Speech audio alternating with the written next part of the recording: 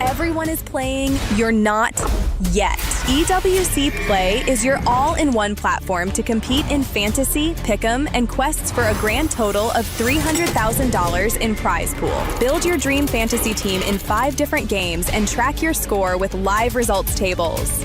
Predict the winner of every game, every group stage, and every tournament. Complete daily and weekly challenges to earn boosters that help you climb the global leaderboard. Got what it takes? Join EWC Play now.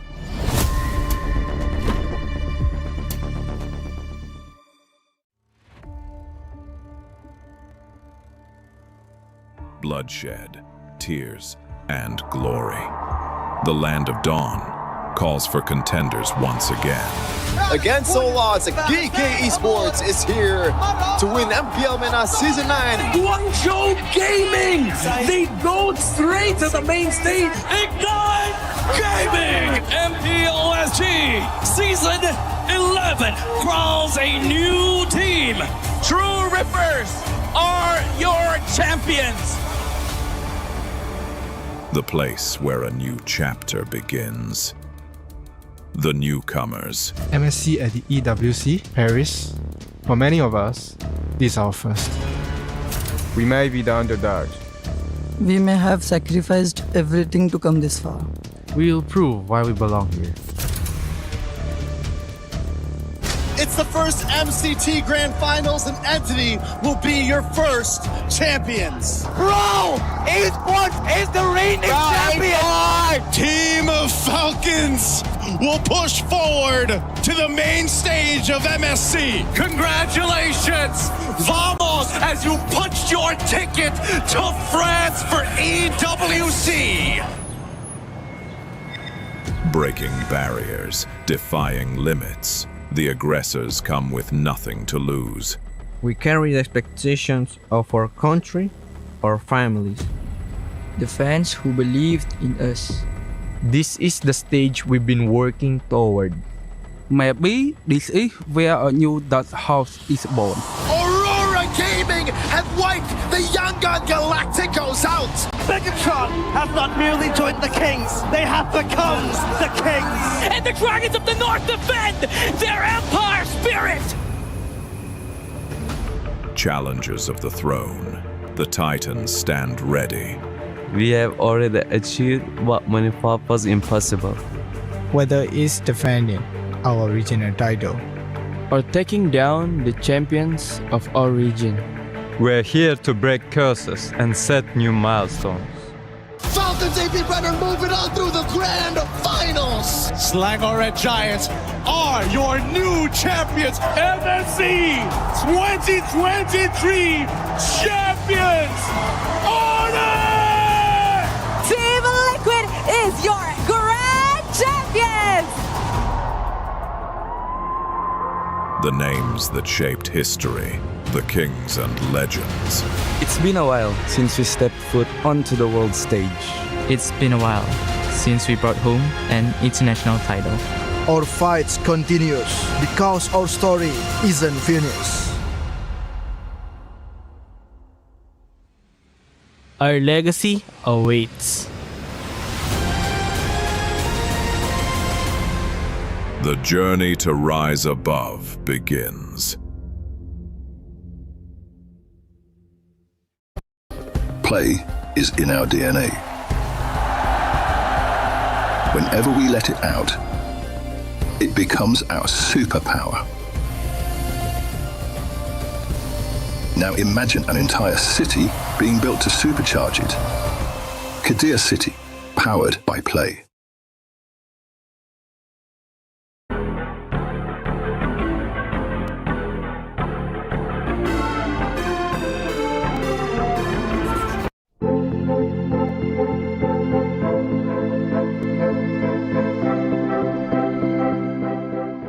The human body was built to move. Not trapped at a desk in one singular posture for 12 hours a day. It's time your chair evolved. This is Secret Lab Titan Evo. Ergonomically engineered for you, gamers, hybrid workers, artists, backing your every move.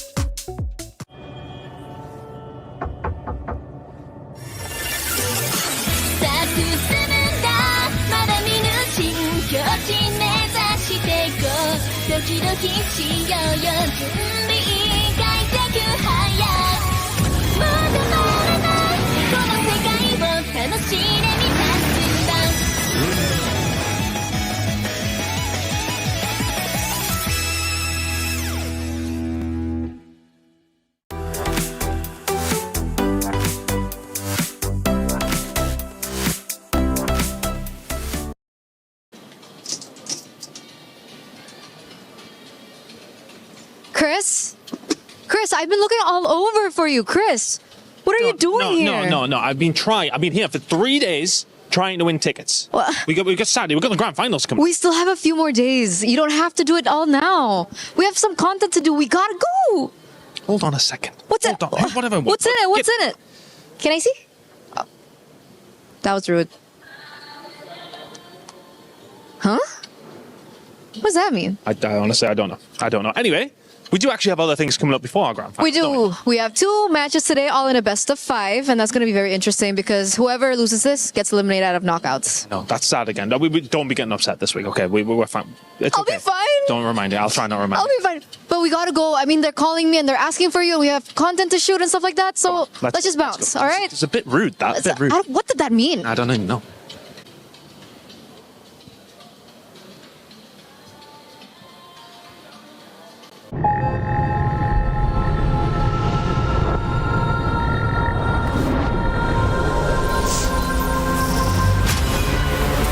In the past, we were always in Asia.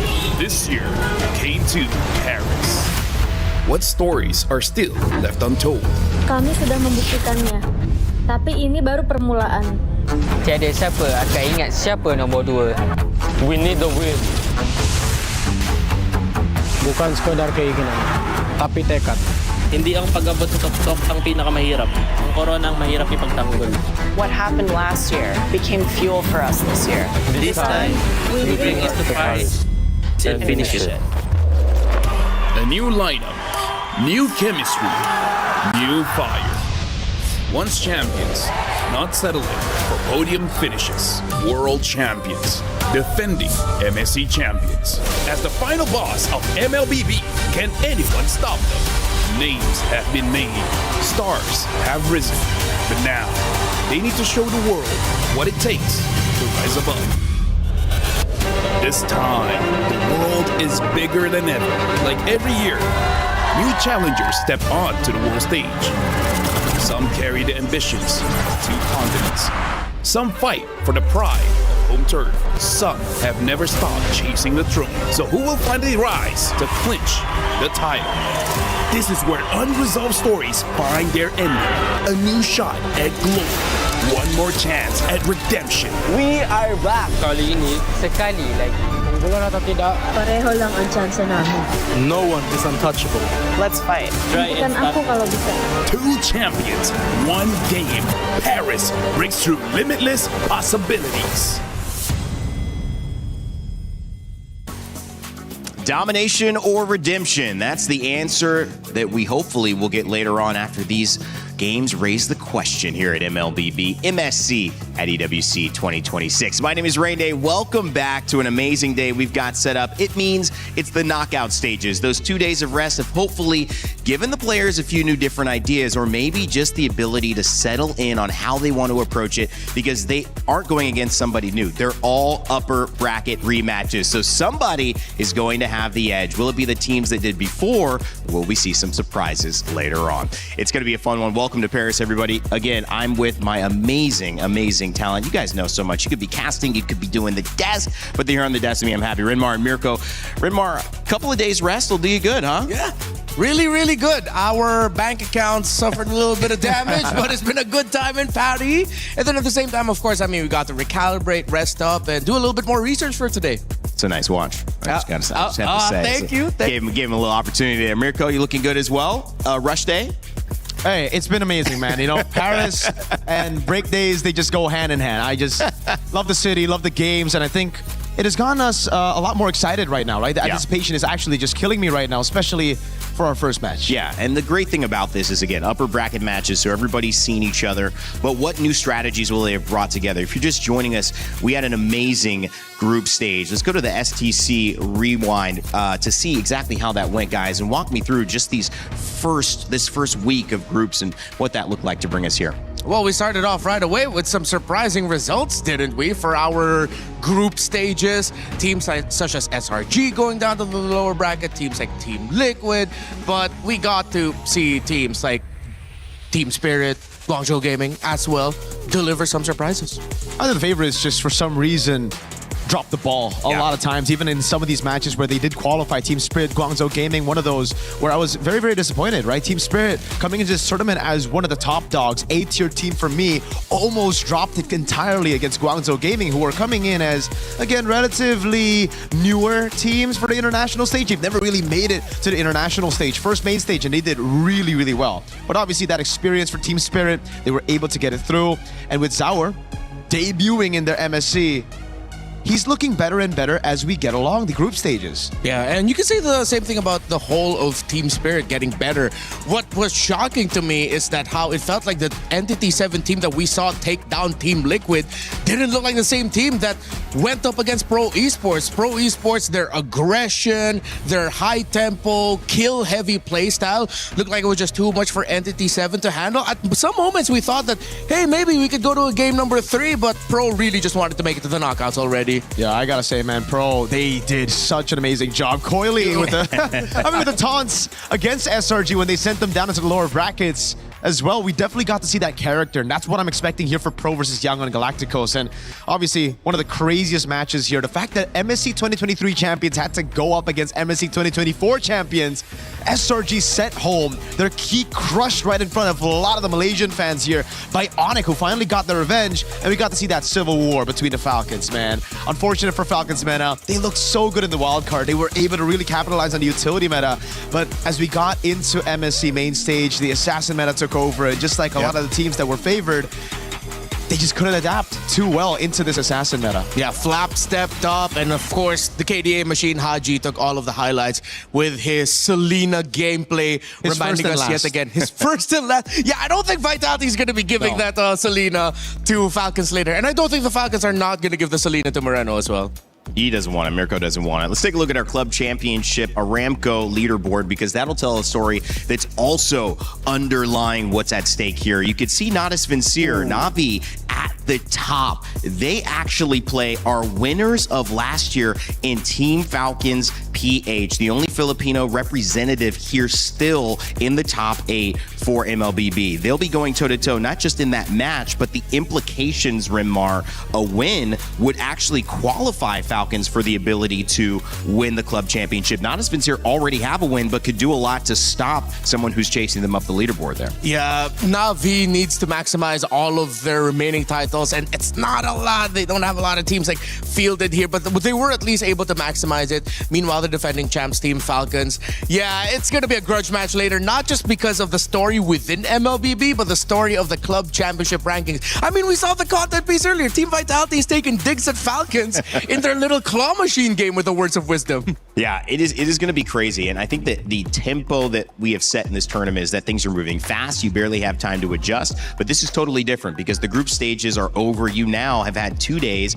and you're playing best of 5s. But for the teams that could not adapt, they unfortunately saw their keys crushed.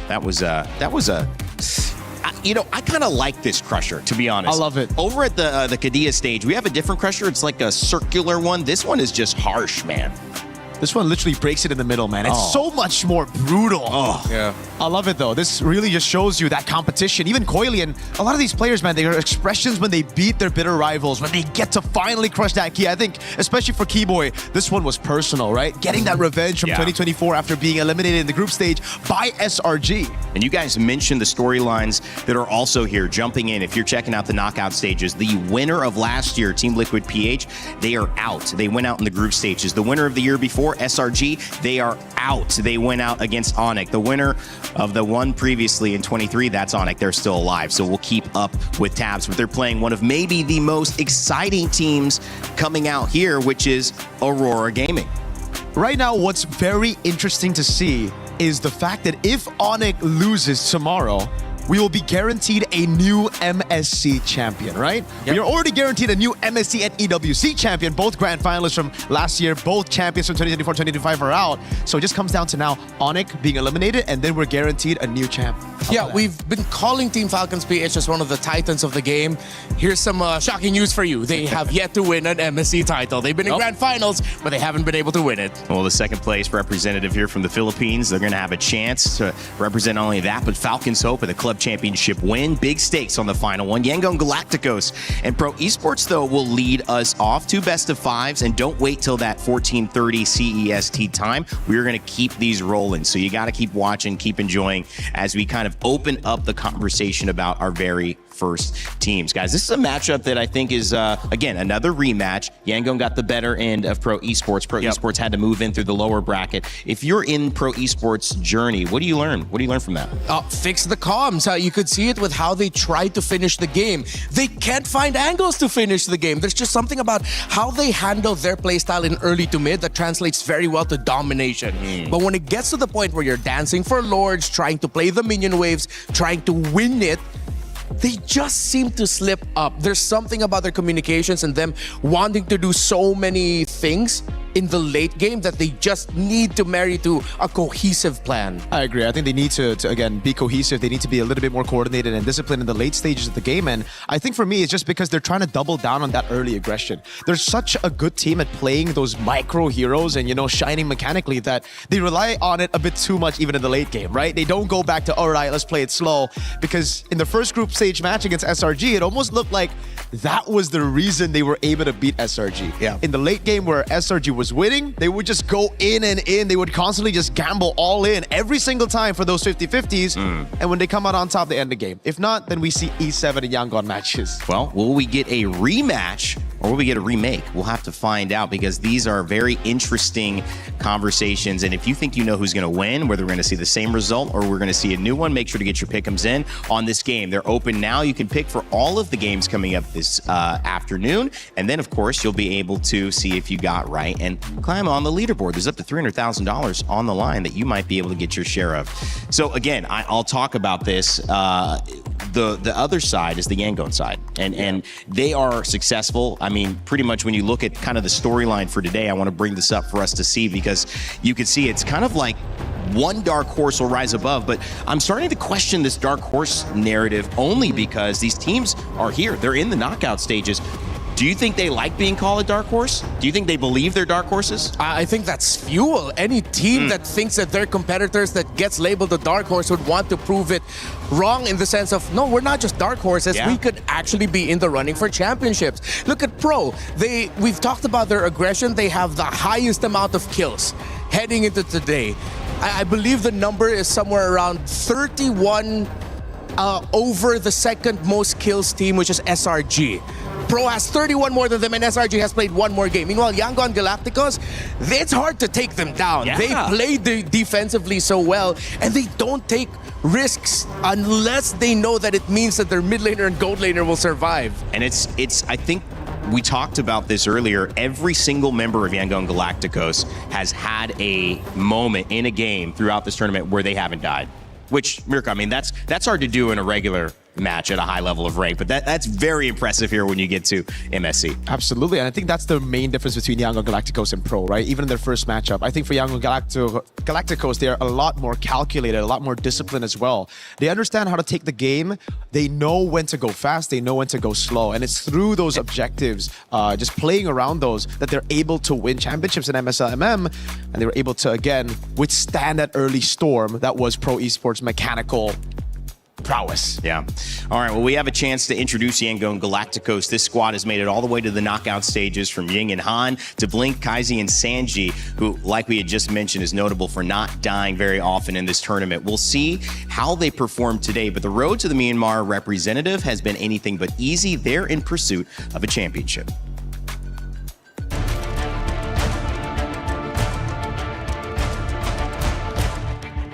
We start Young Galacticos on MSL Season 1. After we lose in M7, all of us, including the player and the coaching staff, decided to do better. I think we can win this one because of the mindset we adjust and the maturity of all the members of Young Galacticos. They are expecting to be a champion. If we achieve top 4, it's mean a lot in terms of the pride of Myanmar, because back then on M2, Myanmar is one of the top teams. As now, Borby scores! Have they done it? They have done the unthinkable, and now they make history. The first Myanmar team to make it towards the grand finals of the M2 World Championship. Bringing the Myanmar back on the top 4, it's mean a lot to the people. As a foreigner, what makes me decide to stay on Young Galacticos is because of the dreams of the players. After losing on M7, I think I am accountable for their dreams. I really want to show them that esports can change life. Yangon Galacticos, Han being highlighted there as the jungle. This is an important matchup for them. Again, we mentioned representation, but also just the fact that can we decisively say, and I think we will after this, which team has their grasp fully on this meta? Yeah, if Yangon Galacticos comes out of this with a shocking 3-0 sweep of Pro and they make it look easy, then you're really going to have to bump them up there as true competitors that you have to watch out for. Probably harkening back to the what they mentioned, the M2 run of Burmese. You disagree?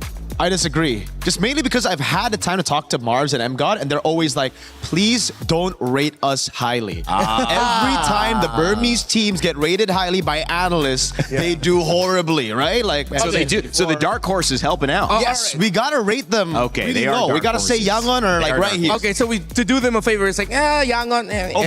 Overrated. They're not that. Can we move on? Can we move on? Exactly, right? Like, we don't need to talk about them. Speaking of moving on, we do have Pro Esports, who is their opponent in this one. And this is another great matchup with the jungler. You see Coily, you see Felix, Sa, PP, and of course Kozen. This is a team that is ready to achieve great things here at EWC.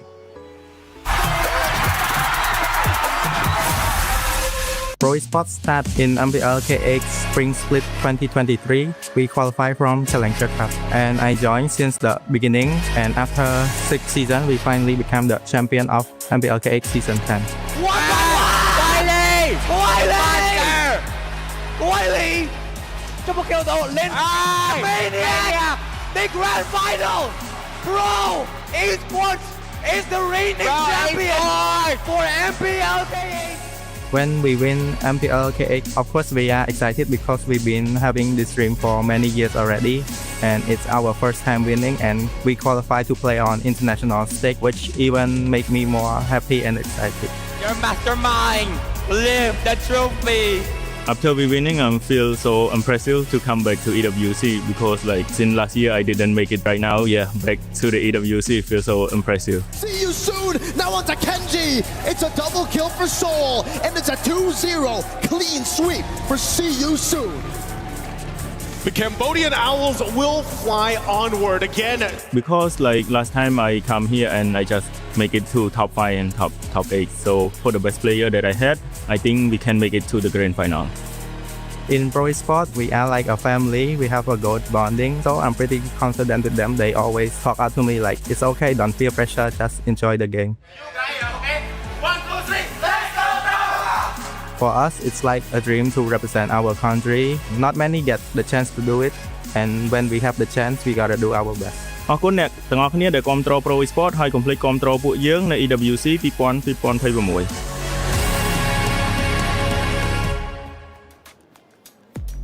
Well, just an incredible journey there. We highlighted a lot of those players, but PP as well. We talk about sharp blades when you look at Coily, when you look at Han, but PP is the leading assist haver in this tournament at 87 assists so far, which, I mean, how impressive is that? We noticed it in the very first set they played on Belleric, but the fact that he's continued to be an impact, it's kind of like Sharpest Sword versus Strongest Shield. Yeah, I mean, when you look at kills and you see that your Roman mid have a lot of assists, it just really doubles down on what they said. Pro Esports are like a family. They play together. Yeah. It's not just the high mechanic players getting solo kills around the map on their own. They're getting kills as a team, and that speaks volumes for their quality. Yeah, I mean, I just want to say I'm really happy that PP is doing well because my boy's in the EWC fantasy team and he's in my team. So just want to say that, you know, so a little bit of a flex putting PP up there. But yeah, I really think you put it well there, Randy. I think for Pro, they're all kind of like blades, and there's just one whetstone, which is PP. That's the guy just constantly enabling everybody, constantly sharpening all the other blades, and it's worked so well. And I also think we have another like kind of interesting thing, which is for those who are used to these tournaments, you have somebody coming in with more adversity that they've faced. Pro Esports having played 7 games, and you look at YG, who've played only 4. Now, they haven't lost any of those, but there's a lot of learning in those 3 games that, you know, Pro Esports have been able to have, and how impactful that is now, maybe, again, getting ahead of the problems that if YG does lose a game, they will have their first experience of going, now we need to adjust. Well, but I think Yangon can hold to the fact that they almost lost their first game against Pro. It took them, what, 30 minutes to finish it? That's true. And they were able to crawl back at it. We thought that, oh, they're pretty much done. This Fanny is close to 10 kills, 0 deaths, multitudes of assists. But then they were still able to crawl it through. At least they have that to hold on to. Yeah. But do you agree? I mean, there's a dynamic there of experience in this tournament. Oh, absolutely. Absolutely. Yeah, I think for Pro as well. I mean, if you look at it, you correct me if I'm wrong here, but I actually think they have the longest average game duration, right? So again, for them, it's always, if you look at that stat, kind of weird because they don't play in the late game. They're not a team that actually plays around the utilities and waits for their carries to get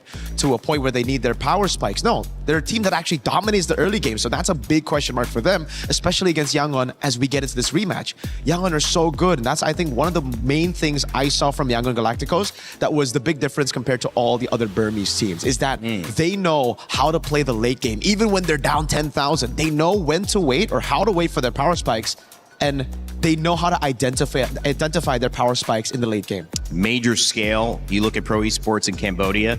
What does this mean for them on this stage at MSC? It means everything, especially for Cat God, man. He's been here 2024, a disappointing run, disappointing series. It's time for Cambodia and Pro to prove to the world that they're here, they're meant to be here, and they deserve to be on the main stage. They've had 10 seasons of MPL Cambodia now. It's high time we get to see them in the top 4. But Yangon Galacticos are standing on their way, and they are hungry to get Myanmar back on top, as they said earlier. It's not just a battle of the draft or in the game. Shoot, it's not even a fight for the Lord. MLBB has come to Paris, and with that, in the Lenovo Legion Gauntlet, the biggest trophy this season so far for MLBB is on the line. Will it be Yangon Galacticos from Myanmar, or will it be Pro Esports from Cambodia who move on to face Team Vitality versus Team Falcons PH? When the lights are bright, it's about how you show up. And sometimes showing up is just getting the job done. No talk, no words. It's time to play. MLBB MSC begins now.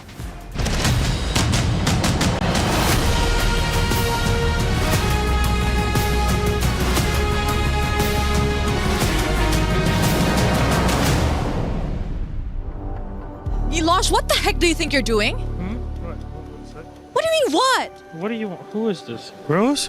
What's up? We have to open and start a show, duh. No, just a second. What? Do you think beauty is just born like this? Do you think I wake up pretty? I need time. This stuff takes effort. You're wanna talk. I'm not gonna open the show myself, mister. Okay, well, sorry. Let's just, whatever. We have to go. Chop, chop, guys.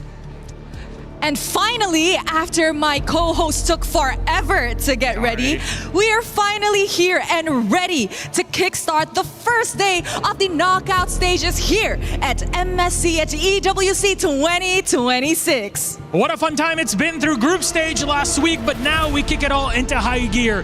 Crazy to think that only a few days ago we started with 16 of the best teams in the world in MLBB here at MSC at EWC 2026. As you know, we're down to only 8. But those are the best of the best, the cream of the crop that rose to the top.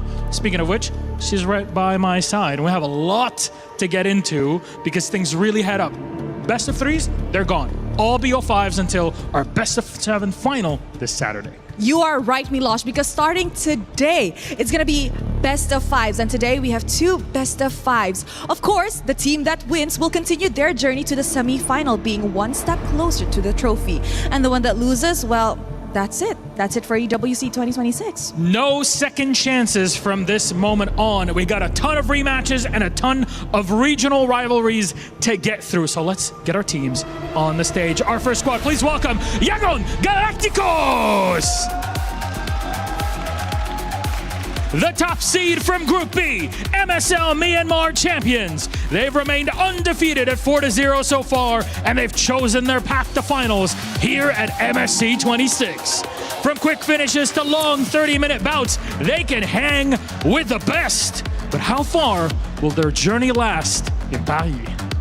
Ooh, this is gonna be a battle of the dark horses. But of course, the team that will be facing them will be Pro Esports from Cambodia. This team came in strong by dropping the 2024 champions down to the lower bracket. But after they themselves got dropped, they're here to ensure that history doesn't repeat itself and they get the revenge they are looking for up against Yangon Galacticos. The story could not be any better. The two faced off in the group stage, and who did YG pick to play against them here?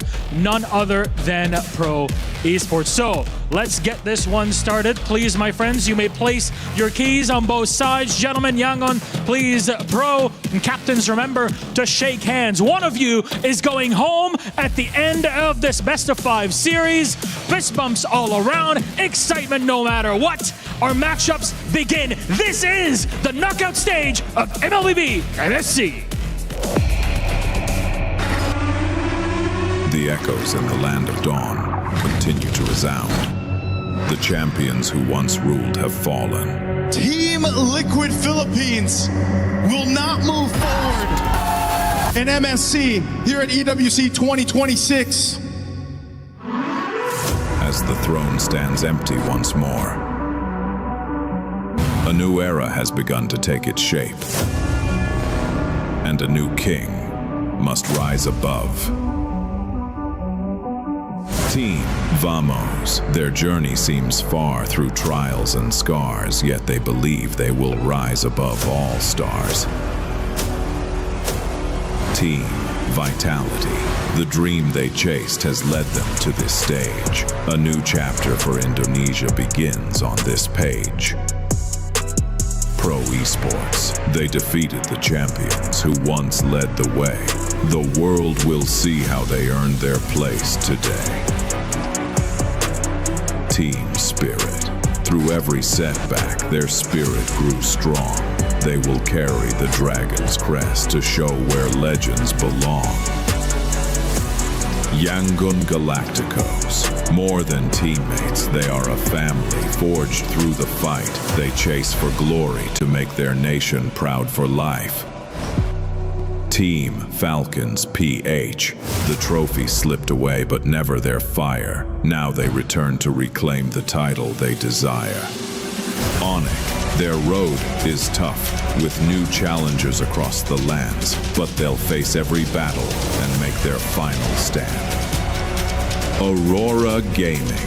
The world has begun to speak their name. This is Aurora Gaming's time to reign. 8 contenders remain. Some fight as the new hopes of their nation. Some fight for a glory that was almost within reach.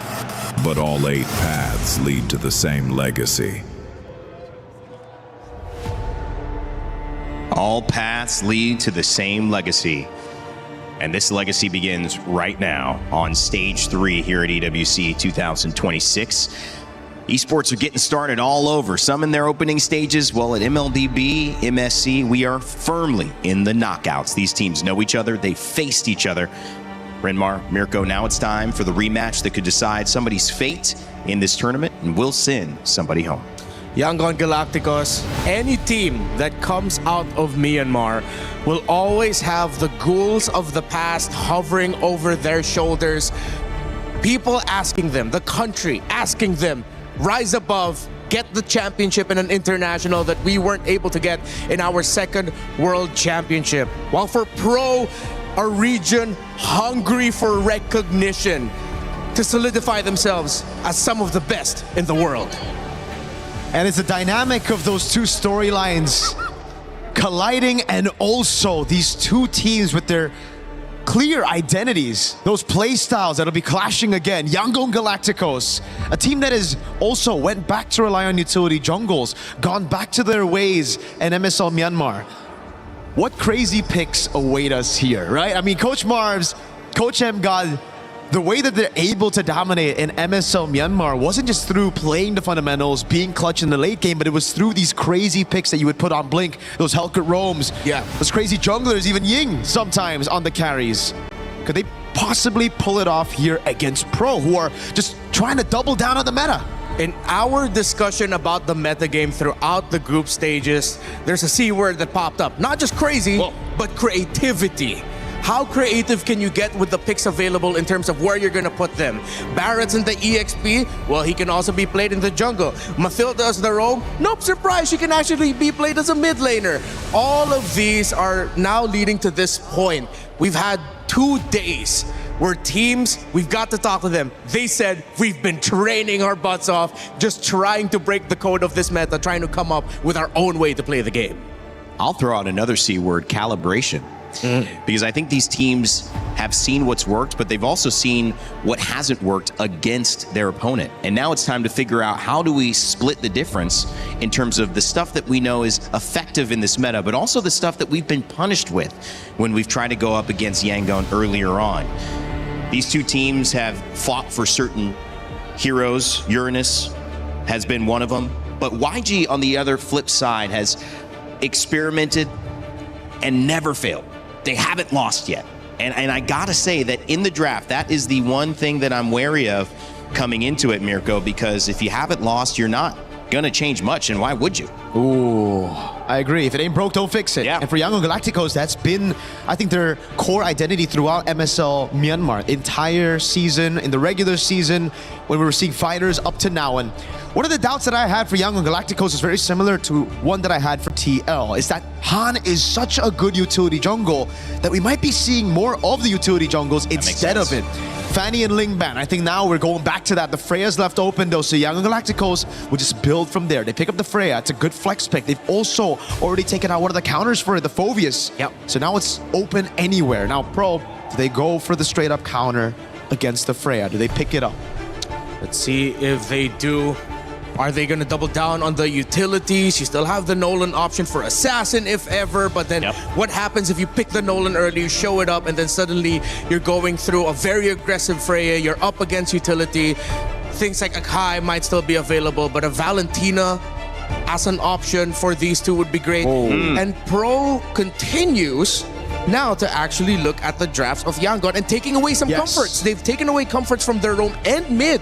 The mid laner for Yangon has only played 2 heroes this tournament, Gord and Eudora. Exactly. Massive pivot for Pro. We're talking about doubling down in the meta game. They might still do that with the Nolan Red 3, but before they do that, they steal away. They deny some of these big picks for Yangon Galacticos. Han, game 1, beat Pro with a Fredrin Gord. They take away the Guinevere, anticipating the Fredrin Red 3 from Pro with the Juicin in mid.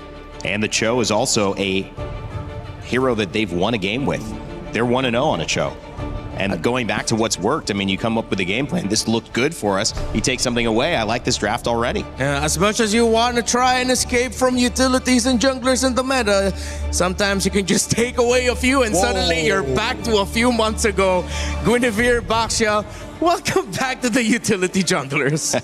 Only when Hirara, Fanny, and Ling are banned do we get to see these heroes, man.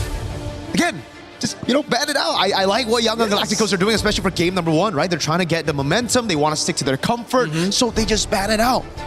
And now we have to talk about later on. You see the glue bans coming down again. It really just seems like we're replaying the meta of Wildcard all over again. And again, I feel like we have to somewhat thank Team Falcon's Mena for this, because they're the only team that banned out both Ling and Hirara blue side, and we saw how that led to their game. It led to going back to the utilities, going back to the tanks in the jungle. But you still have the new elements you have to take into consideration. Esmeralda, Mathilda especially would be a nightmare to deal with for that Gord. Seems like Pro and Yangon are both going to be front to back, with Yangon having more options to break the formation of Pro. Exactly. I think it's for Pro a little bit more front to back. They really want to play around that gourd, and so I think the carry here will be a very, very good man on top of the Esmeralda.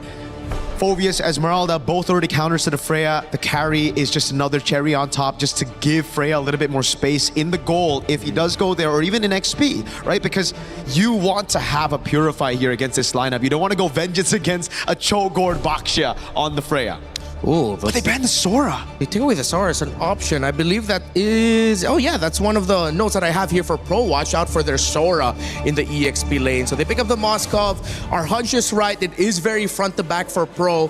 Yangon has enough options for dive, and they say, why not more? Let's pick up the Claude. And I think a very solid roamer with Revitalize might be good here. The Belleric is still up for grabs, though I'm not a big fan of it, knowing how much poke there is on Pro. Yeah. Especially with the Cho, early prio as well. So we might just be seeing... It's Gatotable, if you think about it. It is Gatotable, Why not but your the gourd, I don't know. We'll see. We'll see here. Claude also a character that Yangon have won with and Pro Esports have lost with, so they don't actually really care too much that the Claude is there, but it is that dive that's going to pressure the gourd. How can they deal with this? Keep that front to back you were talking about, Mirko. What pick works well to help? Carmilla! Wow. I mean, if we're talking punishing front to backs, punishing team comps that rely on sticking together, that's a pretty good pick.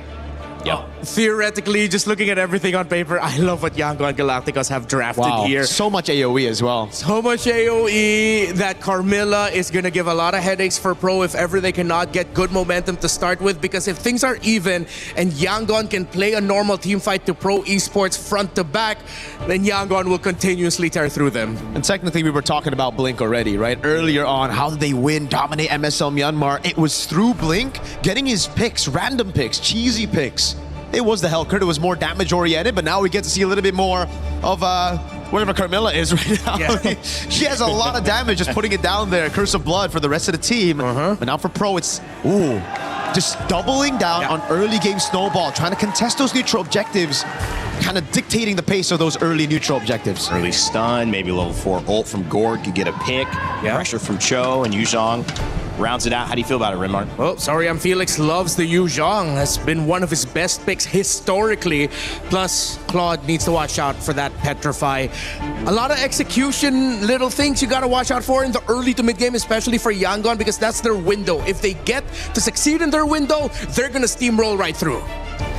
Well, they've got the draft, but again, I asked this question, will it be a rerun or a remake? Will we see the same result in YG push through? Will Pro Esports find the solution? The final pick, Yuzhong. We'll see how much of an impact it has as we get this set underway. It's going to be Naisu on the cast alongside Leo. Welcome back, buddy. And here we go. We waited a couple days leading into the knockouts, and now it's finally here. This is the best part of the tournament, and we get to see what adjustments have been made for our team. Starting off with Yangon Galacticos and Pro Esports. Leo, welcome back. We missed you, man. We're jumping into this one. Mingalaba and homoy mao to all of the Cambodian and Burmese fans watching. This is a best of 5, and the action starts now. Neither side, I'd say, has clear mid-prio, because early on, you see a Carmilla, you think it's safe, and then you stay there maybe 2 seconds longer, and then she deals a lot of damage next thing you know. You're just cursed.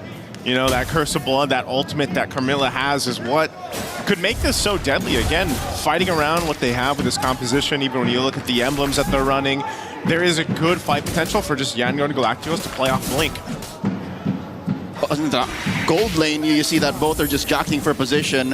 Sanji and Kozin looking for that quick rotation out. Quick duel.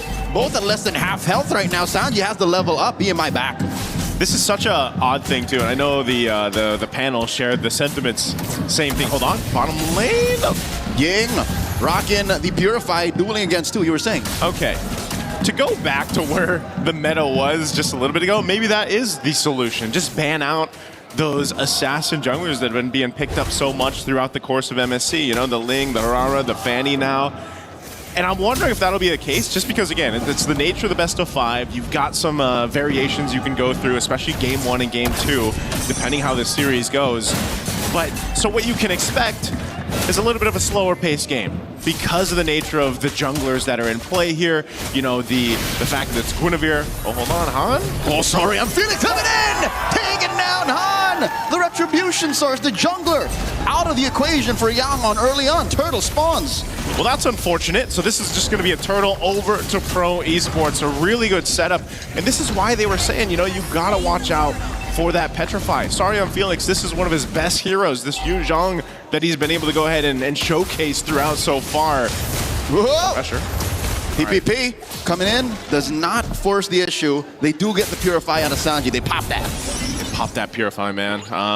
But again, you don't want to let this Yu Zhang scale up an advantage in the lane matchup alone, and that's why, oh, here's a setup. Han finds the Requiem. Kaizen looking to take him down, gives the kill over to the jungler. Han finds his redemption. Now they pressure Coily. Coily will be able to secure the orange. Rolling away. All right, he gets one back. That's fine, evens things out. Han, again, on this Guinevere, so important to go ahead and either lead that charge, you give space to your Claude for Sanji to farm up, get to where he needs to be, get that power spike on the trinity of items, but right now, this is the course. Play around Han, set up potential, eventually the beacon is there as well. A minute prior to the second turtle, I think Yangon Galacticos have already undone the early damage Sword and Felix dealt. We're back to 50-50, this is neutral, and it's a matter of how fast Ying can make it to that gold lane, and now they find Sa! That soft little gore, the choke down on the Coily, holding on to that Puissance, does not get pressured to press it down, holding it for the 30-second turtle coming up. Too unfortunate. You can't really flicker, you know, in time, I guess, with Sa there on the gore, just because of how quick that setup with the spatial migration happens. So Yangon Galacticos doing a really good job just finding these little moments across the map. You can see, though, how quickly they're actually rotating across the map, and that's why now, if you're Pro Esports, having this Cho in the hands of PP here, he's got to be able to go ahead and land that kick, land that setup, you know, and then capitalize on it. Skypiercer's picked up for Sa now, too, on this court, so if he's able to get stacks, he's a big threat with that Mystic Gush. Pro Esports not going to take this line down despite the early pickoff. Yangon Galacticos up by a significant 500 gold. Jockeying for position. PPP getting pressured by Kaize. Purifies all off of cooldown on Yangon. Ying and Blink just pressuring the turtle. Okay, he wants to get his orange quick. Coily's going to be here in time. He's going to roll on through. Ying. And the Puissance is in. It's good. Blink with the revitalized. Han with the retribution to secure the turtle. Down goes Sorian Felix. PPP follows through. Coily finds Han. Felix falls in. And they're not done. They want Coily. And they'll get him.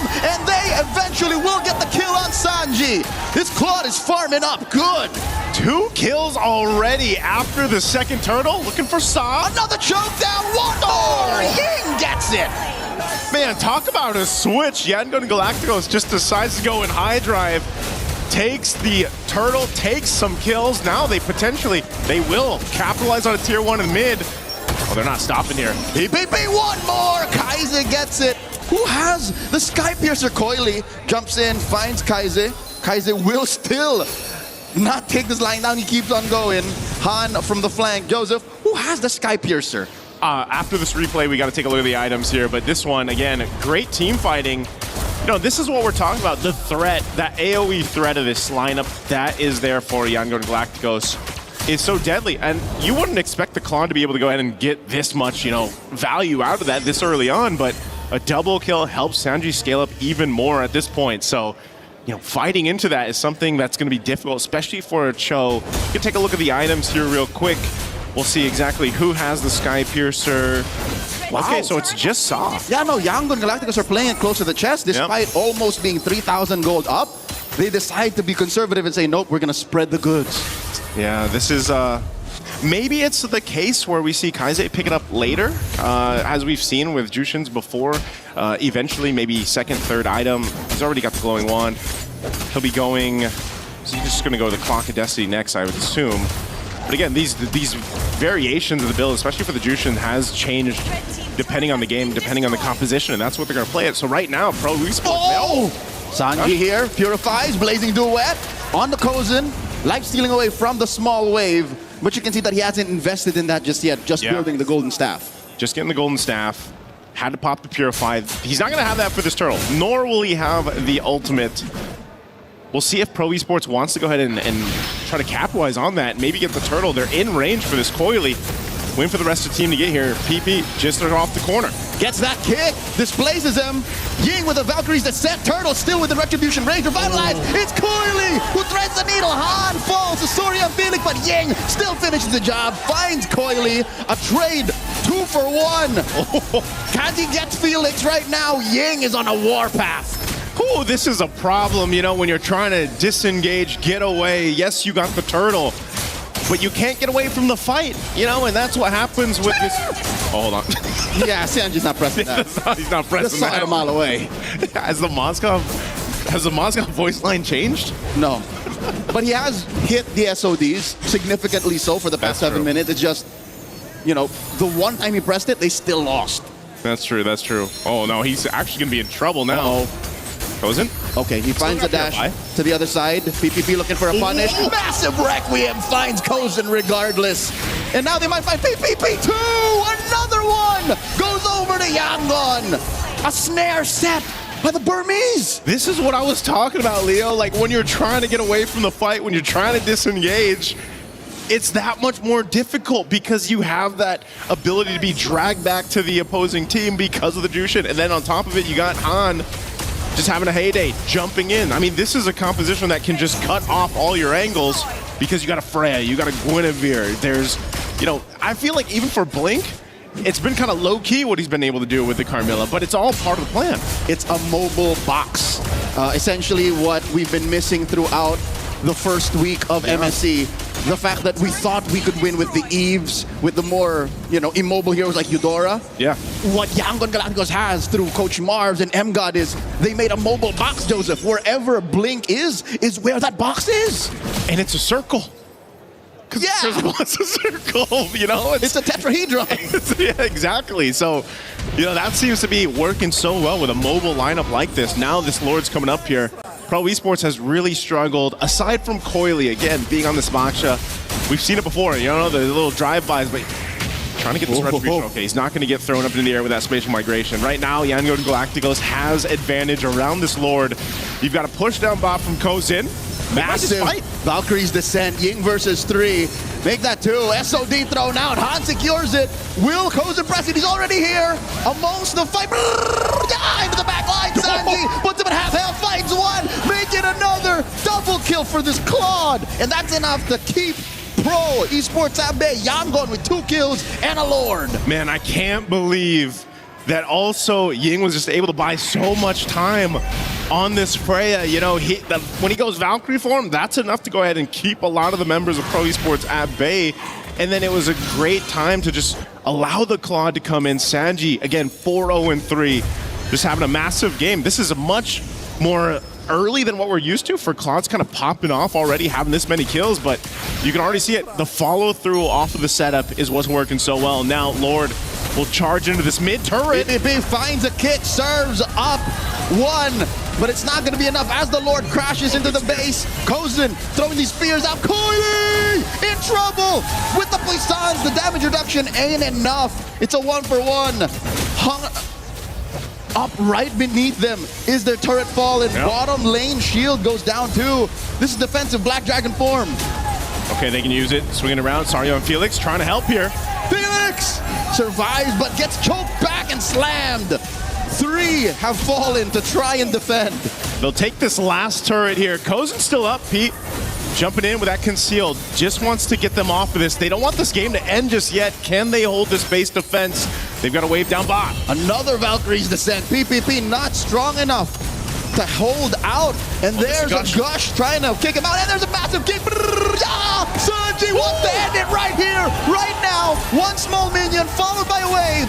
Yangon Galacticos. An emphatic win, game 1. Such a quick victory here for Yangon Galacticos. Just barely reaching that 11-minute mark.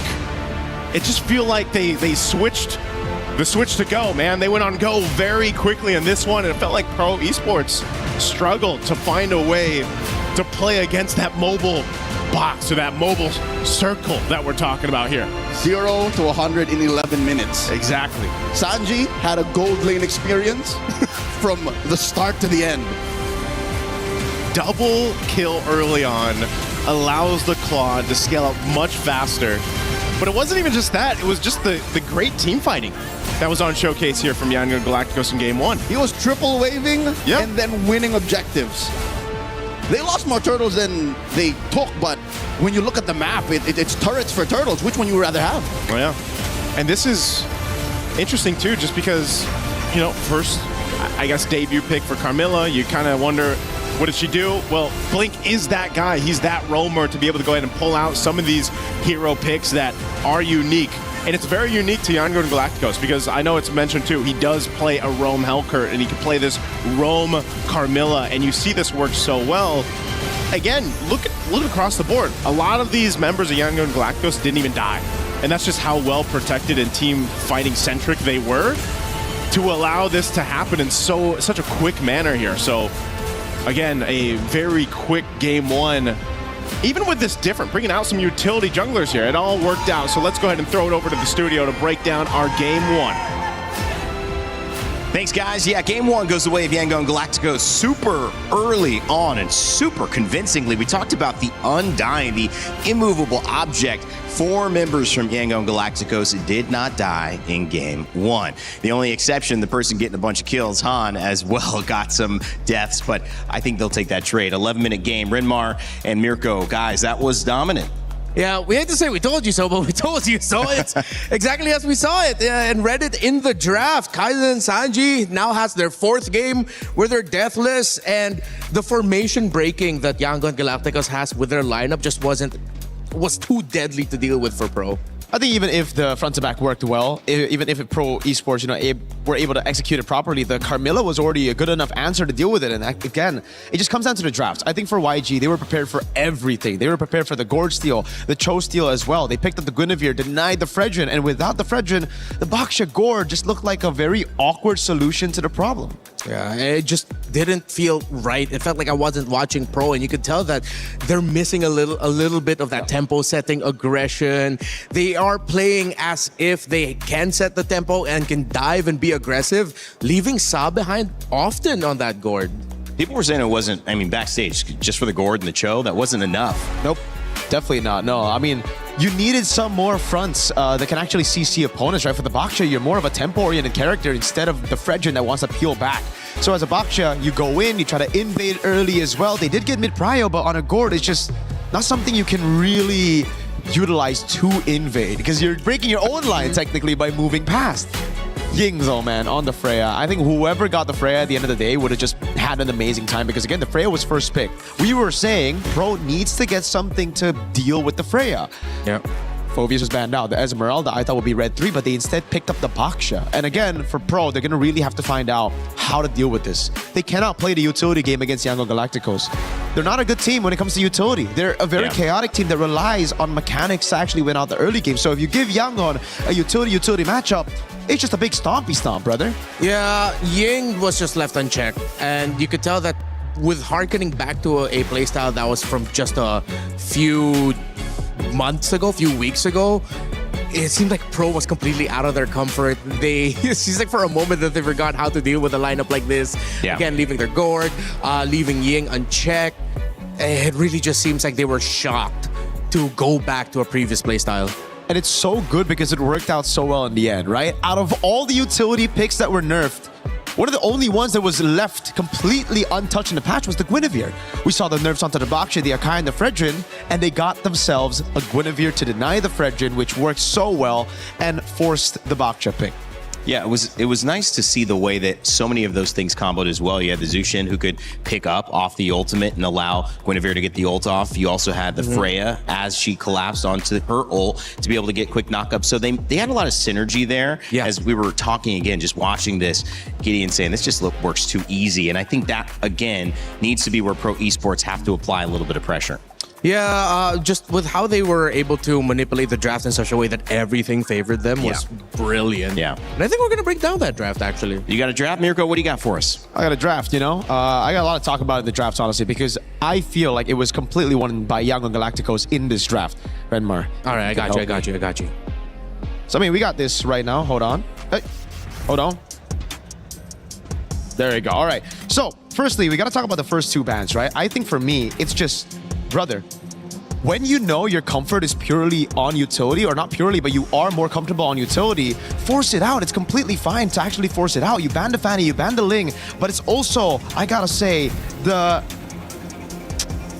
response from Pro, I think they panicked a little bit. Seeing the Fanny and the Ling, they wanted to have something else. They wanted to be prepared. They wanted to have like a deny pick over with the Gourd, and they instead banned out the Hirara. Where in this point, I think we know that even if you let the Hirara go, it will be good for you to take it as a response, or it will be great for you to counter it with the Nolan. They got baited into this playstyle by banning the Marcel, banning the Atlas, and leaving the Hirara, and they even got baited into playing this composition because they first picked the Gourd and the Cho. Yep. Basically confirming that they want to go for the Fredgen, they want to deny everything away from Yangon Galactico's side. So again, it was the Freya first pick into these two picks starting it up. And this basically locks you in to a front-to-back, complete front-to-back. Nothing you can do about it, right? Because you have to play for your Gourd. You have to play for your Cho and use that mid-prio. But with the Fredgen, number one, you wouldn't even be able to utilize that mid-prio too much unless you control neutral objectives. And that's why the Guinevere was just so good here.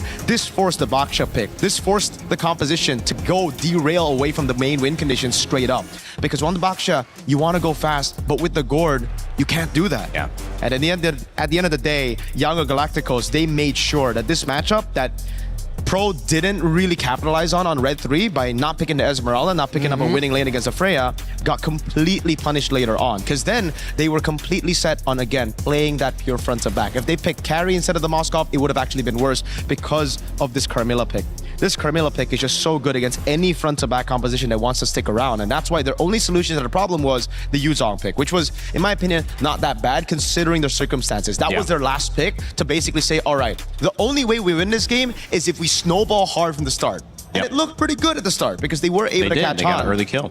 Unfortunately, their composition still had one win condition, and it was just playing that front-to-back, even with that early kill. So if it wasn't a 2-3K gold lead at the start of the game, it's chopped. Yep. And we actually have some plays to back up everything that we've mentioned about the draft, even leading into this one. All right, so I need you this time around. Man, look at the teamwork here. Yeah, it's all teamwork up here. And you're leaning. No one's standing or anything. We're like composed to start off knockout stages. I like this. So just two moments here that really stood out for me. It's how Pro Esports really managed this first fight. Once that first fight wants to play out. What's happening here? Hey. Whatever. Okay, we can just go ahead and look at this. All right, so you see how we go back to it once again real quickly. Sa left behind, that is cardinal sin when you're going up against a lineup that wants to dive and you have one major damage dealer in the early game. I feel like they also put too much value on their Moskov being able to be a major presence in terms of the damage. Look what happens to Sa. Once their formation is broken like that, they got no damage. No matter what kind of combo that you get, you already have heroes under your belt here. Beneath the ultimate of the Carmilla, it's not going to be a good time. And then with that going down really quickly, without their Gourd, you see how quickly they're crumbling. They're able to get the turtle, sure, but this is where, again, we go back into the Freya getting left unchecked. Coily will just get slashed through by this Freya. The rest of Yangon Galacticos will be able to recover from not being able to get the turtle. Because again, look where Sa needed to go. He had to go loop around behind the wall, loop all the way back to the turret, leading to Ying being able to get the double kill. And this was after we saw that big fight earlier for, I believe that was turtle number 2, where we get to see a classic return to some old rotations, wherein after you win turtle 2, you go right here. Where's the zoom button? All right, you know what? Let's just circle it in the map. Where you could go to the center of the map and be able to break the tower. You don't see it here, but the tower goes down so quickly because of how many members of Pro went down. The minion waves were crashing in. They maximized the gold in the turret and mid, and then were able to break it. After that, that's pretty much GG. It would take a miracle for Pro to lose this game.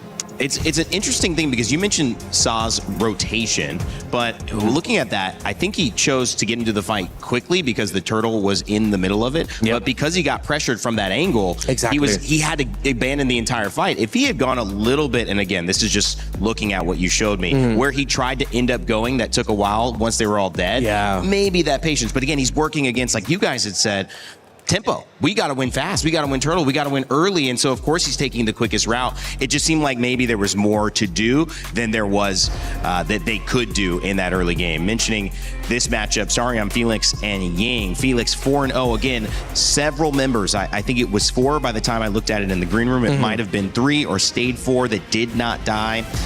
Guys, I mean, this is just, they've got to find an answer. Yeah, strong side lanes with the utility in the center. Even though Han went down 3 times, they're fine with it because their Freya's untouched, their Cloud is untouched, their Juicin was ripping through the formation and the play style of Pro.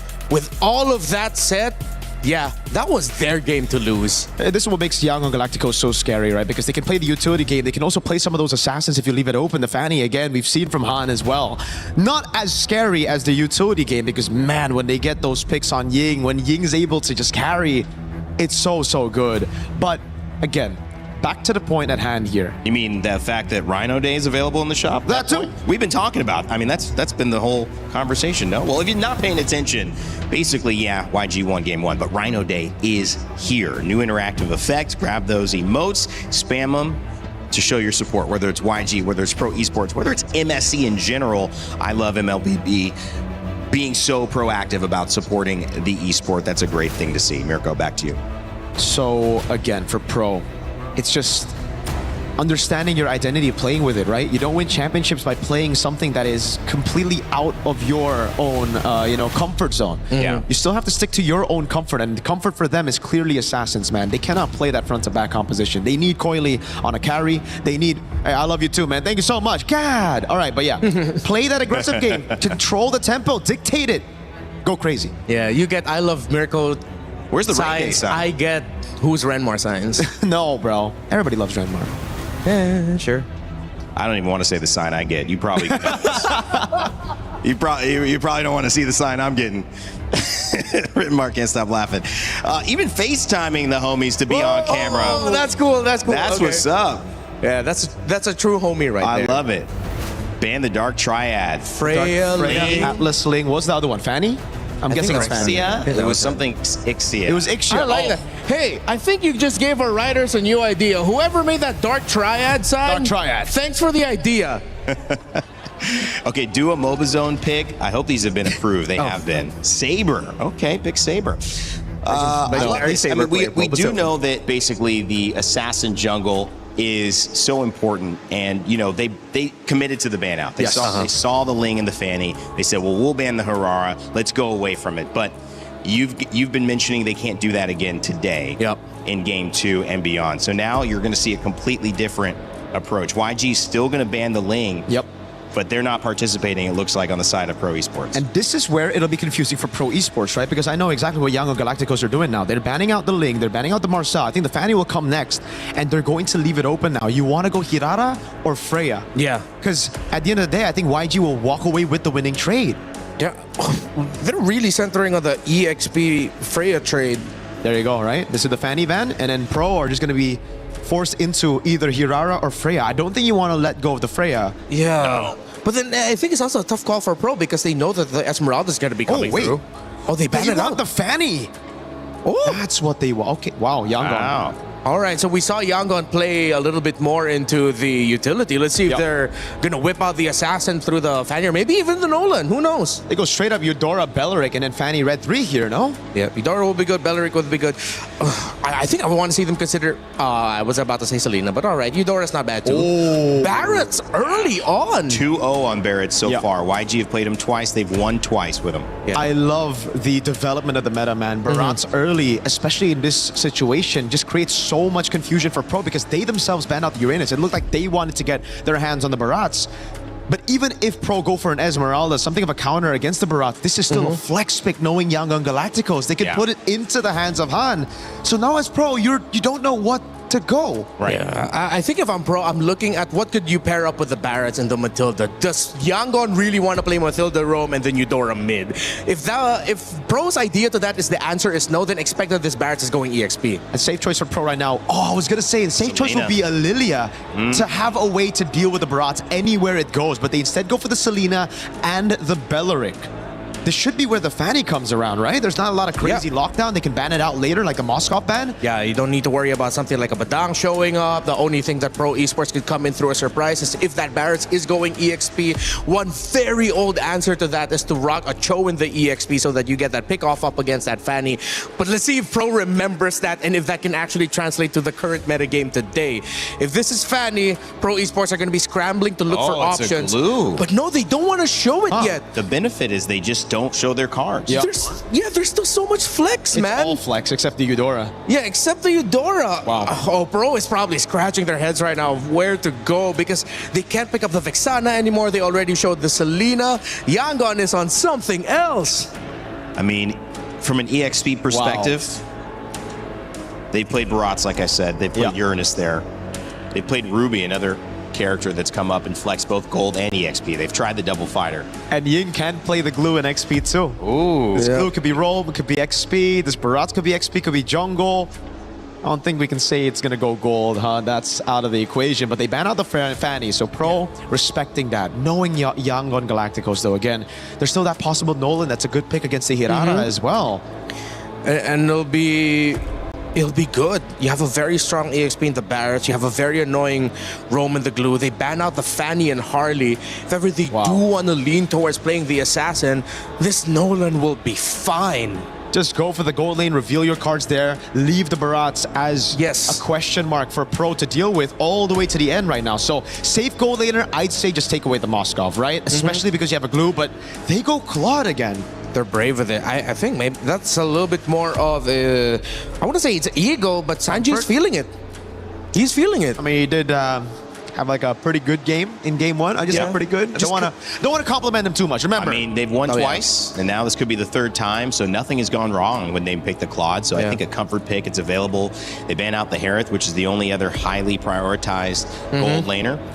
There you go. Yeah, Pro ends up with the Moskov again. Sanji handled the duel against the Moskov, but let's see if maybe a quick little adjustment by Kozin is enough. I wonder if they have room to put this Belleric in the EXP instead and then pick for a different Roam pick, but no matter the permutations that you think about, Yangon is going to walk away with a great advantage. Bring back an old favorite, Lapu Lapu in the EXP. You got to be really smart with that Lapu Lapu, man. That CC Immune's going to have to come clutch before the Detonus Welcome, before the big chomp. There you go. So what was that? Baksha, it is Baksha. All right. YG, last pick. Is the Barats going to go into the jungle? Do they pick up the Nolan here and try to bully the Hirara?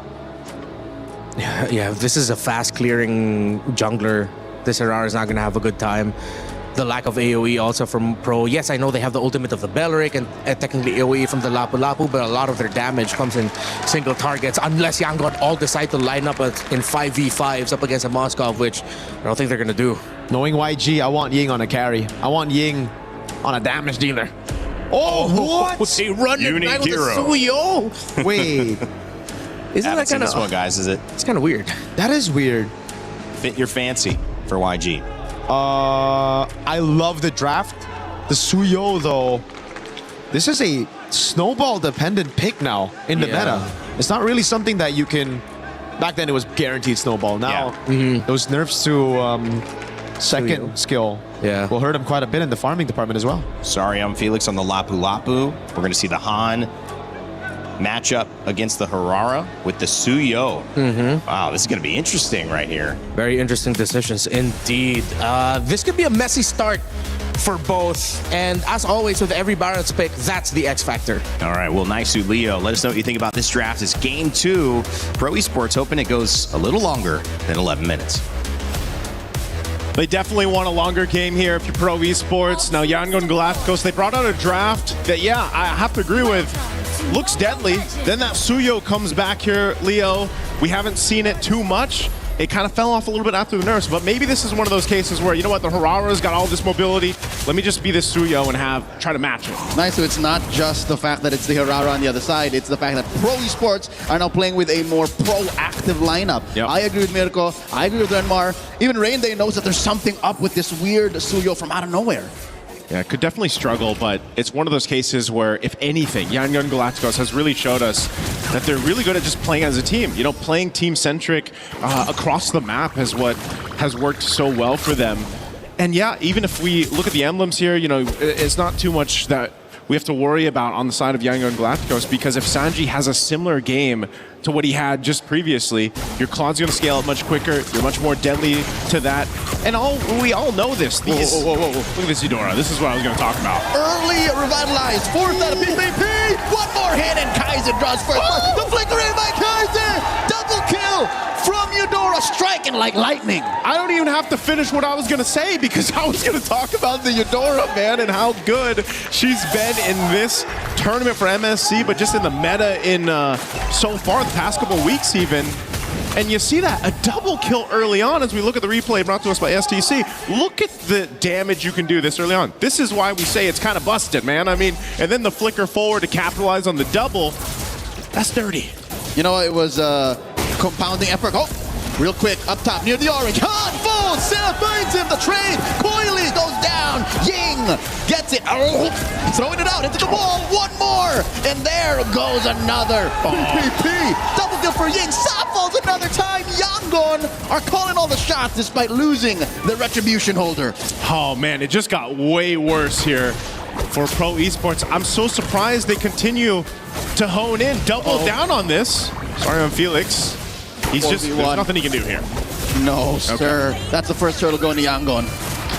Okay, so our whole concern with the Suyeo isn't even the first point to worry about now for Pro Esports. It's just this. It's Kaze just getting another kill off cam. 4-0-2 under 3 minutes. Kaze the killer. He is chasing Coily and Kozen's kill records from the groups. He's taking him to the Thunderdome, man. I mean, there's something that you have to be concerned about. And it's just right now, it's all this Eudora in the hands of Kaze, because what is happening is her damage profile is already really great early on, especially when she hits level 2. You get one item, and you can almost, at this point, with this kind of lead, you can basically just one-shot someone with that combo.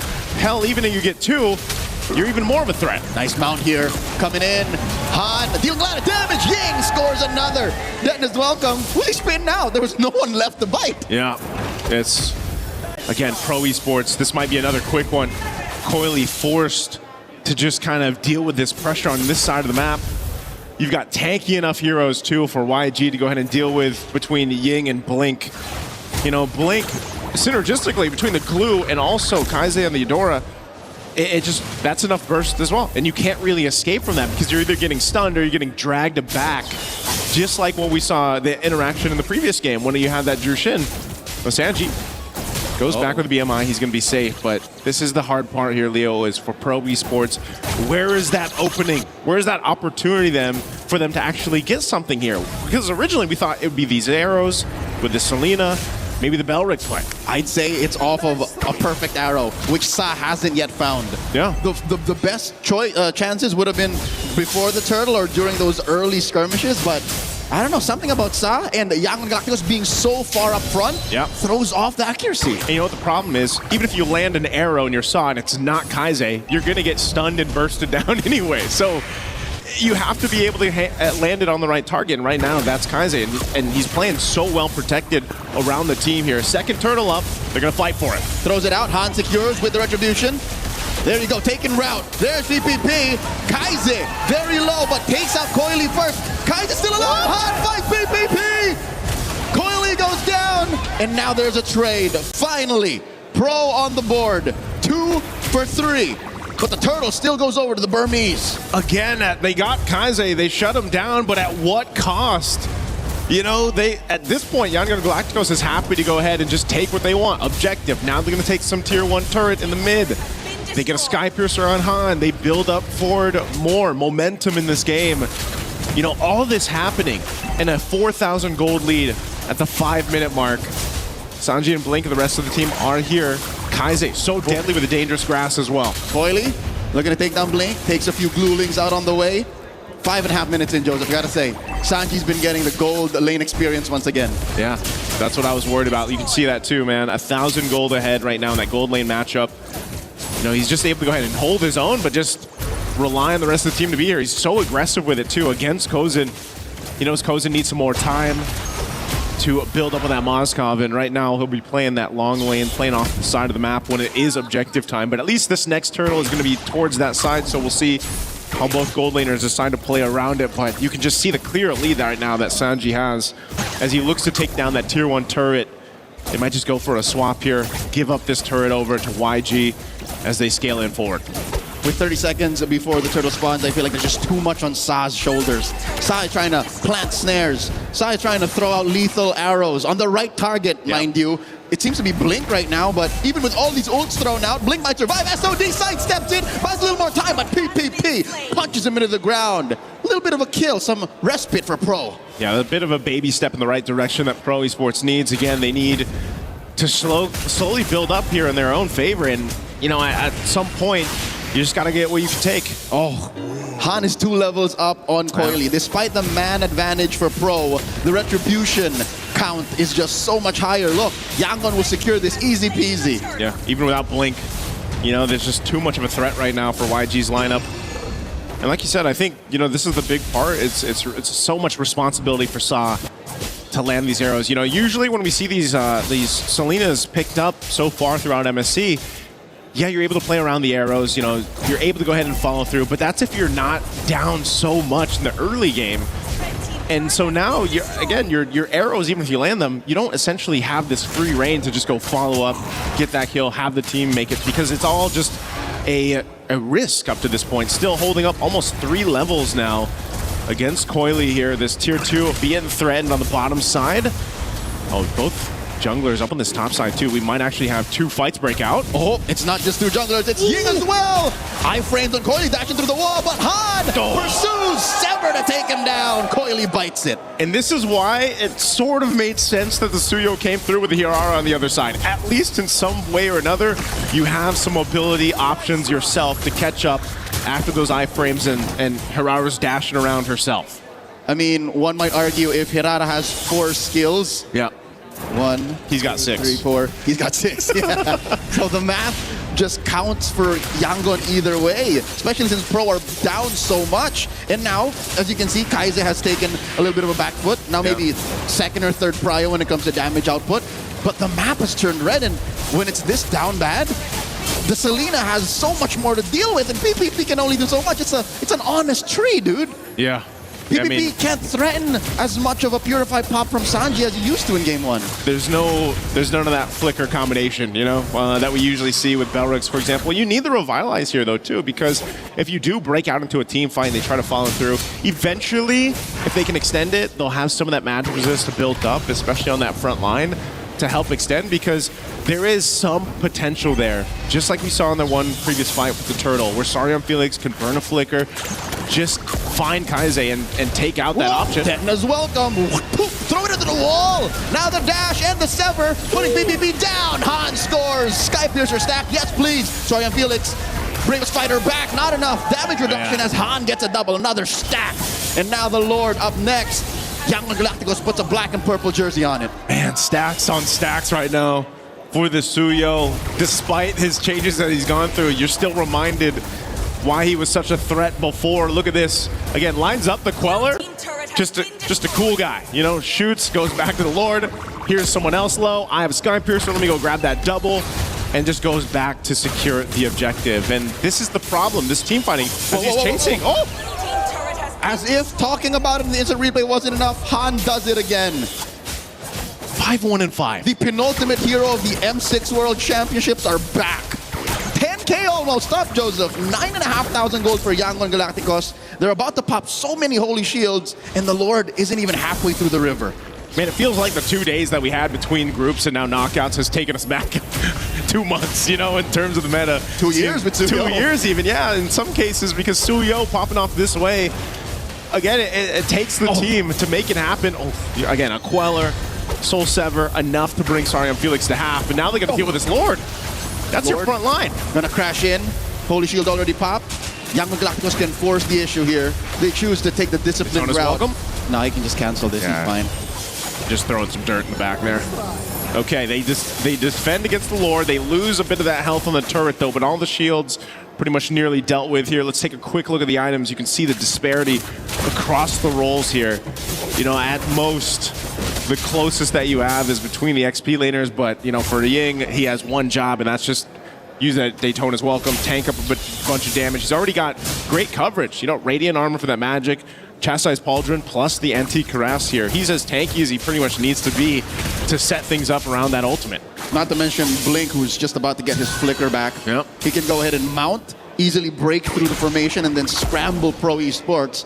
Not to mention how much gold he's making. He's making bank, Joseph. He's eating good bread. Already able to be built the Cursed Helm. That stacks with Eudora's Superconductor. Yeah, there's this, you know, those things add up. Shred through some of that magic resistance that's trying to be built up even by Pro Esports. And that's just two of them. That's just Eudora and the glue. Yeah. Again, Ying tanking it up. Whoa. Flicker! Dennis Welcome throws it into PPP as he's forced to take root. And Han serves up another, gets another stack. And in comes one more Asaf falls. Might be another. Blink down to about a 10th of his HP. Sanji finds him underneath the base. But Coily finally finds one. His first kill in this 11.5-minute game. Stayed a little too long, but did the damage anyway. 3 down for Pro Esports, facing down 4 members of Yangon Galacticos. They don't have their gold laner, but they will still be able to take this mid-base turret down.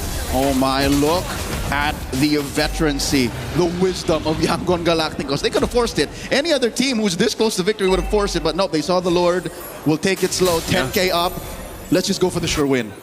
Yeah, they have to go ahead and delay this. They don't want to whiff here. If they actually started this Lord too much without Sanji being up, now that he's alive, they don't want the potential for Pro Esports to go ahead and steal the Lord from them. So they hold it on. It looks like, despite it all, 10,000 gold deficit. Pro Esports is centering around the Lord. This might be one of those cases where they just try to make a play happen here. Conceal going to be used by Blink. Blink finds the back line, compromises Sa, forcing Soriam Felix back. Felix does oblige, tries to fight back. Sanji wailing away, gets knocked out by the Lord. Ying still holds on, and Dennis Welcome. Han secures the Lord, and there's one arrow thrown out. Not gonna be able to stop him, and they will take down PPP first. The trigger discipline on Ying doesn't force anything just yet. Yep, Ying still has that ultimate available, so taking one down, P will be back up for this defense, but Lord's already secured here for YG. They've had complete control from the moment this game got underway. Some respite, Joseph. A little bit of a silver lining for the Cambodian fans. Almost max stacks on Han. That's not it. What I'm trying to say is, Pro has come back from worse. Yeah. If you remember their clencher in the group stage, they have fought tooth and nail to take back that final moment to try and get into the knock. But wait, real quick, another Dennis Welcome from Ying. Coily goes down, blazing the wet in the face. Felix falls, 2 down. I'm not sure they can defend. Oh, I'm not sure if they can, man. They still got a Lord to deal with here, and it's a fully stacked on 9-1 and 6. Waves coming from all directions. PPP falls, Sanji takes him down. Lord underneath the base. Down goes Kozin, and just like that, Yangon Galacticos at match point. Took a little bit longer, but still nonetheless the same result. Yangon Galacticos just dominated in game 2 like they did in game 1. And they're pulling heroes that we're not used to seeing, man, the past couple weeks, the past couple months, but it's all executed so well from Yangon Galacticos. They've dismantled what Pro understood of the metagame. Yeah. Piece for piece, role for role, lane per lane, they seem to be thrown back to a place in the metagame that all of us thought was dead and gone. Utility junglers, Suyo in the jungle against what? Meta stars such as Hirara, Bellaric, and Selena. Yeah. Again, one of the most impressive things about Yangon Galacticos and their trip here to qualify for MSC was just how adaptable, how versatile their draft was, the coaching staff behind them to go ahead and secure these kind of drafts that this executed this way, and the way that they play around each other makes it almost seem easy the way that they're doing it. But it's, again, one of their strengths and one of the difficult things when you're their opponent. How do you draft against that? Because even if you have some of these picks that you might not think come through, and it's executed in this manner, that's really difficult to play against. I think our panel will dissect a little more from the minute to minute, because the early game went sideways. I think that was a big canon moment in this match. Let's go ahead and throw it over to the panel to break down at game 2. This was another strong one. Yango and Galacticos aren't just playing like the best team in this matchup, they're playing like the best team in the galaxy right now in MLBB. And I'll give you 3 C words to describe it: clean, concise, and unfortunately for pro esports, curt. These have not been long games. They have not been games that have been enjoyed by any pro esports fan. And it's because YG just looks so good. They're simply better. Their understanding of the meta, their understanding of the draft, how they're playing together. They are more cohesive, everything. They're playing perfectly. Honestly, there's no way else to put it. They look way too good. And it's not just the execution, it's the draft. Yeah. Marv's M got a big pat on the back from all of us here on the panel, and obviously all the Yango Galacticos fans, you know. All the Burmese people, just a crazy synchronized pat on the back. It's gonna hurt a lot for both those coaches, but wow, I'm just so surprised. Again, yes, there were some off-meta picks, but the way they build for the off-meta pick, for the Suyo as well, right? It was through these really smart placements of the picks and great choices as well. The Barats early, after seeing the Uranus ban, flexing it all the way to the end. We saw the Glue also flex on Red 3. These are just like, it feels like for them, they weren't just 2 steps ahead of Pro. They were 7. For no reason, just that number ahead. Yeah, just 7. I agree with you, because that's the indication of a team that's planned and then plan the next move when you make a move based on how they just showed up. Yeah. And the Barats is a perfect example, because that's a character, a hero that they've won every single game that they've played with. Now it's 5 times that YG have played Barats and won. So you do not want to let them through. But you know, earlier on I mentioned Uranus. That's a character both teams vie for. Well, that was banned, but then ended up not being an impact there. So maybe again having to look at the draft for pro esports. Yeah, it seems like just when they think that they've come up with an answer to something, or an answer that's yet to show up for a question that's yet to be asked. As Mirko mentioned, Yangon already knows, like, no, we're already at that point. We're already at the second phase of the draft, just when you started. It's rare to see Barracks get picked up this early on, but this might be something that other teams might look into now, considering that for 2 games, one of the most iconic EXP laners in Cambodia, in Soriam Felix, got 2 very aggressive picks. Got the Yuzhong, now got the Lapu Lapu. He hasn't made his presence felt enough here, and that's not his fault. That's because Yangon keep drafting lineups and heroes that effectively take Soriam Felix out of the fight. Mirko, how would you draft against YG? Right now, I mean, it's very, very difficult for me to draft against YG. I don't know how I would draft against YG, man. But for Pro, they should already have an answer. Not to this, but to adapt. It really just feels like, for me, I mean, you get to see the expressions as well of Cat God, that they're stuck in the group stage. They're still stuck in the group stage. They're still going for picks that are prio in the group stage, even picking up the Selena, the Belleric here after seeing the Eudora and the Barats early on.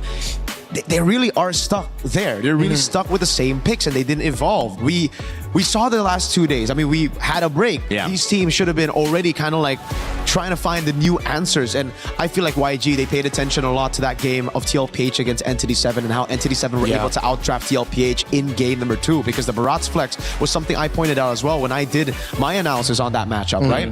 The Barats was picked up Red 4 by Entity 7 against TLPH. We saw the Uranus pick up then by Sanford, and it just cooked them because it was flexed in. So here, they utilized that idea, but all the way in the early game, or all the way in the first phase, after seeing the Uranus ban. Yeah. And to add to that, they added the Glue to it.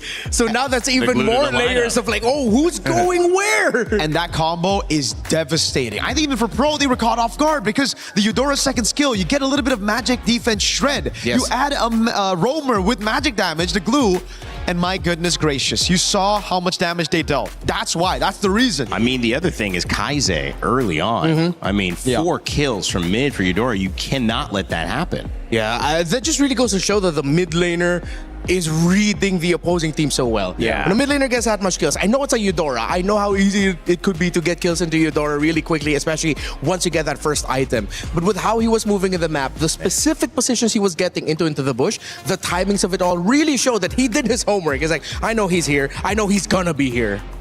For me, it's also the response to it. You see the Eudora, you pick up the Selena, makes sense. But then together with the Belleric, it just like, usually when you go for the Selena, you need that mid-prio. You need someone to actually help enable the Selena to rotate around the map to find these picks and arrows, right? Or to lay down traps. Just a very core fundamental of the Selena. You control the map by clearing out mid, and then you go also with the tempo to control the neutral objective. Now this game, I see a massive disconnect.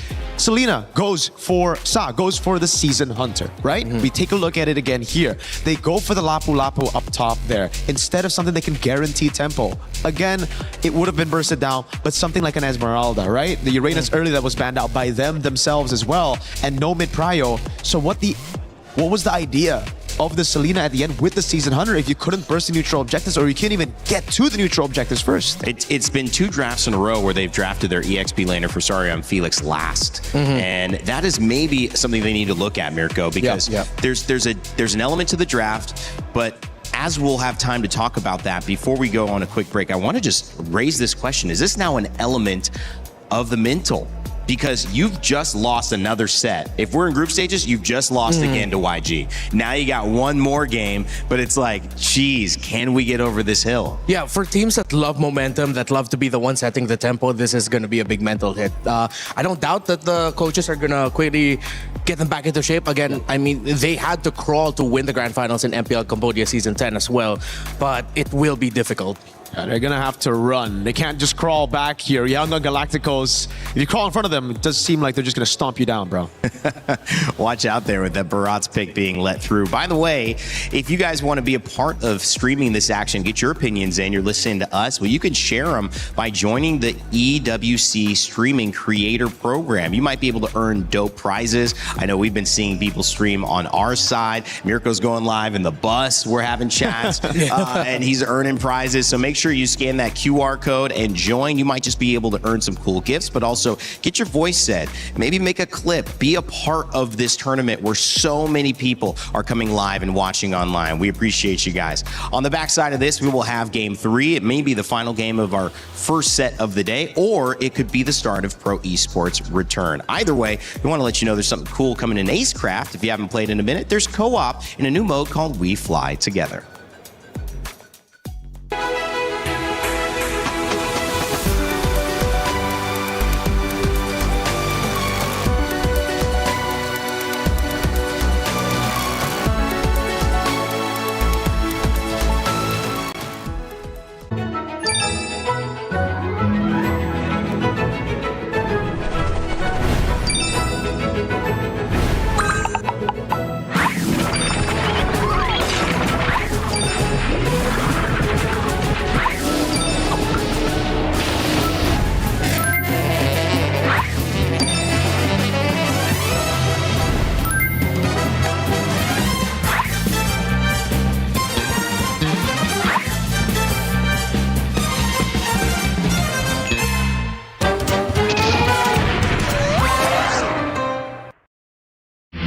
A lot of people are haunted by their past. I'm inspired by it. They're not just playing for themselves, they're really playing for their entire family. They have defeated their demons! They have crushed the curse! He thinks he can come in here and play my game! He knows nothing! Let's go! Tyler Wine, you're done. Raw energy, half a puff and blow the house down!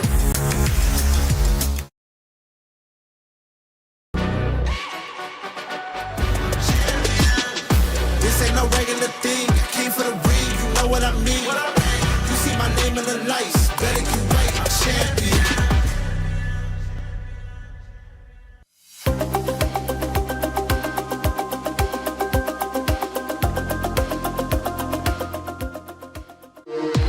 We were there. For every click, every clutch, every respawn. We were there for the years of grind. And we're here.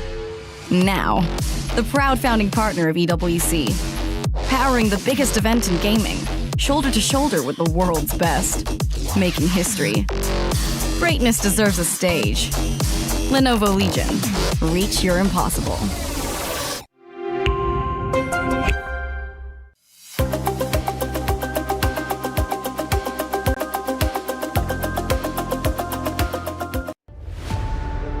Well, Yangon Galacticos have started out with 2 I don't even want to say easy, but I will say complete games. We'll add another C word there for how they've approached pro esports. They've gotten the better end of the draft and then quickly thereafter gotten the better end of the game, gentlemen. Renmar, Mirko, back with myself, Rainda, here on the desk to break down what can they do. I raised the question to you, Mirko. I'll raise it to Renmar to kick us off. How do you draft against YG? Maybe hire some mind readers at this point. I don't know, man. Fortune teller. Yeah, there's something that Yangon Galacticos is doing or how they prep for this. You can see that there's always an anchor point in their draft. Whether it's a ban, whether it's a specific pick, there's always just one thing that's just throwing a wrench every time towards the plans that pro esports has that they just overlook. And it's also just, man, you can't let those heroes go either. I mean, we can talk about, okay, maybe you should leave the Phoveus open. No, you can't. No. Maybe you can leave, what was the last ban for them? The Atlas open. It's like, no, I don't think so either. So at the end of the day, they're just going to have to deal with it through outplaying their opponents. So now I'd say focus on your own game, right? Instead of trying to go for just meta picks or trying to deny even YG's picks from game one, play your style of MLBB, all right? Build around what your strength is. And right now, for me, it's Coily on Assassins and everybody else on winning matchups. So get that first. Yeah, okay. So they were already able to tick the Coily on Assassin box earlier.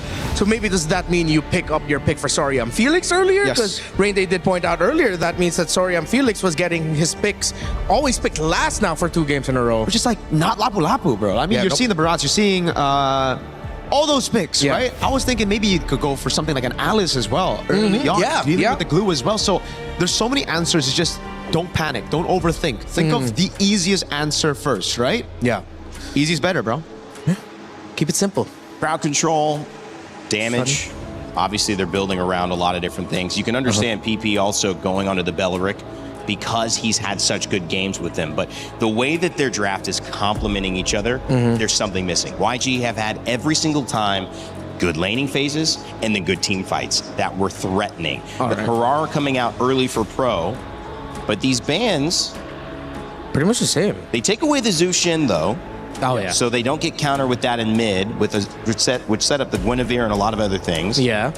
They pick up the Hirara for themselves. We're in dangerous grass again. So it looks like pro esports are going to try and see if they could just remix to a much better ending for them. The draft from game number 2. Yangon still picking up the Eudora.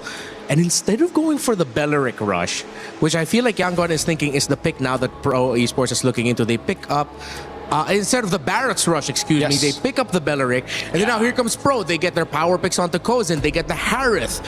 He's played 5 games with it and has won 4.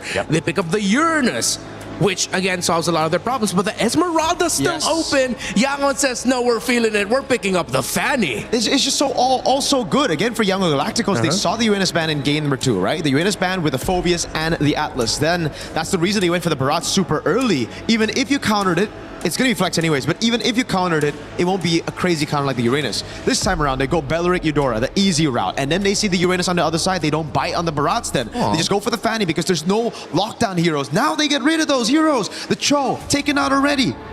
Yeah, with pro esports, they're slowly running out of options really to have answers for this Fanny unless they can swing out with a Badang in the roam.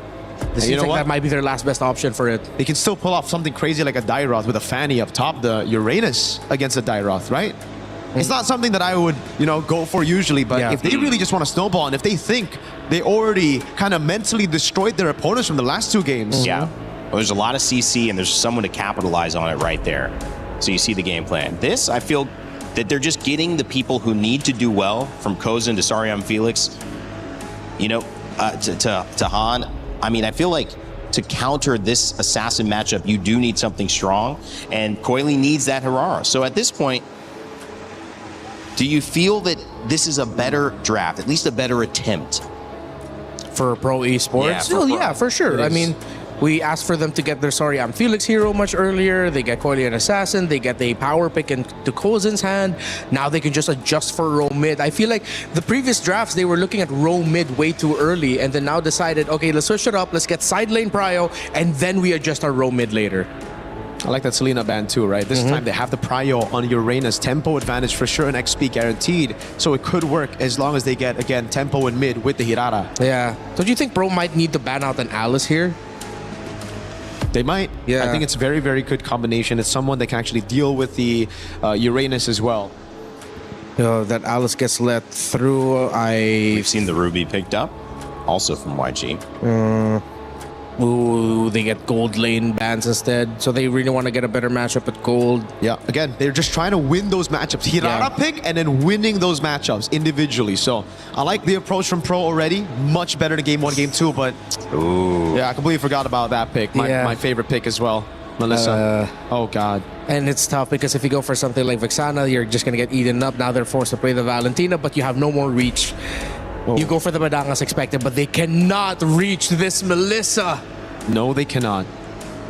So that could be a win condition there. YG Alice. again. Yeah. Just close it out with an Alice or maybe even a Glue. Not really. No, I'd prefer the Alice. They're feeling feisty. The Sora, technically, there's already the Valentina, but it's going to be mid, right? Yeah. Final pick from YG. I wonder if YG are already thinking that they've won this and they're taking their sweet time with the last pick. I think so. I think they're trying to find the pick to go and, you know, put the nail in the coffin. They found it. They found it. Ruby. It's the You Ruby. called it. You called it. Good. Great call, Rain Day. Okay. The anti-dash, the pull, they have the combo. A lot of stopping power for the Melissa. This is all in the Melissa. But again, they still have the Eudora. They could easily snowball early on. The Fanny. Theoretically, this looks perfect for Yangon, but if any major slip-ups happen early, then Pro has a chance, which is tough because you're begging your opponents to make a mistake. Drafts have gotten better each game for Pro Esports, but it doesn't have one more game to go. If you don't get the job done here, you're going home. Your key is crushed at MSC. It's time for YG to either move on into the semifinals or Pro Esports is going to push us to another game in this best of 5. Let's send it back over to Naisu and Leo to kick us off. Here we go. It's gotta happen here for Pro Esports. Yangon Galacticos back-to-back dominant games, but will this draft work this time to get us to another game and get Pro Esports one step closer to moving forward? Or will the key get crushed after this one? Yangon Galacticos, Leo, has been so good, so on point. This draft, though, I wouldn't say is as, let's say, guaranteed as the last 2 games. There's a lot that they're trying here, especially when they threw the Ruby into Ying's hands. Blink bullying a PPP out of the mid prio. If there is something I might say is Pro, especially at this precipice, at this pivot point in this match, they're putting it all on Coily and Kozin. They put the comfort picks, the Hirara and the Harith on these 2 players, these imports from the Philippines, to try and turn it around. Stroke of genius what they did though, especially with picking the Valentina in mid. Yeah. Kind of blocked out Ying Sora. Yeah, that dealt with it, but I still think that even Ying picking up the Ruby here, you know, it serves the purpose of you just have this crazy amount of crowd control that it can help you catch the Hirara if you need to. It can help you catch Kozin if you need to. Reliable damage too. Yeah, damage, but he also is a way to pop a Purify for Kozin. And you got to remember too, Kozin, this is a signature comfort pick for him. If I remember correctly, this is, I think it's Kozin on the Harith that has the most kills in one game. Him or Coily. Now they're putting so much pressure. Sorry, I'm Felix. Han draws first blood. Oh, that's tough, man. Again, you do not want to let these early kills, these early first bloods go in the hands of the likes of Han on a Fanny, mind you. You know, to go ahead and just snowball much quicker. And every time a Fanny's in play, you know that you want to go ahead and just kind of put some pressure on that jungle, especially the purple buff, try to stall her out a little bit, but you get this kind of lead. Could be really bad, but first turtle that comes up, they've got the space to work with. Ying's got the level 4.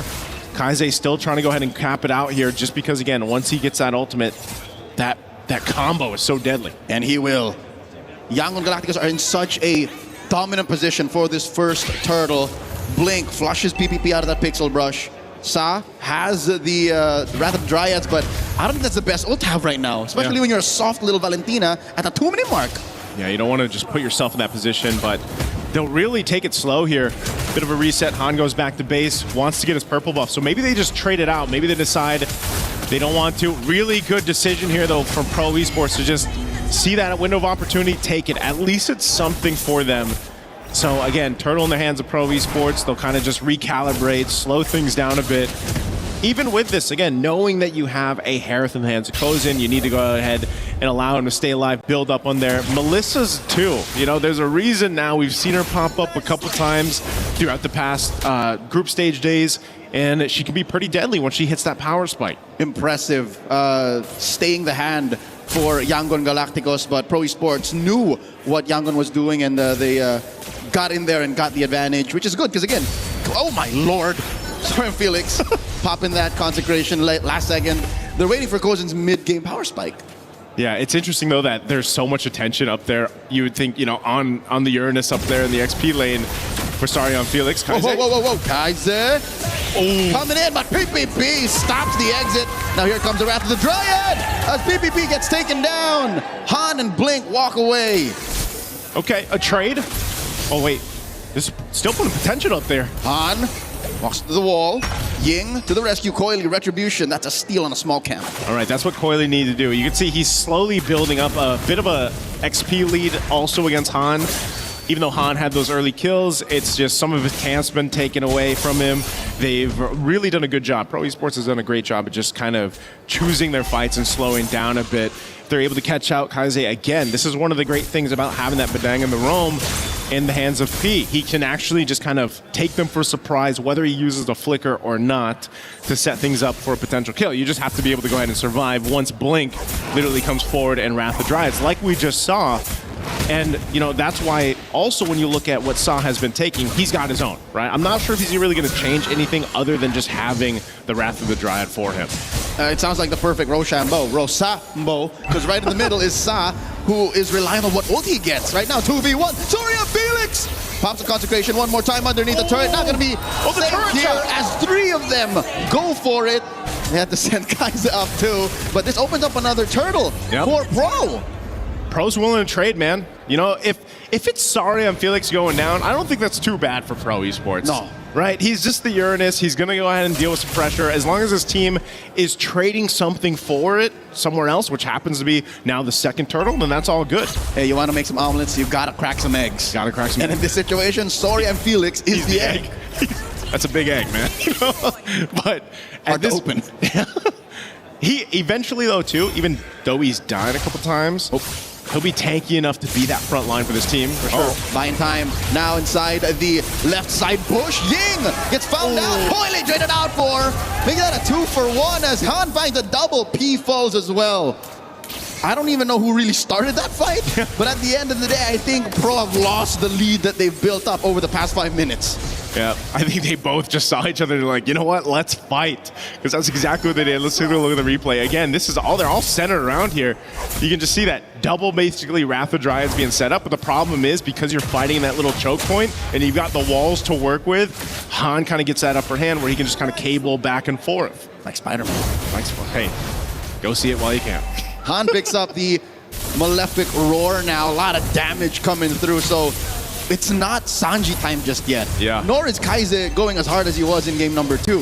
So we're expecting Han to be the real punisher this early on. Especially since Pro has lost that, you know, big 1,000 gold lead they had in the 5-minute mark. Oh, big wall put up. Blink gets caught. He answers with a Wrath of the Dryad. Han comes in. Cutthroat finds B. Serves up a kill to Kaise. Okay, flicker burn from Kaise. Again, really good counterpunch there from YG. Pro Esports has to choose these fights a little bit better, but they can start to go ahead and rely on this. Oh, Kozin. Uh-oh. He drops that Salmon Force. Oh, the cable. Han, maybe one more enhanced basic attack would have taken down the Fanny midair. He popped the Purify from Kozin. Kozin is going to be that guy for Pro Esports once he scales into this Harith. This third turtle, though, being worked on by Yangon Galacticos, most likely will go in their hands unless a Conceal's already used. They're going to fight for it. Drop in Muddles. Ying skewers. There's the Wrath of the Dryad coming down. And the lineup on Pro Esports are compromised, but Young Galacticos lost a little too much health. It's Pro who's going to be making themselves scarce for now. Yep, turtle secure though by YG. So they fought for it. There was an attempt there from Pro. Pro's still in a good position though, even though they lose that turtle. It looks like they had a hard time with that team fight, but they're still in a really good position to go into that first Lord. That's really where it's going to matter. You can also see gold lane, right? There's a bit of an advantage for Kozin. He had a really good time in the laning phase, has about a 700 gold lead. He's already got the Starlium Scythe worked in, and that's why, you know, imagine one item locked in for that Hereth, you're already seeing the damage potential that he can have in these fights. And he's on his way to the feather. There you go. So even more, that little moment here in that mid lane, even with that Purify pop, again, he already has that passive resilience coming in, about 30% less he'll take from, you know, the little stuns on Ying or Wrath of the Dryads. This is that mid-game power spike we're looking for coming in from Pro. And Saw has been pretty good with the Wrath of the Dryad usage. That's one of the things here. Sorry, I'm Felix Manny. They're going for the eggs again. Yep, this is what he's meant to do. Pops that Purify, Consecration as well, buys maybe 2 seconds, but will not stop Yangon from pushing this tier 1 down bottom. But it's not like Coily hasn't been doing work as well. Look at that chubby wave he sent up. And now Sanji gets found out. Why would you take that weird exit? I'm not sure. Really good choice there from Pro. Yeah, they lost Sari and Felix again for the 3rd time, but they were able to capitalize a kill on the gold laner of YG, but they also put some pressure on some of these turrets. They want to start to open up the map a little bit here, just because, again, that Lord's coming up in about 15. You need some space to work with. And some of these off angles is what they can really hone in on and highlight here. Again, having that Bedang, having Saw and the Valentina with the Wrath of the Dryad, with the Flicker available, there's some surprise setups that Pro Esports can play around. So now that Lord is up, we'll see who decides to get in range for this. Coily been very elusive so far in the Harara, able to kind of just utilize these extra brushes across the map, the mobility obviously that comes with it, and then that scalability here built in. So Sari and Felix needed that Radiant Armor. He's got it locked in now. So again, despite all the pressure he's dealt with, his one job is pretty much to be that front line, that bulwark. So it gives P that option too to go in with this Bedang to set things up. So very slow in this Lord take. I don't expect anyone to take it just yet, as both teams still look to find some opening, some real estate across the map. Well, I'll be damned. In late July 2026, a dance has been gunned, but no, they pick PP off first. And now Coily looking for more. Han picks off Kozin. That's 2 men down from Pro. This is a non-starter. The Cambodian squad has to back off. Suddenly, Yangon Galacticos have all but secured themselves a Lord. Sari and Felix looking to come in from the flank. Coily takes a few hits from Sanji. Lord here at a 16th of its health within Retribution range. Han, all he has to do is Retribution now. Yangon Galacticos takes the Lord. Wow, again, Yangon Galacticos showing their fighting prowess here in these team fights. I was thinking they'd slow it down enough, but again, when you have a Ruby and Ying can just say, you know what, let's go.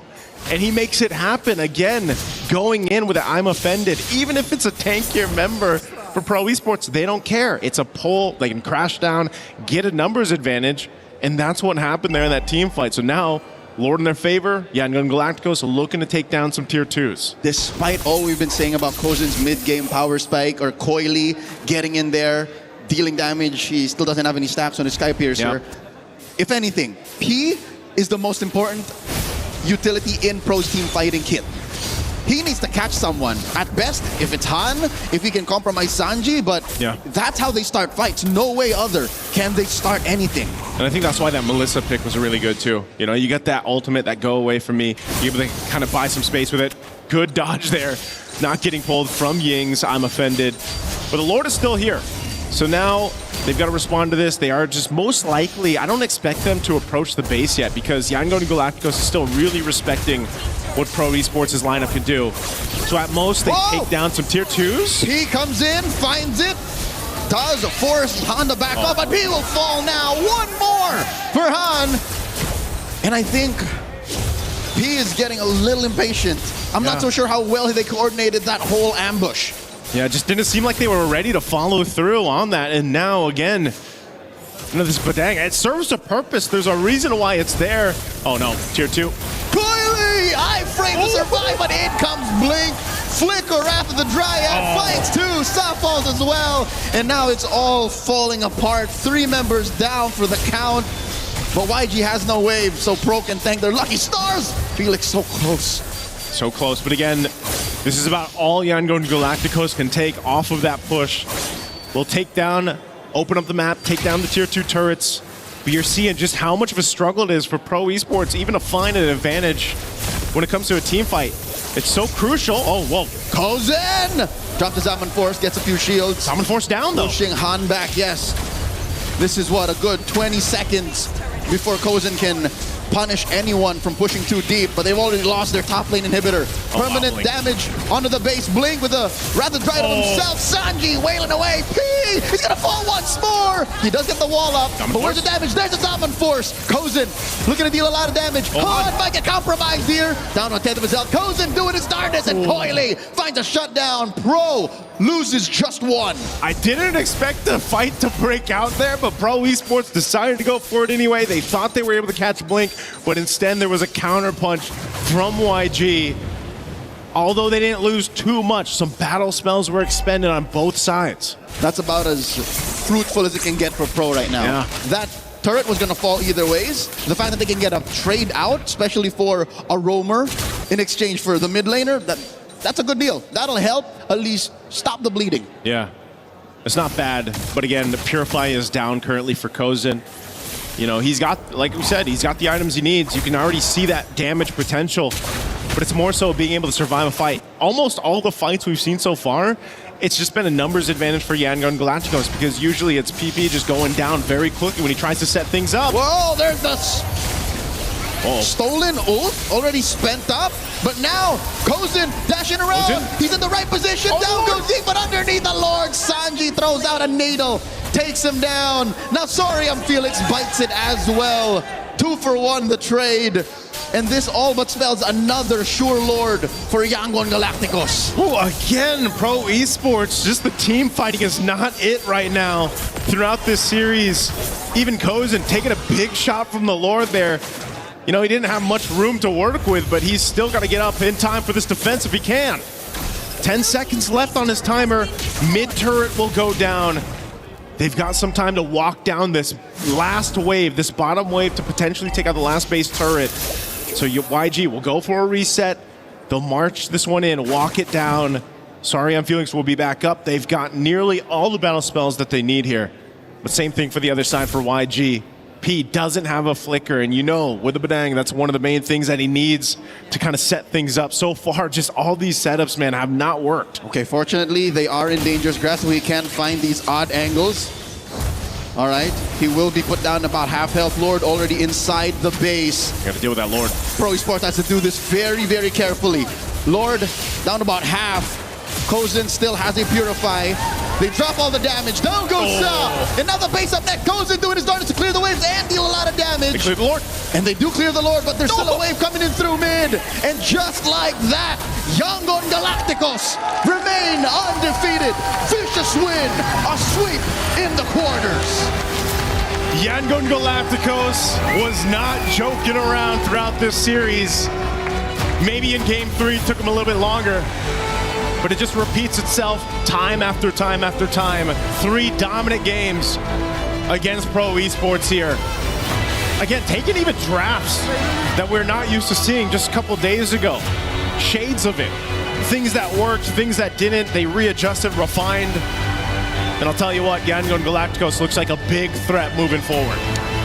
In every single game, they've managed to dissect Pro Esports' play, denying Coily and Kozin that bloodthirsty play style. They have thrown us back to the heyday of utility jungles.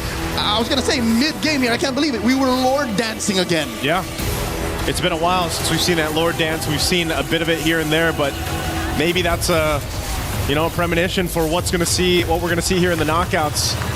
You know, and they knew the weak points of the lineup that Pro Esports brought to Game 3.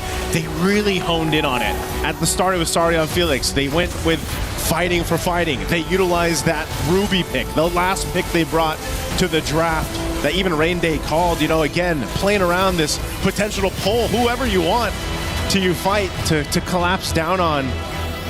And it's that Eudora, again, for Kaise, man. He's been coming in clutch throughout the series.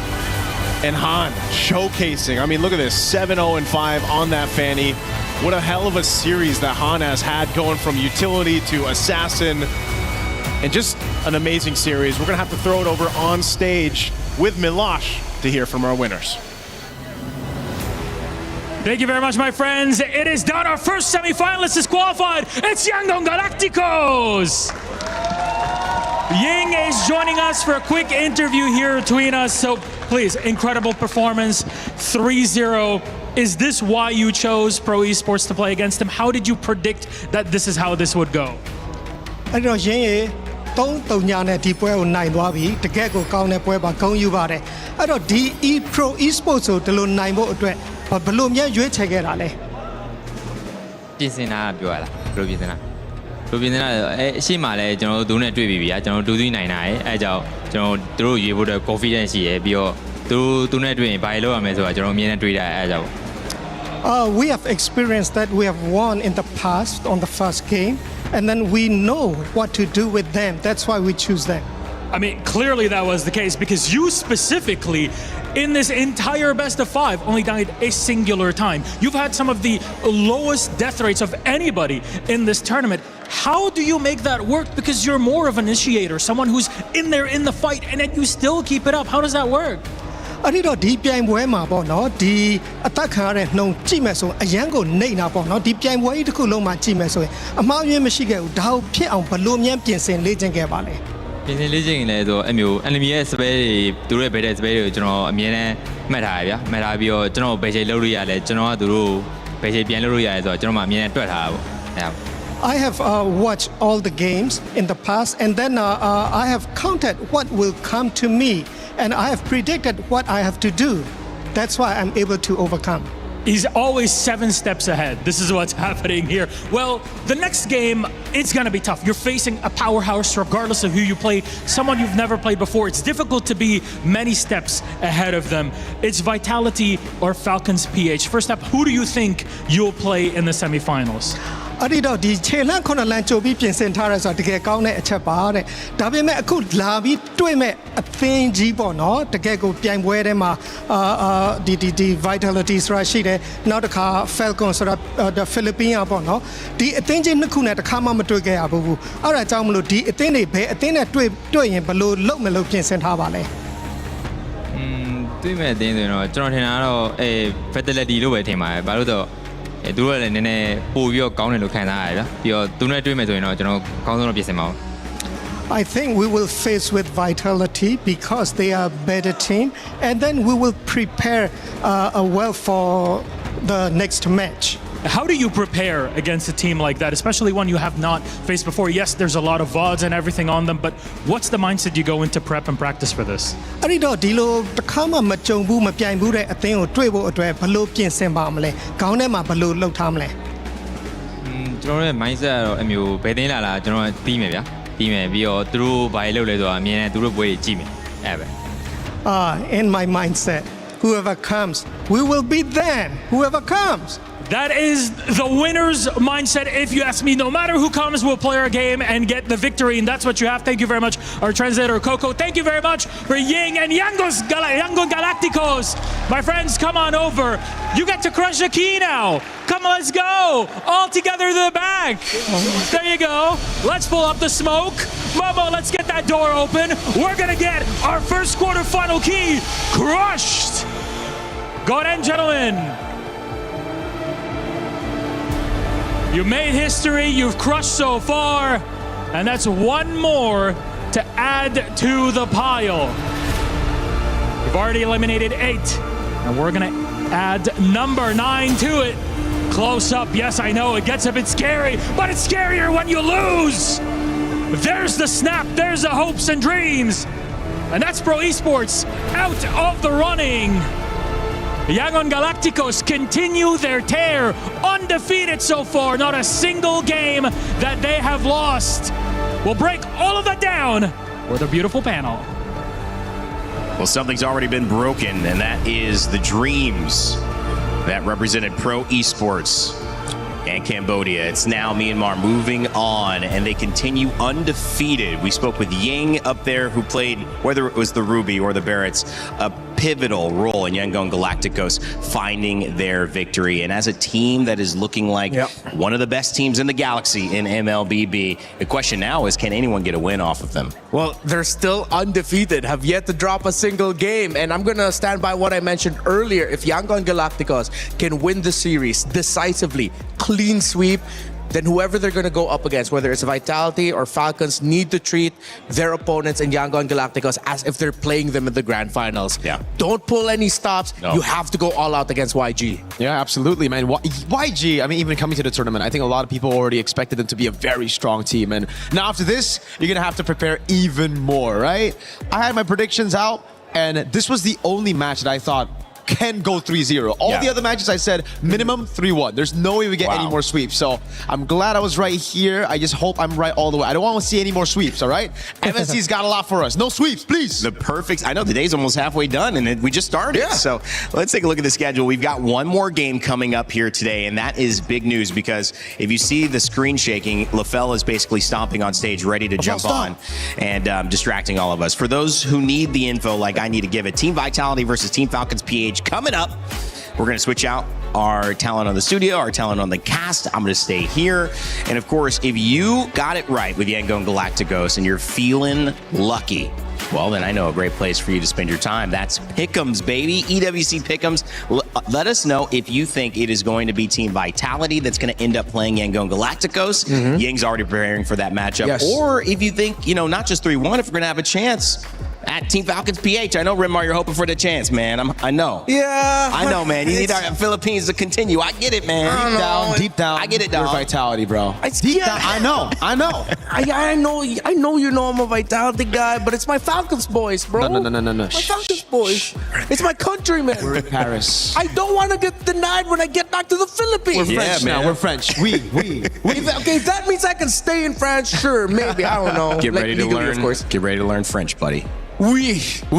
All right, as he continues his journey, and we might keep him here if Team Falcons PH doesn't get the win. We're going to send it over to an unfortunately very difficult thing to do, which is an exit interview. So Saw had a chance to do it. Thank you very much, Saw. We are now backstage with Sa from Pro Esports. Sa, what's going on? Are you okay? What happened? I think it's okay. I'm fine with the result because, we all tried our best already and we didn't get the win. But I'm very happy because we get to experience something new since it's my first time on international stage. I'm proud of my teammate and we experience so many things like we win, we lose, new environment. So it's okay. Our runs and here's. So you're grateful for the opportunity to be here in the first place. Yeah. But were you surprised? I mean, did you think that you could find a rematch here? I think we could, but we still couldn't revenge our match. What was the main problem? No problem. They just do it better than us. Okay, they just were the better team today. Yeah. What lesson did you learn? What was the biggest thing that really stuck to you, considering this is your first international? Like there are so many things left that I need to learn more. And hopefully, I just want to thank to my boss and coaching staff for always encouraging and motivate to me. And I'm very happy. That's really sweet. Sa, if there was something that you feel like you could take to your next international or your next MSC, what would it be, Sa? I think we will, if I can get the chance to come back again, I want to prove them that we will improve better and much stronger than before. Much stronger and much more improved the next time around. Sa, this was great, but do you have maybe a message to all your fans out there? Because I'm seeing a lot of them in chat really supporting you. To all the fans from Cambodia who supporting us, thank you guys. And we are sorry that we couldn't bring Cambodia to another level, and thank you for all your support. You guys are part of it. Thank you. Keep supporting us in our next tournament. Thank you. I'm pretty sure they will. Everyone is supporting you. What's next for you, Sa? What's after MSC? What's your next goal? I think we still have another tournament, and so we just reset our mindset and just focusing on that tournament. I love it. Thank you so much, Sa. We're going back to you guys. Thank you, Saw. It is a journey, and getting to any level, once you get to the next phase of it, you learn how much you don't know. But for all of us here, we know the great representation that Pro Esports has given to Cambodia. So shout out to Cambodia and their regional representative here. We know it's tough to take a loss like that, but there's a lot of honor in doing that interview and taking a big lesson from it as well. Yeah, they got to take down SRG to open up the campaign. That's huge, man. They got a top 8 finish, putting Cambodia back on the map in global MLBB. And I like the vibe out of that. You could tell, of course, he was disappointed, but ultimately he decided to hold on to the good things, which was the experience of it all. Absolutely, man. Again, instant reset as well, right? He says we have another tournament up next, so instant reset to fixing those errors to, again, learning. After seeing those YG drafts, I take a lot from it as well. Yeah. So they have a lot of time to prepare. I'm very confident in Cambodia as a region's future. All right, Mirko Rinmar, thanks for hanging with me on the first set. We saw a confession there from Sa. He said it was his first international MLBB event. Well, you know we like confessions. We already saw LaFell do some. We saw Brigida do some. Now it's time to see Rose's confessions. Play is in our DNA. Whenever we let it out, it becomes our superpower. Now imagine an entire city being built to supercharge it. Kadir City, powered by play.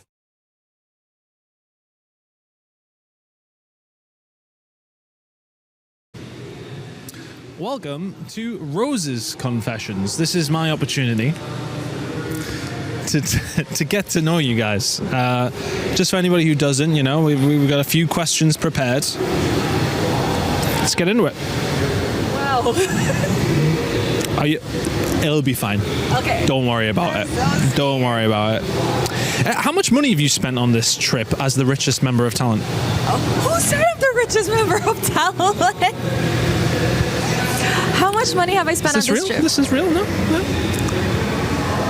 It's not Van Cleef. You don't need to actually tell me. I mean, if you can, if you want. Because honestly, I'd be shopping. I'm not going to lie. Because I haven't started shopping yet. Okay. So it's like... Another chance, too busy. 300-400 euros. I went to that Disneyland. I went to Disneyland. Is that it? Wait, I think it could be more. I think it's more. These are rookie numbers. We're going to get these numbers. I think it's more. I think it's more. It's got to be more. What does Cementar mean? I don't get it. Where are you getting this, Chris? Chris! Okay, backstory. Back in MPL Malaysia, the region I come from, we had a guest host and he just interrupted me as I was talking in the grand finals, and he said Cementar, which technically means hold on. He was like, hold your beer, girl, I got something to say. And it was like grand final, so yeah. That's annoying. There's people in the... No. Is your love language acts of service or physical abuse? Since you tend to hit the players a lot, but you always buy them food. I swear to God, the person who gave you this, I think I know who it is. I will not be telling you. Both? Both. Both. We'll go with both. Okay. So I heard your MPL MY S11 debut went really smoothly, especially in front of the Minister of Youth and Sports.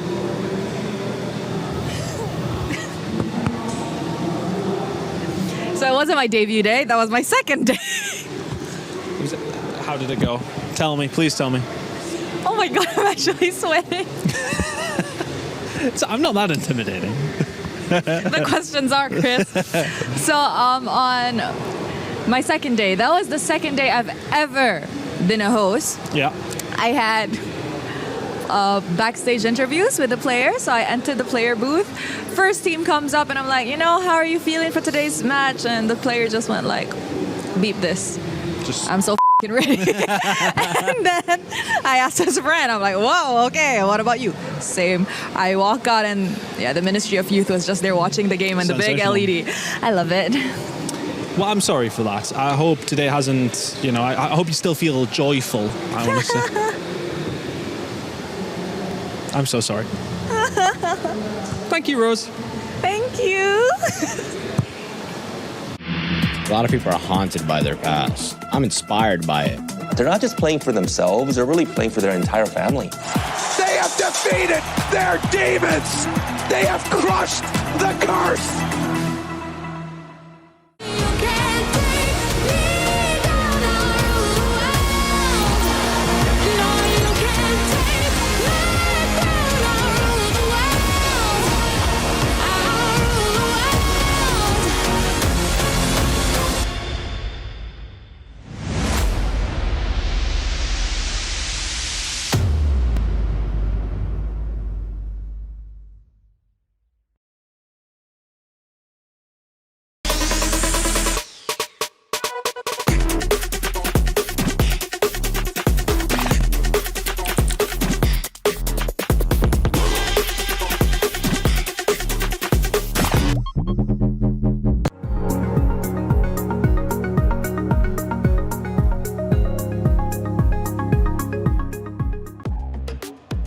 16 games, 4 weeks, all in pursuit of one championship. The Esports Nation Cup. Dreams will be made. If you want to support your nation, make sure to tune in November in Riyadh because it's going to be an amazing moment. Of course, MLBB will be there. Some games you probably love and know will be there. Check out the full announcement online, but wanted to keep you up to date on that. All right, as we move forward, we got another set. It's Vitality Teams Falcons PH, but we had to change the panel out. Trex, LaFell, welcome, guys. LaFell, you have already started the day off in a way, my friend. And your shoes not tied, doing all that movement? Hey, it's okay. This is by choice, all right? Who are you to challenge my fashion sense? I didn't criticize. I just said danger, Trex, you know? Listen, me and LaFell haven't got to be on panel together. This is normally a very common duo, so we're very excited. You know, we had to, we made sure the shoe was untied. Yeah. We got a banger of a match coming up. I got my best buddy right here. Like, is this, like, we have you reined in, now we have Trex. Like, is this how I get my green card? Yes. You know what? You have a good chance with the two of us, man. Hey, welcome to America, buddy. Hey, welcome to America.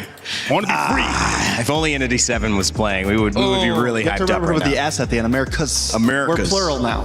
Well, nah, that's true. That's true. I'm not going to go on that one. There's a lot of you guys, yeah. Guys, there's a big matchup coming up. It's not just Team Vitality and Team Falcons PH. It is the fact that the club championship is being fought for as well. And those two teams, thanks to our Aramco Club Championship rankings leaderboard, are in contention. Natus Vincere currently in the lead. And one of the big things to note is MLBB gave Natus Vincere a win with the win on MWI. For those who don't know, you have to win a tournament if you are going to win the club championship. Those other points from high ranking moments, yeah, that matters, but you've got to get a win. So Trex, directly standing between Team Falcons and their first win right here is, of course, Natus Vincere. Yeah, I mean, Natus Vincere has snuck to the top. They've got this dub already under their belt, so they at least have security and overall a chance to win the tournament. Yeah. Team Vitality and Team Falcons, this is a big opportunity for them here on this main stage. Both of them still sitting here in the top 8,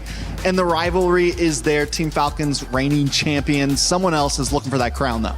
Yeah, and I think that is a great point as well. Back-to-back champions for Team Falcons. So if Team Falcons lose the Vitality here, not only does it hurt their standings, but does that start the storyline of will we see a new club champion? We don't know, but obviously all those things we'll keep track of as well before we narrow down into today's matchup in LaFell. I know that drama is here. I love Drama's there. drama. Drama's everywhere. Yeah. And you do have drama. Do you start a lot of drama? Did you write those questions? Are you the one writing the confession questions? Actually, no, I did not. I'm still looking for who that sort of a farsa, gave the questions to. Like, I'm still Son of a Minotaur, huh? Yeah, I locked Chris in a basement, and I thought he would give me the answers. It turned out he liked it, so I'm like, well, might as well have a good time, and then we just went back to sleep. Well, son of a glue. I hope you find it. All right, let's head over to our Crunchyroll story of the day because it is today. And if you see it, you read it. I'm going to read it with you while it comes up. Niall versus Kyle. New rivals, old rivalry, and the implications of that go beyond just the Niall versus Kyle matchup. It's the matchup of Indonesia and the Philippines in MLBB. Trex, this moment, this game means a lot more than just a series. Yeah, there is pride, ego, everything on the line here. Greatest junglers in the world. This will be talked about in Discord channels for ages to come, at least until, the World Championship, but I'm super excited for it. Yeah, watch what you say, LaFell. Hey. You're going to get clipped, man. How can I watch what I say? It's invisible. There's all these air particles in the air. It's just... You're the one who studied Newton's law. Yeah, exactly. And Newton didn't say you can watch what you say. That's fair. He was a while ago, though. By the way, Vitality, like you guys were talking about Vitality against Falcons. I don't see how Falcons can take this one because even in scrims, Vitality has been #1, and that's surprising seeing how strong Aurora is. And they're like, yeah, no, dude, Vitality is something else in scrims. I gotta say this, though. Falcons, Filipino teams in general, the fact that they've had 2 days to recuperate will be scary for anyone. The fact that both teams weren't able to be knocked out in the group stage, there is still a team hanging and waiting. And at this point, they are always going to be a threat. No matter how good Vitality is, they cannot overlook Team Falcons. That's a cool transition. Yes, it is. Y'all sick. Yes, it is. Good job, guys. I have to say that best production. We get off that bus too. We just don't. We don't Where's get the our camera rights? shots like that. Hey.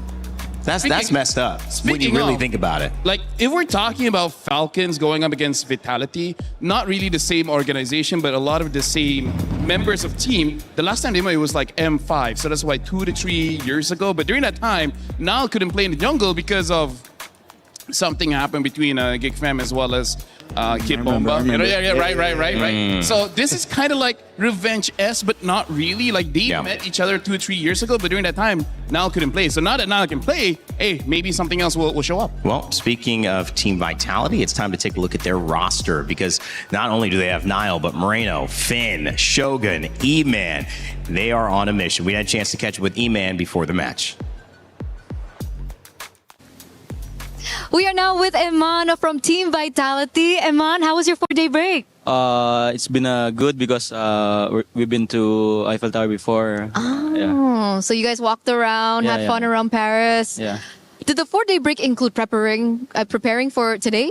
Yeah, I think so. We've been practice a lot in the other teams. Yeah. So the practice went well also. Yeah. The practice went well. Obviously, last time you guys met Falcons PH, you guys won it 2-0. But this time, obviously, Falcons PH are going to do their homework. So, Eman, are you worried? Not really. Yeah, because we've been practicing all along. And then we've been reviewing also their play style against Team Falcons before they go to knockout stage. Yeah. Okay, so you've been reviewing their games, and I'm pretty sure they're reviewing your games as well. The Melissa was one of the biggest problems, I believe, for Falcons PH. Are you expecting it to be banned today? Not really, because I think I'm not the one that having a hard time before when we fight against them. Yeah. Oh, so you think that the Melissa will be open? I think so. Yeah. Ooh. I hope so. Yeah. But what happens if it gets banned? Do you have something else prepared? I think Lila. I think so. Lila! Damn, that brings me back to Skylar's generation, the Lila in the gold lane. What about the fighters? Do you think the fighters are still a viable pick in the gold lane? Yeah, it depends, I think, on the team. Like Aurora, I think their composition is so good, yeah. So I think it depends on the team. Okay, so it depends on the team. But about the meta, are we going to be expecting something different come the knockouts? Or do you think it's going to be similar to the group stages? I think it's just similar, but I think the jungle, and mid lane, because I see Falcons before, they play also Selena. So I think there's what you call this?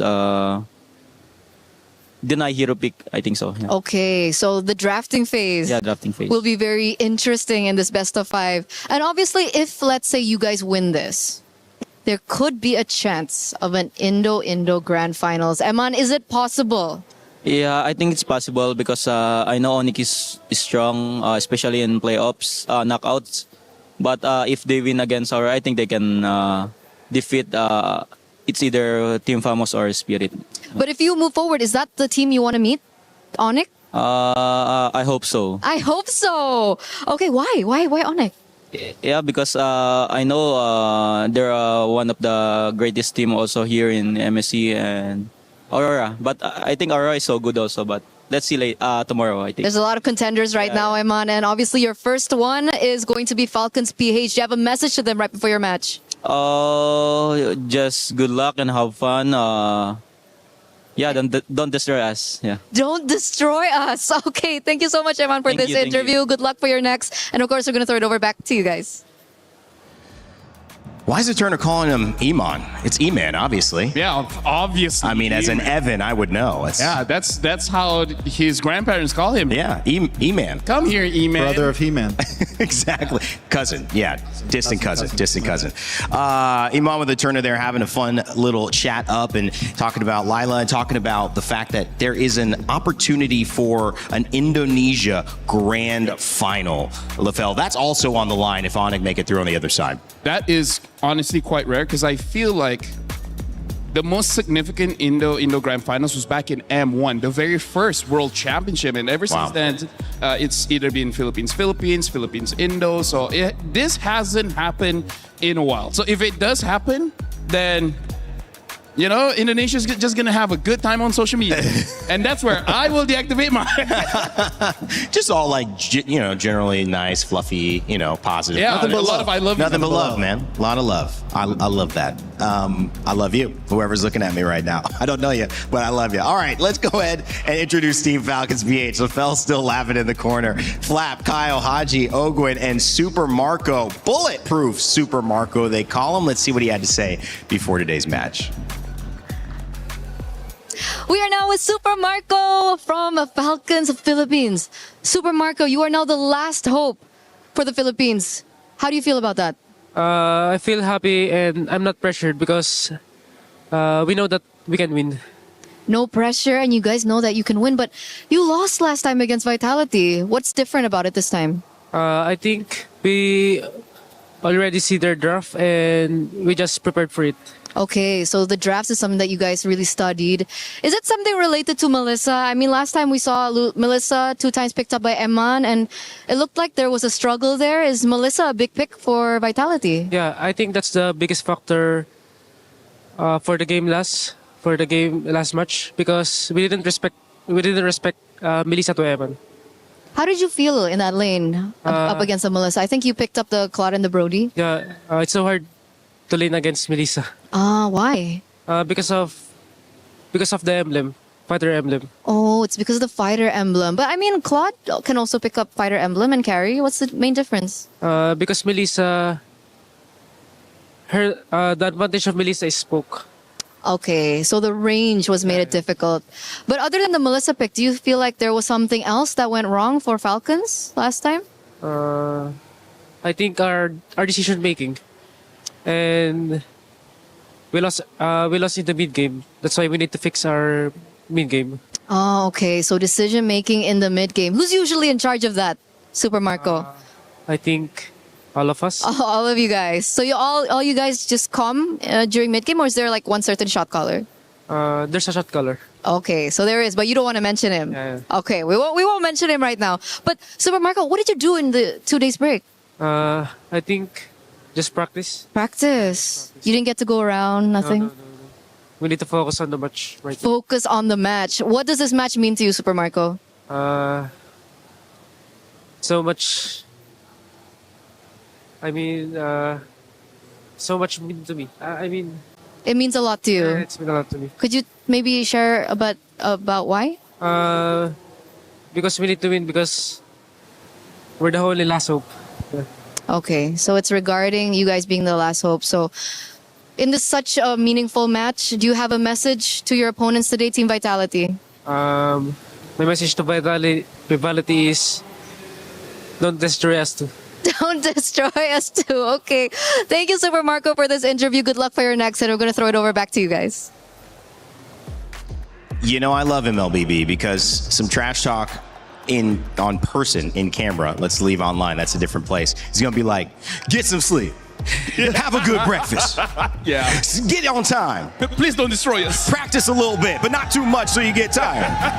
Falcon super fans there sitting in front of us. And he mentioned for Falcons, they're fighting for more than just a game. Trex, it is the last hope. And what he was referencing was the last hope of the Philippines. The fact that Team Liquid PH is out.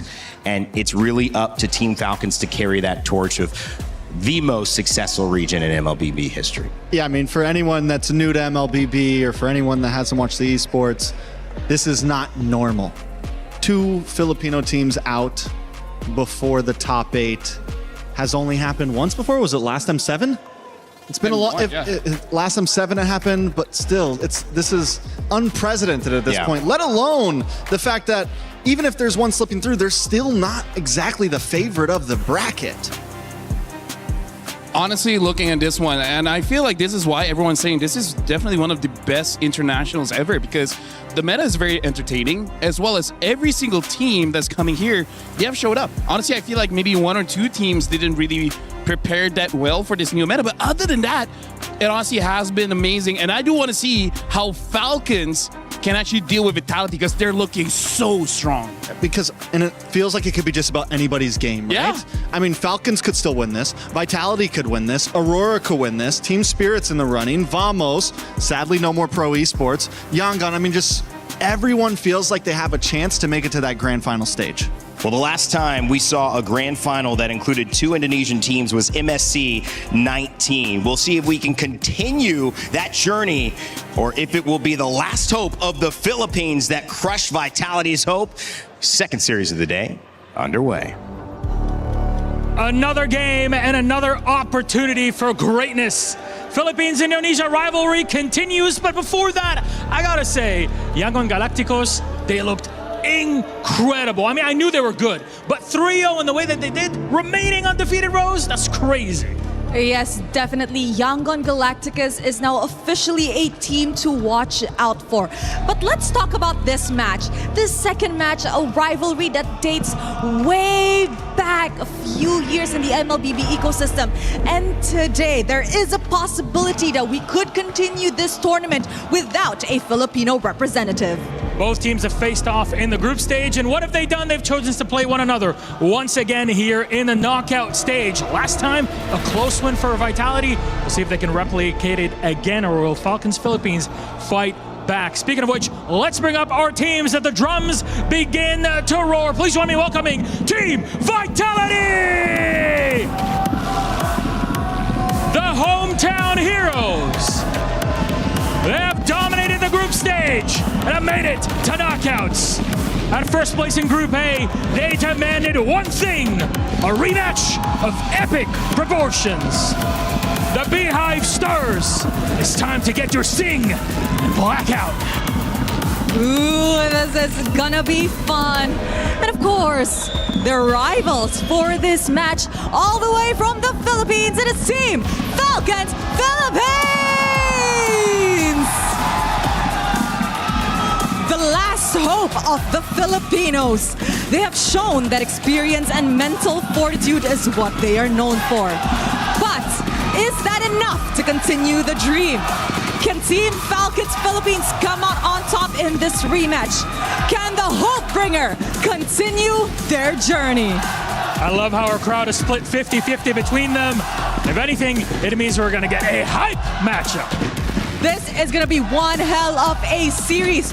So with that, boys, you may place your keys, take your seats, and of course, captains, don't forget to meet in the middle.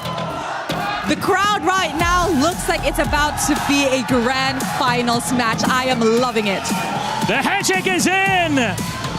Only one will continue Will's journey. Will it be Team Falcons Philippines, the hope bringer of the Filipinos? Or is there a possibility that we will be seeing an ID somewhere in the near future? Let's throw it over to the desk to kickstart this match. Hopebringer sounds like the next Brandon Sanderson novel. I love it, Rose. Thank you so much. Good one.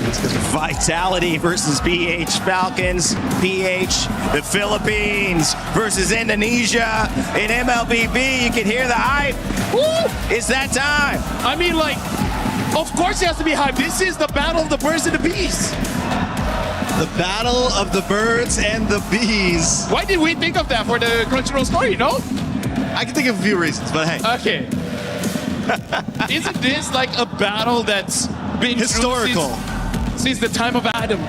The time of Adam. Yeah. And who's the atmosphere, unlike anything we've seen so far at EWC 26 for MLBB. MSC is changing the course of its destiny with the result of this matchup. And what will that be? Will it be the Philippines still in it? The hope bringer, the last hope. Team Falcons, who are in pursuit of a club championship win, their first win that could send them back to a back-to-back-to-back, or will Team Vitality crush the hopes of a region and have their opportunity to get a club championship victory and enter into the semifinals of MSC? That is the question on all of our minds right now. Electricity builds for sure. I gotta say, this feels like a grand finals match. It sure does. And ever since MSC took away the double elimination bracket, the pressure just builds so much for these matches in the top 8 because you know there's no second chances. The term "the last hope" couldn't hit any harder for any Filipinos watching out there.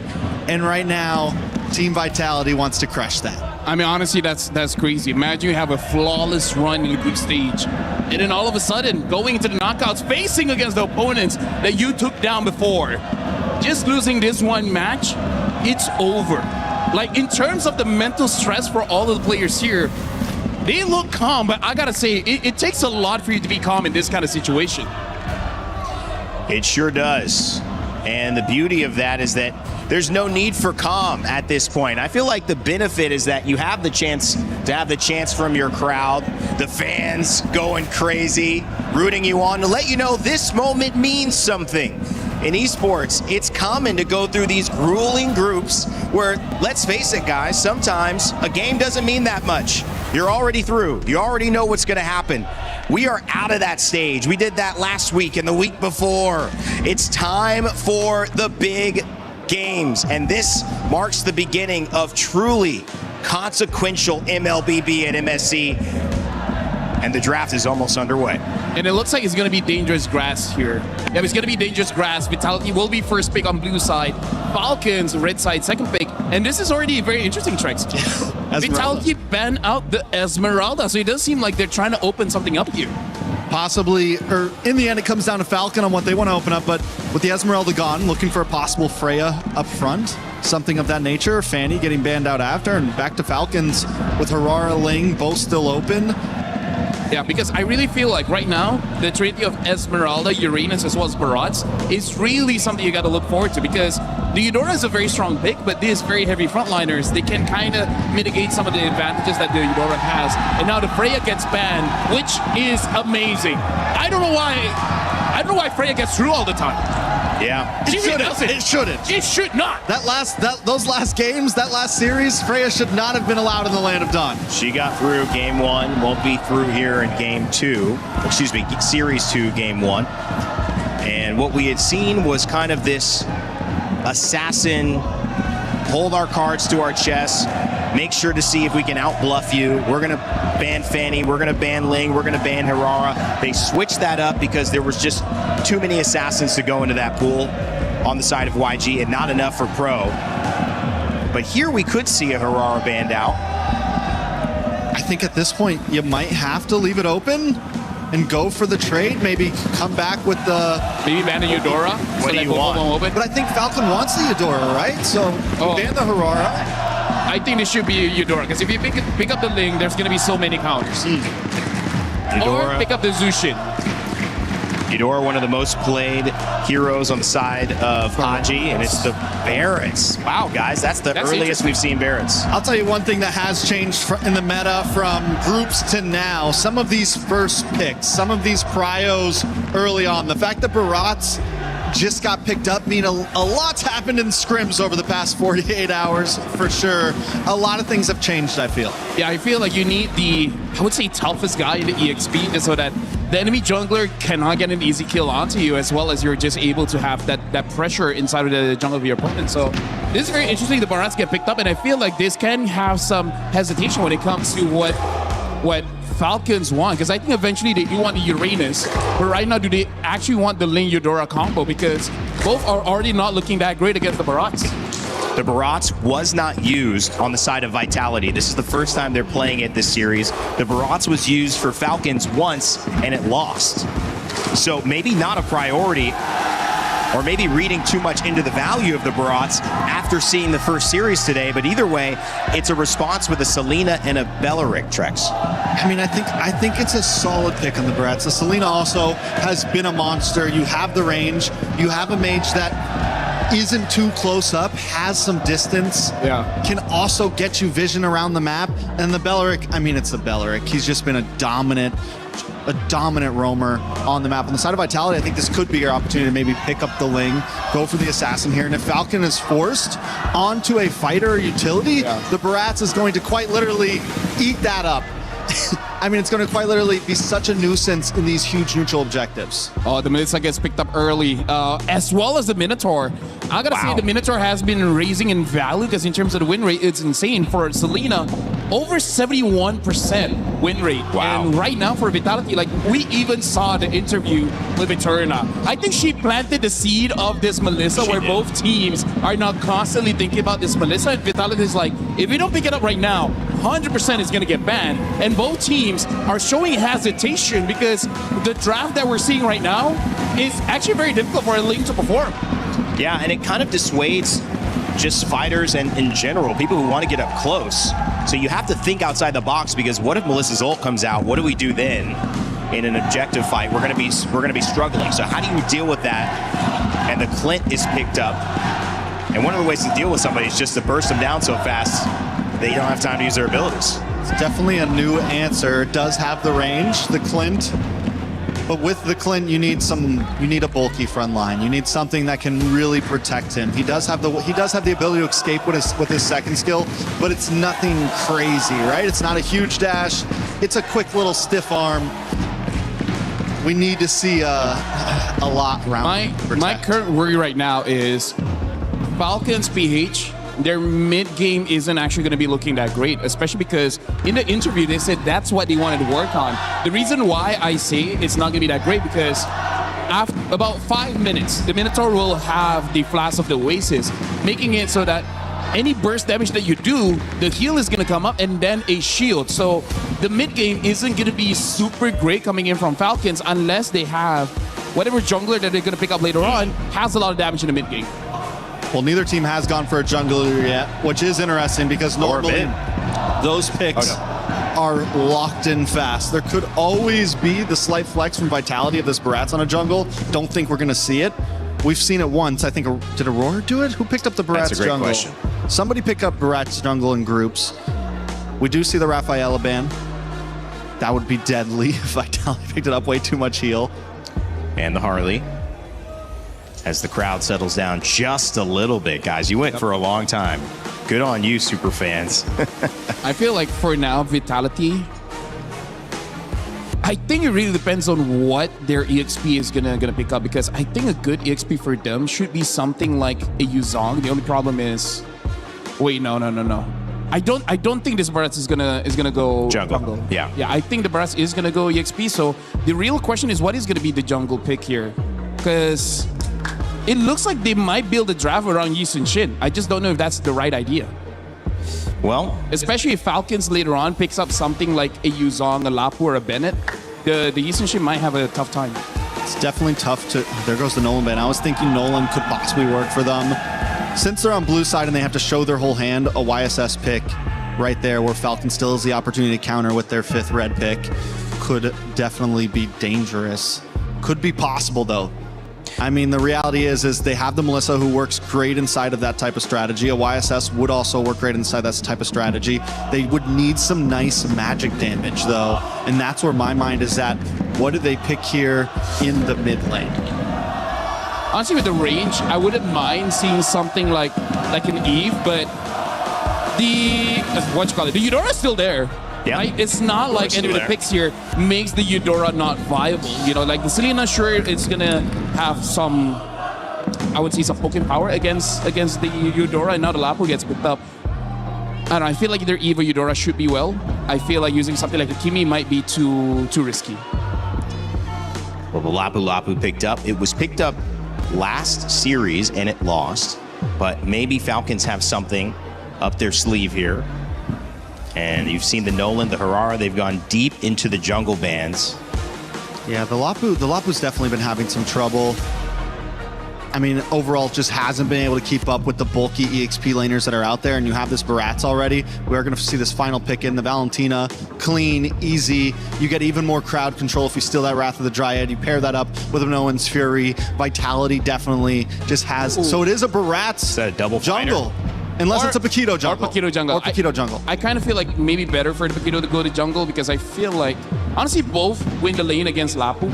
It's just that I think Paquito has more burst damage to secure the Turtle/Lord.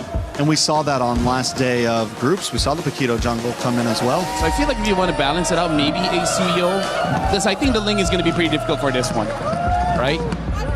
If it's not the Suyo, if they want to go utility, then maybe the Akai. But they have played Akai. They have played Akai before. It's a win and a loss, but they played it on Rome. But because that's a Valentina, I think there would be a bit of a hesitation there. The Ling has been successful. They've played it once, they've won once. But going into this lineup, you feel the hesitation, and it gets us a unique hero, baby. This. Okay, what are we feeling? So let's talk about this. The Joy has enough iframes to actually go in the goal away of Melissa and possibly one-shot her. Everyone else, there's a lot of peel here. The Paquito can peel, the Minotaur can peel, the Valen can peel. This is a pretty, I would say pretty dangerous choice, but I can see it working-ish. I mean, I think you look at this left side, Trex, these are all top-performing heroes in this meta. Those are a few, but not all of them. I will say this, teams have been blessed by getting unique. Teams have made things happen by trying new heroes. The Joy was once a monster, and it does well against a Suyo, can do well against enemy fighter jungles, so maybe it is the answer to the Paquito jungle. Well, will it be the answer? The new rivalry in the jungle and the old rivalry with Indonesia and the Philippines. 152 games between them. 90 have gone the way of the Philippines. Let's see if they can make it 91. Thank you so much. We're jumping into our very first series. Me and Brig are here to catch it all. We got Vitality on the blue side facing up against the Falcons on the red. And immediately, we already see the openers from both sides. The draft has been particularly interesting. This is the first time we are seeing Joy here and now in this game. It's a Paquito versus a Joy in the jungle. Never really expecting a new rivalry to come out again now that we're in the knockouts. But hey, it's MSC. It's always been surprises everywhere. But at least for Vitality, they've gotten one of their very good comfort picks, which is the Melissa on Eman again. And that's the thing, right? Lafel was mentioning just now that Joy does have enough iframes to actually not only close the distance, but actually deal some damage despite the go away from me. So at this stage, we're trying to see whether or not Falcons, they built a lineup where, hey, as much as we want Super Marco to win the lane, there are other aspects of the game that we cannot let drop or slip. Yep.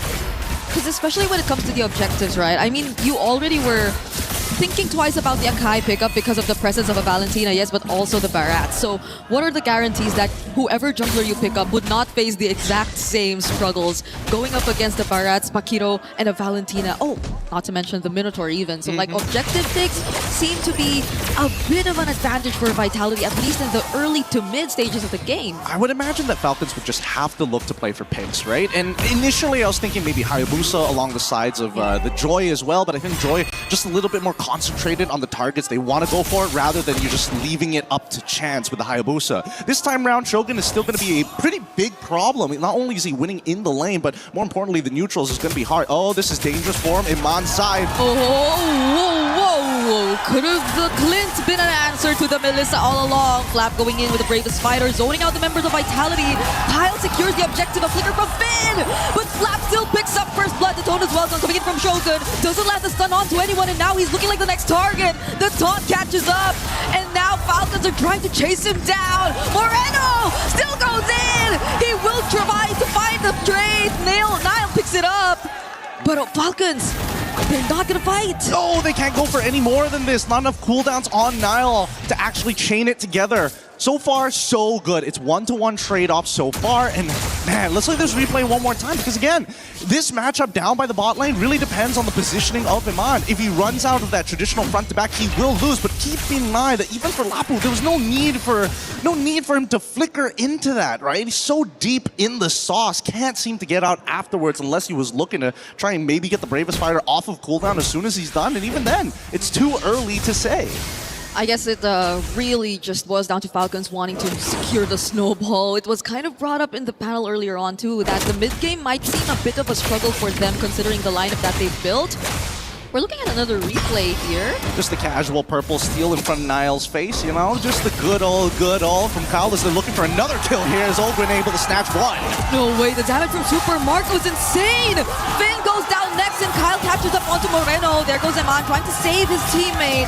And he successfully does! Oh! But the abyssal arrow from Haji doesn't let him get away, Eman! There are 4 members of Falcons here down quad, doesn't have to go away anymore! And Kyle will just pick up the kill! This is snowballed into a pretty huge lead for the Falcons side. One bad fight taken, resulting in a dive on bot side. Everything that they wanted to get, and more has been taken. Well, that and Super Marco not getting the kill. He's got 4 assists in his back. He even flickered for it. So, you know, Haji, yo, KDA Machine, calm down. I need the money, sir. Please. Yeah, I imagine this is exactly what Falcons wanted. And they already have that 3K goal lead, which is really great. If the second turtle still goes over to their side, Vitality, what we were expecting for them in terms of objectives might not happen anymore. No!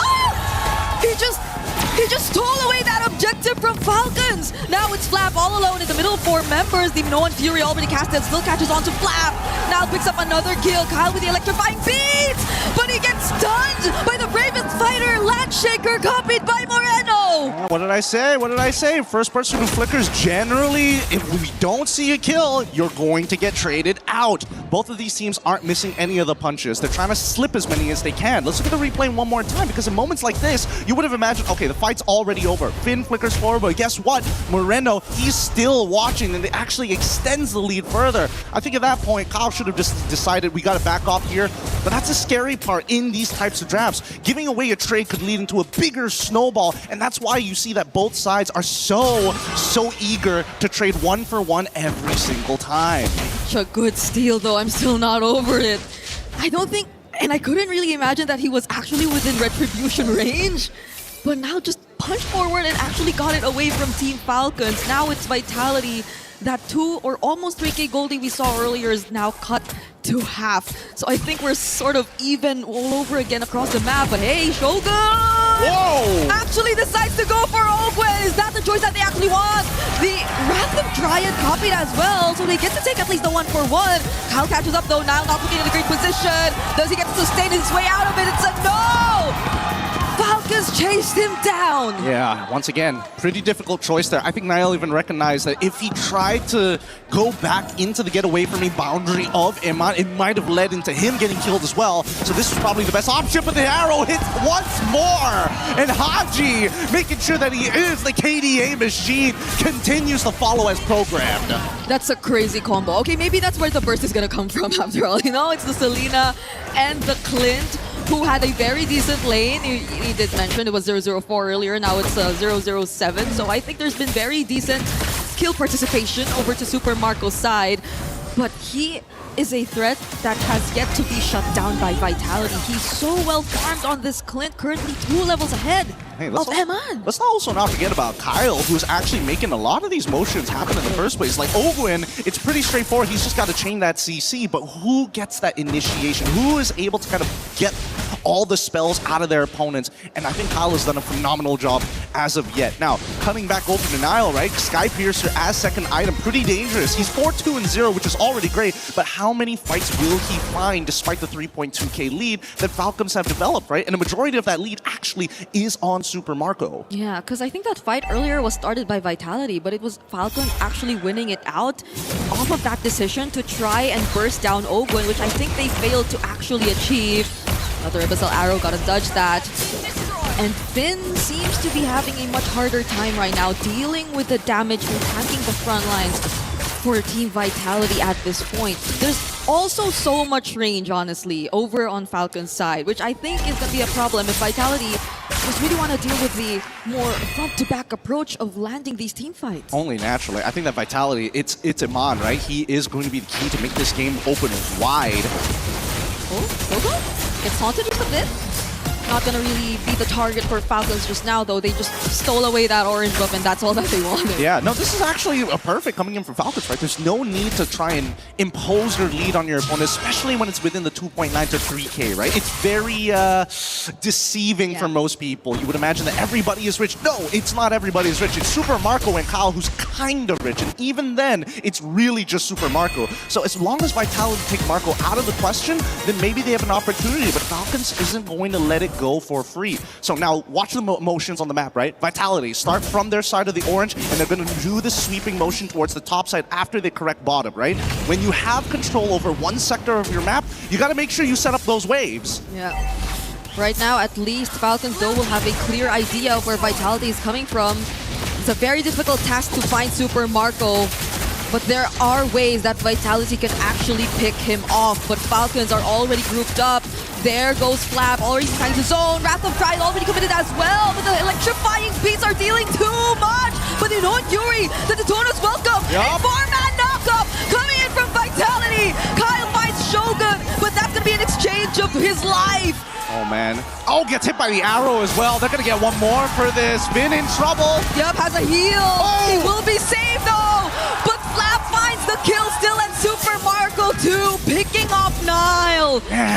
This has got to be really frustrating for Vitality. A great engagement. They found everything that they were looking for. It's just unfortunate that Iman, he's not really the finisher here. It's supposed to be Nile, but he was the one taking so much damage. Look, Nile already with the empowered, with his empowered champion stance, he got the damage reduction and then realizes, I need to get back into the fight. But since he doesn't have Flicker, he can't close the distance as quickly as you would expect a Paquito EXP. So really, it's on Iman to get those big chunks in these fights and then look for Nile to actually try and clean it up, because nobody else on their side can do it other than maybe Moreno if he steals the bravest fighter. Yeah, but honestly, the amount of disruption and formation breaking heroes that are present in the lineup of Team Falcons are just not making it easy for Eman to do his job, nor even place Muddles in a perfect position to at least force Falcons to be a bit more 50-50 about the team fights that they actually want to take, and now they're on the verge of just losing out on more and more structures.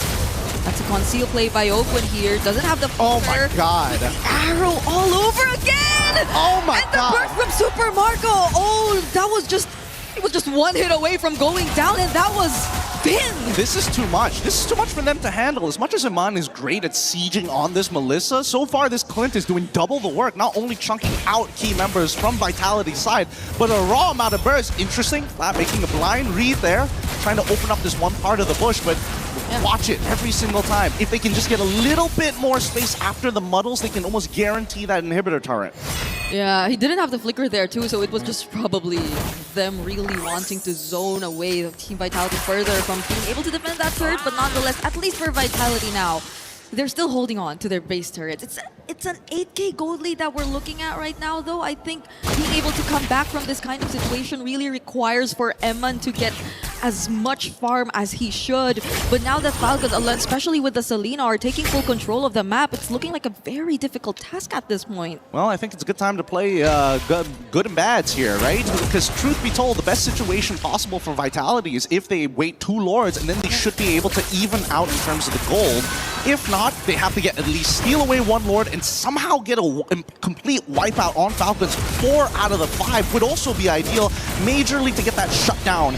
That shutdown gold on Haji, but so far I don't think Haji's been really out of position, right? He's been throwing these arrows from so far back, and it's difficult for Vitality, especially when they are the ones on the defense.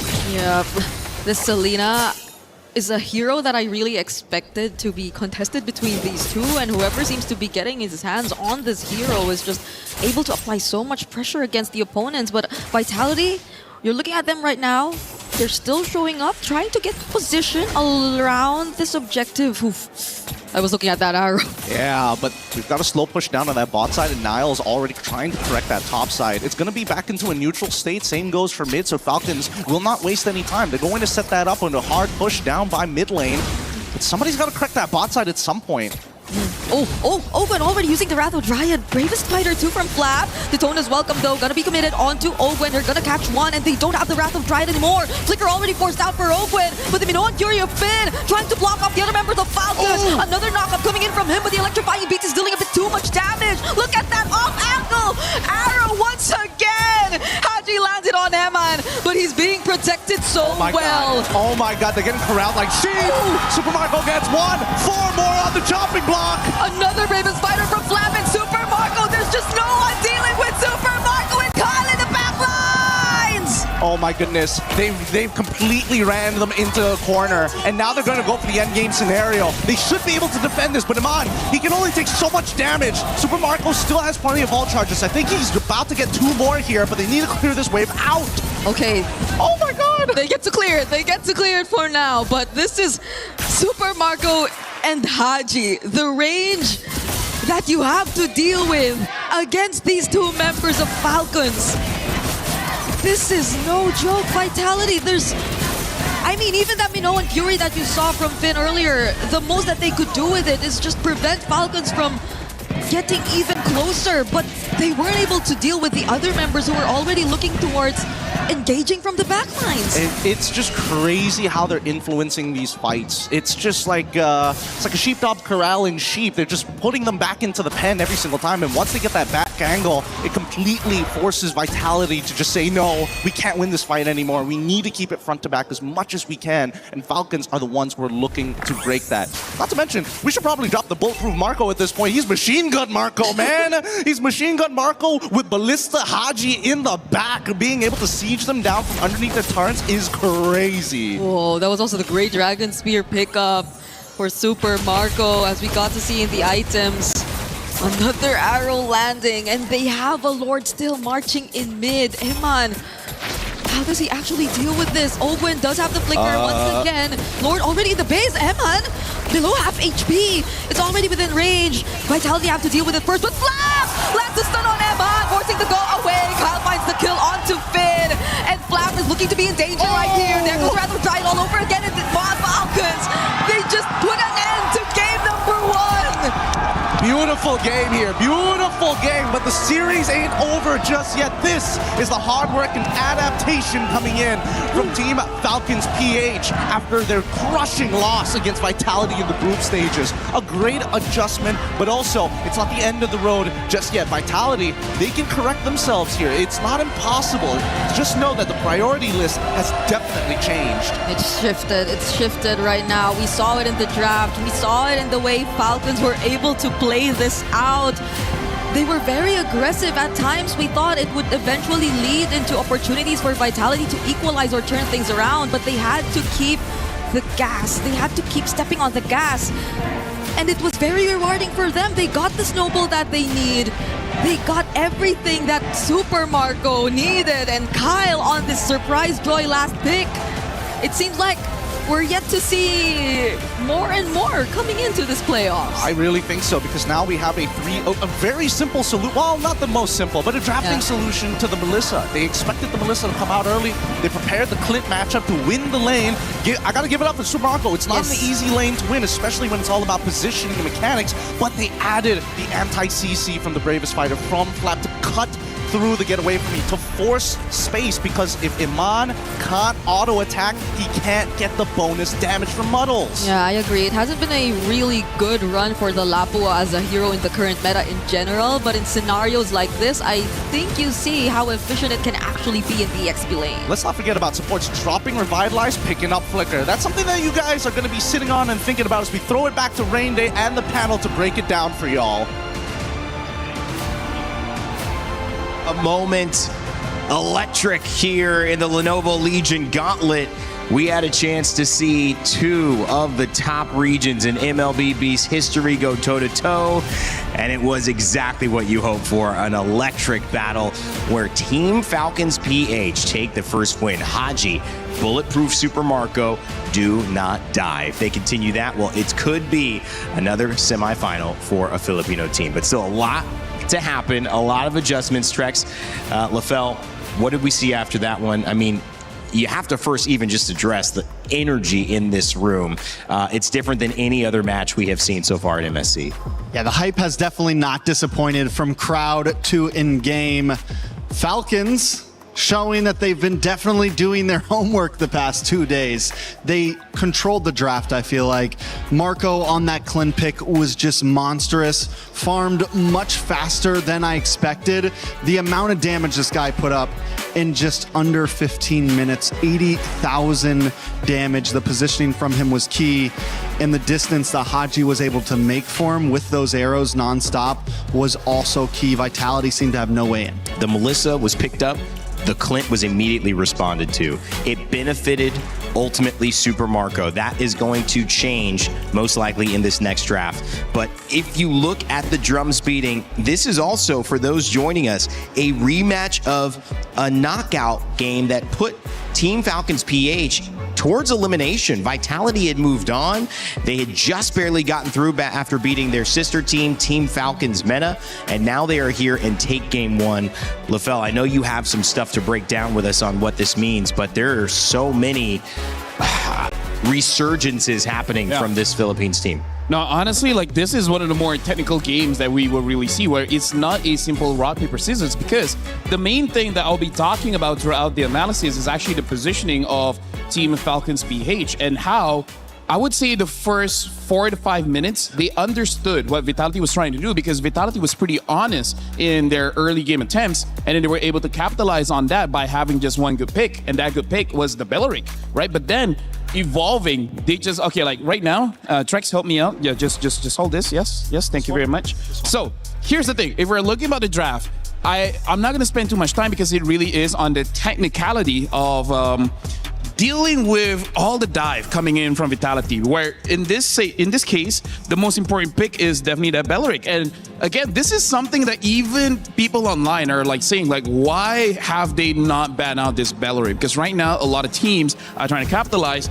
by using the Valentina, by stealing the Raptor Dryad, but there's more towards the kit of the Belleric than just the simple ult, right? We're going to be looking at some of the highlights here. And this is what I say, that Team Vitality, they're being very honest in what they want. And what do they want? They want this camp here and then the side camp here that we can see in the mini map, right? Somewhere above there. So what Team Vitality wanted to do is actually have 60% control of the jungle in the early game, having the Paquito. But the big problem is the existence of this guy, right? Ogwen on this Belleric. This is a big problem, because we're going to be looking at the highlights here, where Belleric is essentially an anti-fun hero, because he knows no fun to be had. You want to come in close, and then you're like, oh, this is a bad idea, I want to run away. But then it's like, no, you can't run away, right?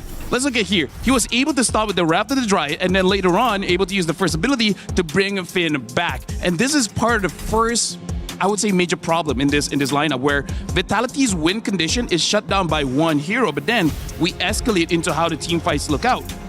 Because the most important thing here is that, hold on, pause. I want everyone to see the positioning of Team Falcons PH, knowing that they're going up against a Minotaur, going up against the likes of the Paquito, as well as the Valentina. Quite a lot of AoE. So we see that, hold on, where's the... Doing all right, Trex?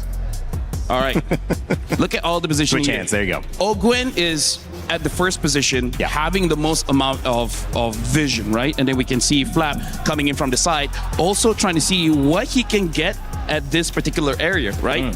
Because the vision is looking pretty good for Haji. Haji has a lot of vision here, considering that Ogwen has already given this side of the vision, as well as Flap giving around this side of the vision, making it so that he can just keep throwing out the arrows. And because everyone is so spread out, it makes it so that an engage coming in from Vitality will not always look very, very clean. They're always spread, making it so that they minimize the amount of, I would say, mistake that could happen.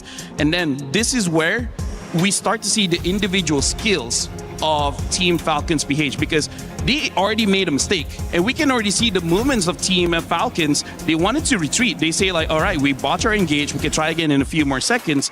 But because Vitality wanted to go in, look at the retaliation. Look at this one. Look at Haji, right? Haji is coming in from the side. He's not going to be joining the fight. And then Super Marco, such a safe distance away from the rest of Team Vitality. Look at how they're going to square them in. Because for Team Vitality's, having that Minotaur as well as the Melissa makes you just slightly bit more just clumped up, right? It becomes more, what do you say, obvious. It becomes obvious. Yeah. It becomes obvious that you're just going to be there, and then you're telegraphing what you're doing, basically. Yeah, and this whole area is covered by Falcons. Even Haji, we're going to be looking at his position. He's from down here, and yet he's able to get a stun on the Melissa.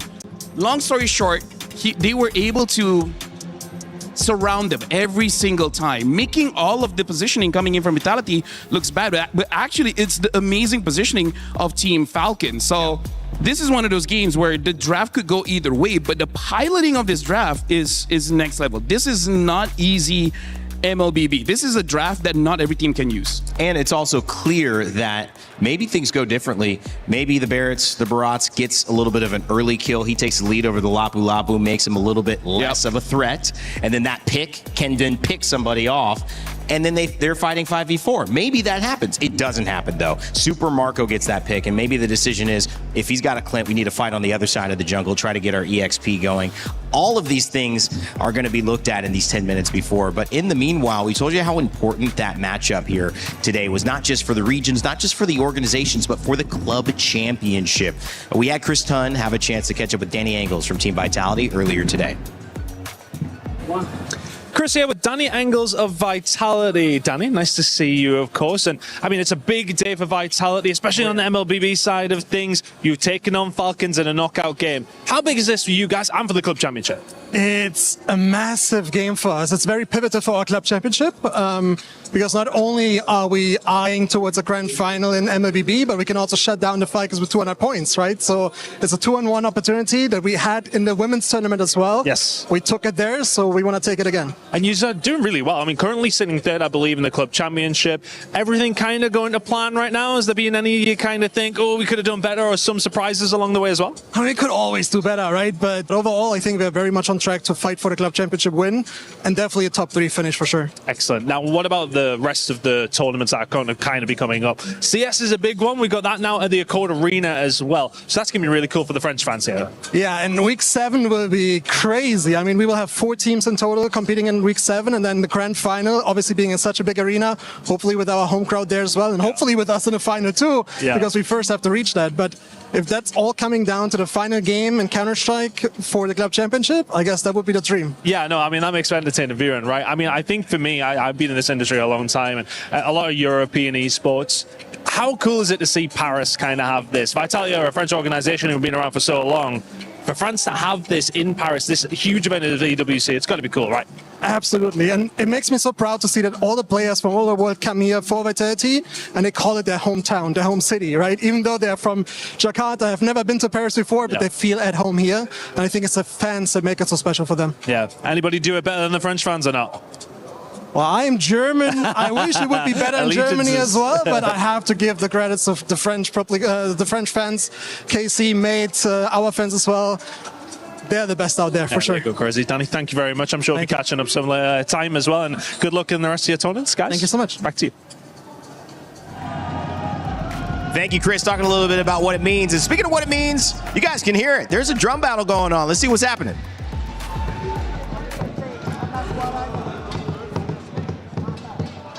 Well, the Hope Bringer takes game number 1 in this best of 5. Oh my goodness, it is crazy here at the Lenovo Legion Gauntlet. Guys, how do you feel after winning game number 1? How do we feel? Hey, let's go, Falcons! Let's go, Falcons! Let's go, Falcons! Let's go, Falcons! Let's go, Falcons! Let's go, Falcons! Let's go, Falcons! Let's go, Falcons! So much energy. I love it so much. This is what Team Falcons has been cheering. But I want to know, what does Team Vitality have over there? Let's go see Milosh. You think this is good? You think this is good? I'll give you a battle. Vitality! Let's go! Let's go! They might be down 1 game, but they got this one. Let's go loud!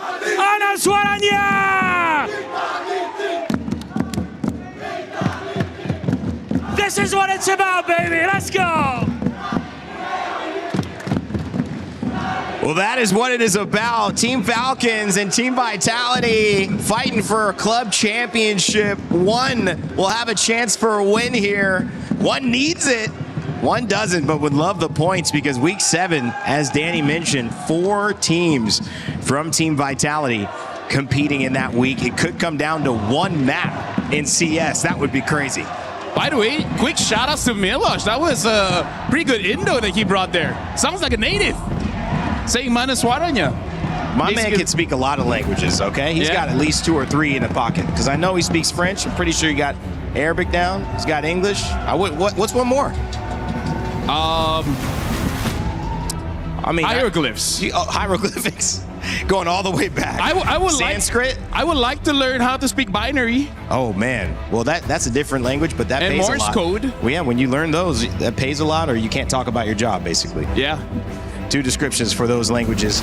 At this point, though, the language of wins in MLBB. Let's jump back to that. Team Vitality, rocky start, although the fans are still in it. And I think they're looking for a reason to start jumping up out of their seats, Trex. Haven't given it to them yet. What's the difference now in game 2 that'll get them jumping up? Well, I mean, we definitely have to remember this is a best of 5. There's a lot of time to adapt.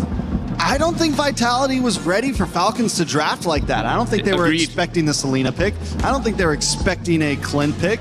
I think that, especially during first phase, they felt like they had Falcons cornered. They had all the answers. The Barats pick felt confident, right? And I think they definitely could have approached that differently. They maybe could have gone for the Belleric up front, changed things up, and this is their chance to do that now. Something that I do agree with Brigitte is that I think for both these teams, they are actually fighting for that Selena, because both Moreno as well as Haji has showed amazing performance on that Selena. And again, Selena has only lost like what? Maybe 3 times the entire MSC. So that's definitely a hot pick for now, especially coming in from both teams. So I feel like for Vitality, maybe they can go for something of the same kind of draft, but they just gotta fix the early game approach, because the Belleric catching out 2 members, I think that really created too much trouble for them and too much opportunity for Falcons to just control the map. To me, I think just observing, and you tell me if you're leaning towards agreeing with me, Trex, it just felt like the Melissa was a very big carry choice earlier on, that they expected to do a lot more. And the Clint was a surprise that it worked so well, but not only worked so well, it basically nullified what the Melissa could do. Do you pick that later? Do you try to work it around with bans to support that? Do you abandon it and say, hey, you want to go Melissa? We'll try to figure out an answer?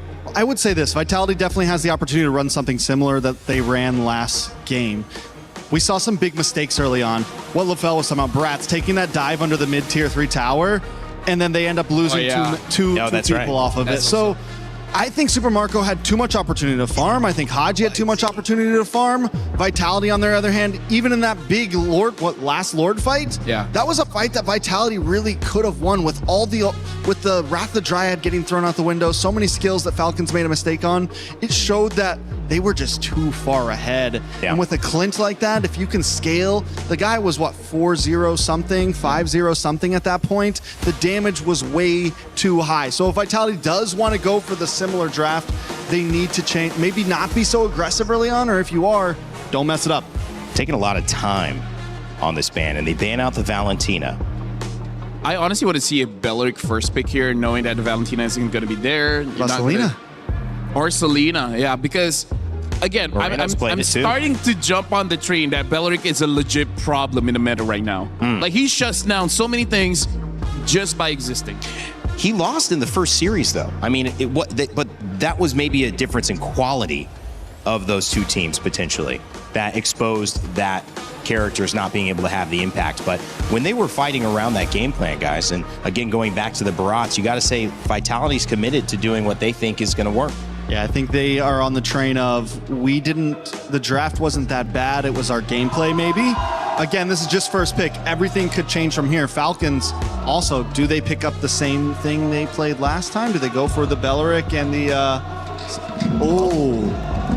Lilia, Eudora, Selena, Valentina. Those have been the 2. That was banned last game. Yeah. And the Selena now picked up with the Harara. LaFell?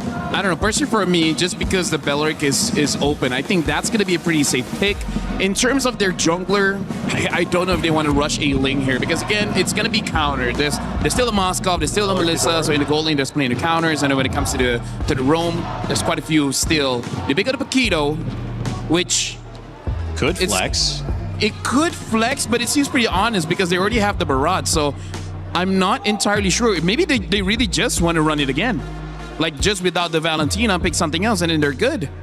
You go for Belleric here, though, right? I mean, I assume so. You have to. You have to, because your heroes kind of get destroyed by the Belleric. This isn't some funky gold something. Okay. I'm not so sure about the Lilia, just because, again, her HP pool is pretty low, and she can get... Interesting. She's going to have a rough time going up against the Selena. Like, even just going through the traps is going to take out so much of your HP, so... Vitality is cooking. I'm just not sure what the temperature is. I'm You're worried. not sure if it's cooked I'm worried. through? I'm Not sure worried what that it will be seasoning's in there. overcooked. Has it reached 165 yet Fahrenheit for the chicken? You're not sure? Like as long as it's in the not- oven like 10 more minutes. As long as it's not undercooked, it's okay. But I'm Yeah. worried it's going to be overcooked. A little too much fusion in here right Yeah. now, you know? Like, it's multiple nationalities splashing. I mean, Valken just takes the Belleric then, right? If not, it can pick up a gold laner here. I don't think there's any super prio when it comes to the gold lane. But no, they do want to clean, so they make sure they grab that for themselves. And I feel like the thing about a Selena in the current meta, there's quite a lot of roamers that helps out anyways. So even if you don't get a Belleric, it's a-okay. Because they pick up something like the Cho that can help out quite a lot. I'm still so thrown off by this Lily, I'm not going to lie. It's too early, yeah. And it's everything. You have the Selena that has huge range. You have this Clint that has huge range. Dude, even the Harar Clint can has two-shot so her. many iframes. Even if you don't go down, how does the Lilia fight back right now? Unless there's some clutch pick that Vitality's going to bring in the second phase, that's going to be able to open up these fights and give her the space to come in. Right now, Vitality, what they're banking on is for a maximum like level 3 power spike, because right now having the Lilia level 1, you're already pretty strong. You can already have a lot of forward momentum. With the Paquito, you need level 2, and then you can already have a forward momentum. So I think they're trying to go all in this early game strat, because now that I look at this, I think this draft is salvageable if this Paquito goes gold. Yeah, right? Have something else in the jungle, and then I think they got a draft. That was the flex I was talking about, because we've seen the double fighter mentioned coming into this. Could it potentially be a gold lane Paquito, like LaFell's saying? And we could see something else jump into the jungle. The Ling still available, difficult, obviously, to play. The Joy worked so well. Actually, now seeing Herrera, Selena, as well as Clint, this is very lingable. They just got to take out all of this Like that word. heavy CC heroes out of the way. Like Belleric, they already banned out the Belleric, they already banned out the Alice, so yeah, it looks lingable. It's part of the LaFell dictionary, actually. Lingable, baby. I'll gift you one later. Claude and Belleric. That's one for free. I'll give you the extras later on. Yeah, exactly. So this is looking pretty similar. The Cho, Arome, you mentioned, could have that same impact. Grab a pick. The Harith as well, banned out. So it does seem like they don't think that Paquito is going to go gold, banning out the Harith. Yep. Safety precautions for sure. Moskov is still open, but again, it's another short-range hero on Vitality, and that's what, Falcon is really pigeonholing them into this. We're going to outrange you, we're going to poke, we're going to continuously send arrows, and you're going to have no way in. So Vitality has to find something here to open up. Again, unless it works out perfectly like LaFell said, where first 4 minutes, they get a couple pickoffs, they invade jungle, they do something of that nature. But still, what roamer do they put in front of Lilia here to open up that space? Here's the thing. I feel like Vitality, if they pick up a Ling and then either a Hylos or a Gatot, they're looking very strong. Like, that makes the draft more balanced, because come to the late game, that can help out. Now they pick up the Uranus. There's basically no instant crowd control here. This makes the Ling look much more better. Uranus picked up for EXP, most likely. Even a Grok wouldn't be bad here for Vitality. We have seen Vitality grab a Badang, Badang, a Bading, Badang, Badang. Bading, Bading. I don't know if we see the Badong here. I feel like Ling Gatot would be pretty simple, but honestly, quite a lot of roamers should work well. Yep. Gatakacha also a part of this matchup as well. Also, the Lilia, one of the only other mids that Team Falcons has played with Haji, and very, very aware of that matchup as well. Haji just got the better end of Moreno, and that was tough. And that's somebody they lean on who's got a lot of success for this team previously. It's the Glue that rounds this one out, and the Nolan as well in the jungle. Which I think is also still pretty good coming into the mid game. Once 2 items on the Nolan, should be able to burst down basically everyone except for the Uranus. Unless they're able to stun the Uranus up, then yeah, maybe they can get a kill. Right now, I'm liking Vitality's draft, having this double fighter with the Nolan. Seems pretty strong. And the glue roam, which is most likely, I'm guessing what this is going to end up being. So it's a Paquito will be a great. It is going to be a Paquito. Wow. Baratzi XP, most likely. And then the glue roam's going to preemptively do great against just about any roam they pick. Oh. Wait, is it Khalid or Vendetta? I don't know. It's Khalid. All right, it's Khalid. Wait. It says Khalid. It shows Benedetta. Okay. My guess is it is a Khalid. the Khalid and Selena over here. and Harara, they're a very strong mid trio. They can stop Vitality to fight this early game. So I think Vitality might have a bad time invading. But the glue will do great at the stuns. I don't know. I think both teams have answers, just like last game. Both teams have a way to win this game. They have win conditions. It's all going to be about execution. Well, Team Falcons PH land the first knockout blow against Team Vitality. It's Vitality's time to return service in game 2. Let's send it over to Gideon and Brigitte. Thanks so much, Rain Day. Holy, who was expecting the draft to look like this as we head on into game number 2 between our most anticipated series of Vitality facing off against Team Falcons. A double fighter comp now facing with long-range projectiles, but now with Khalid, this early game could be a lot more sophisticated than we thought. Yeah, it's gonna be Vitality starting it off a bit more aggressively though, but hey, it's another Selena game from Haji. It's been a really great one for them in game number 1. But I think Vitality, I like how they tried to deal with the problems that came out of that game one by one, especially starting off with the gold lane matchup, right? You're not necessarily dealing with a gold lane that would clearly lose out against this Clint from Super Marco, but in mid, oh wait, you don't lose against Super Marco, but he gets picked off in the Riverside. Yep, this is exactly what we're expecting to see. Again, this is some really good coordination for Falcons. They understand that a lot of the early objectives, a lot of rotations are going to call upon their side laners to get into the fight. And Vitality, unfortunately, if you get hit by that arrow, it's just good night, bye-bye. Luckily, at least for Iman, it's not the end of the world. The kill goes over to Haji. He will be able to still clear these waves pretty fast, as you can see, right? As soon as the wave is done, it's either he's helping the jungle, it's either he's setting up vision. He is making sure that he's maximizing every second of this game, knowing that those precious seconds could net them a win. If they can just outlast Vitality, Super Marco will have more than enough damage. Oh, that's a lot of damage to deal with Finn too. Fortunately, he's a glue. He will be a bit more tankier. Owen with the quick sand guard will at least survive that attempt from Nile. But every single time, even in game number 1, when Falcons have been winning it out big, it always started with Haji getting these small wins across the map, right? So I don't think it's a good sign as much for Vitality just yet. Let's see how it goes for this first turtle though. Oh, Eman again. Eman! Oh no! Eman has to get away from this. Doesn't have level 4 just yet. Owen and Super Marco are just chasing him down. That's another dash forward. But Eman, he will survive for now. How lucky that he survives there. How lucky. And now this turtle fight, it's going to be a bit awkward. Okay. We'll see how this breaks. Shogun already very low. The flicker from Finn catching 2. Now going in. Tries to go for the kill, but Haji! He picks him off first. Now it's all over to Falcons to take control of the turtle pit. They're going to flicker forward even just to take down Moreno, and they do! Charging, the Daytona's welcome, but to no avail. Falcons winning it out once more. Unfortunate for Shogun, he charged up the the arrow connects and he's so dead. So dead. A 4-kill lead, and now first turtle falls into the hands of Falcons. Hey, Haji's 3-0-1 again. Whoa. This is the exact same, or almost the exact same scenario we've seen earlier in game number 1, and Falcons once again securing the objective.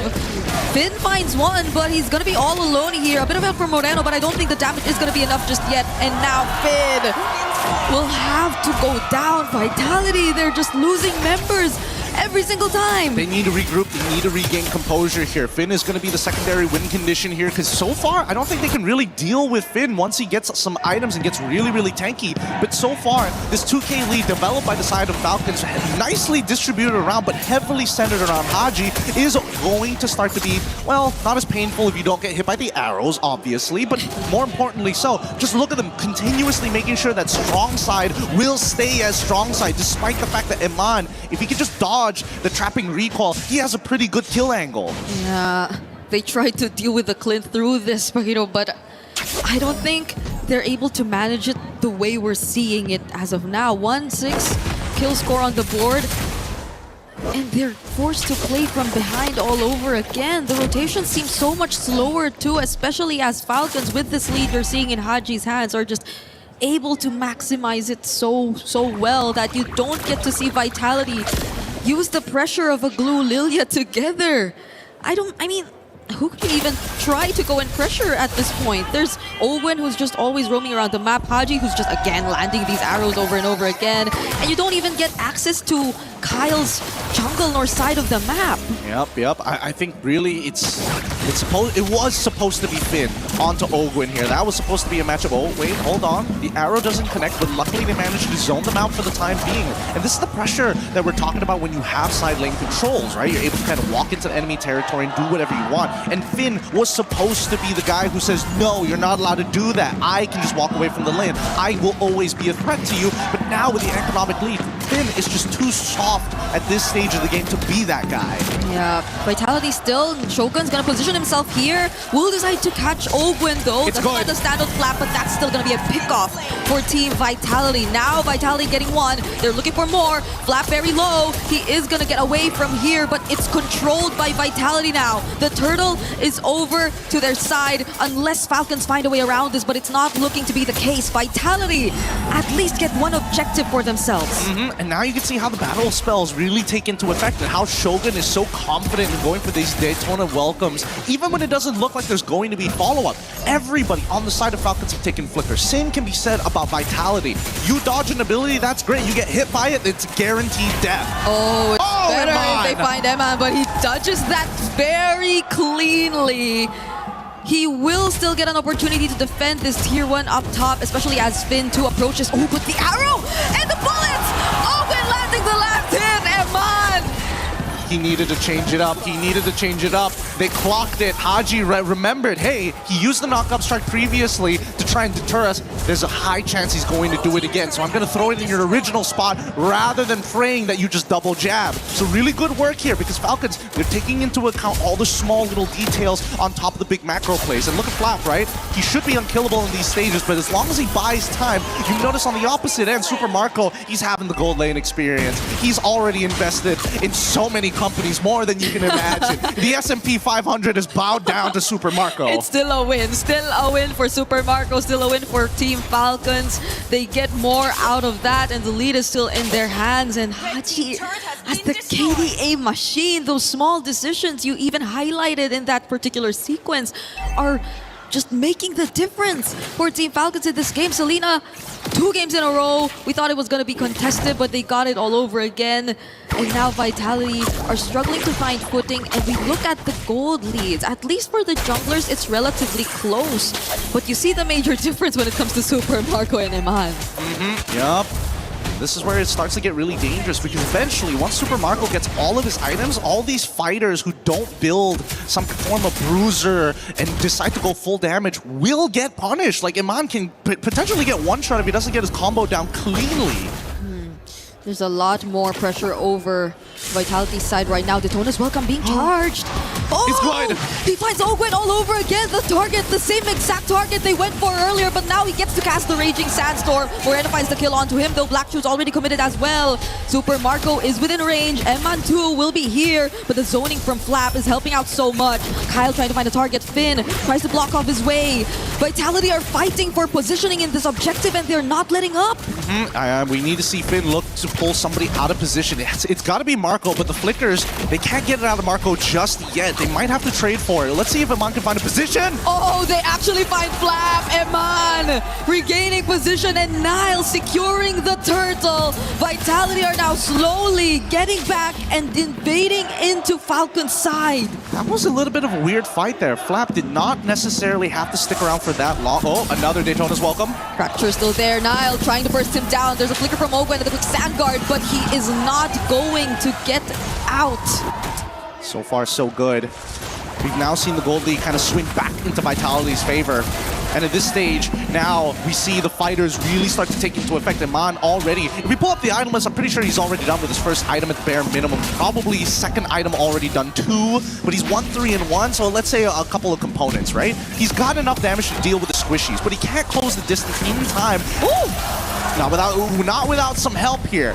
And that's why Shogun is playing a very good front line here, where he's baiting his opponents to walk on in. And guess what? By the time we actually get even a single mini stun or a 20% slow, that's when you see them pull them all the way back in. Yep, he at least has to. That's where you see it. And Flap, that's the second time they tried to go for him. And every single time you're seeing how the damage is seemingly already enough, even with just Eman and a bit of help towards Eman, again from Nile mostly.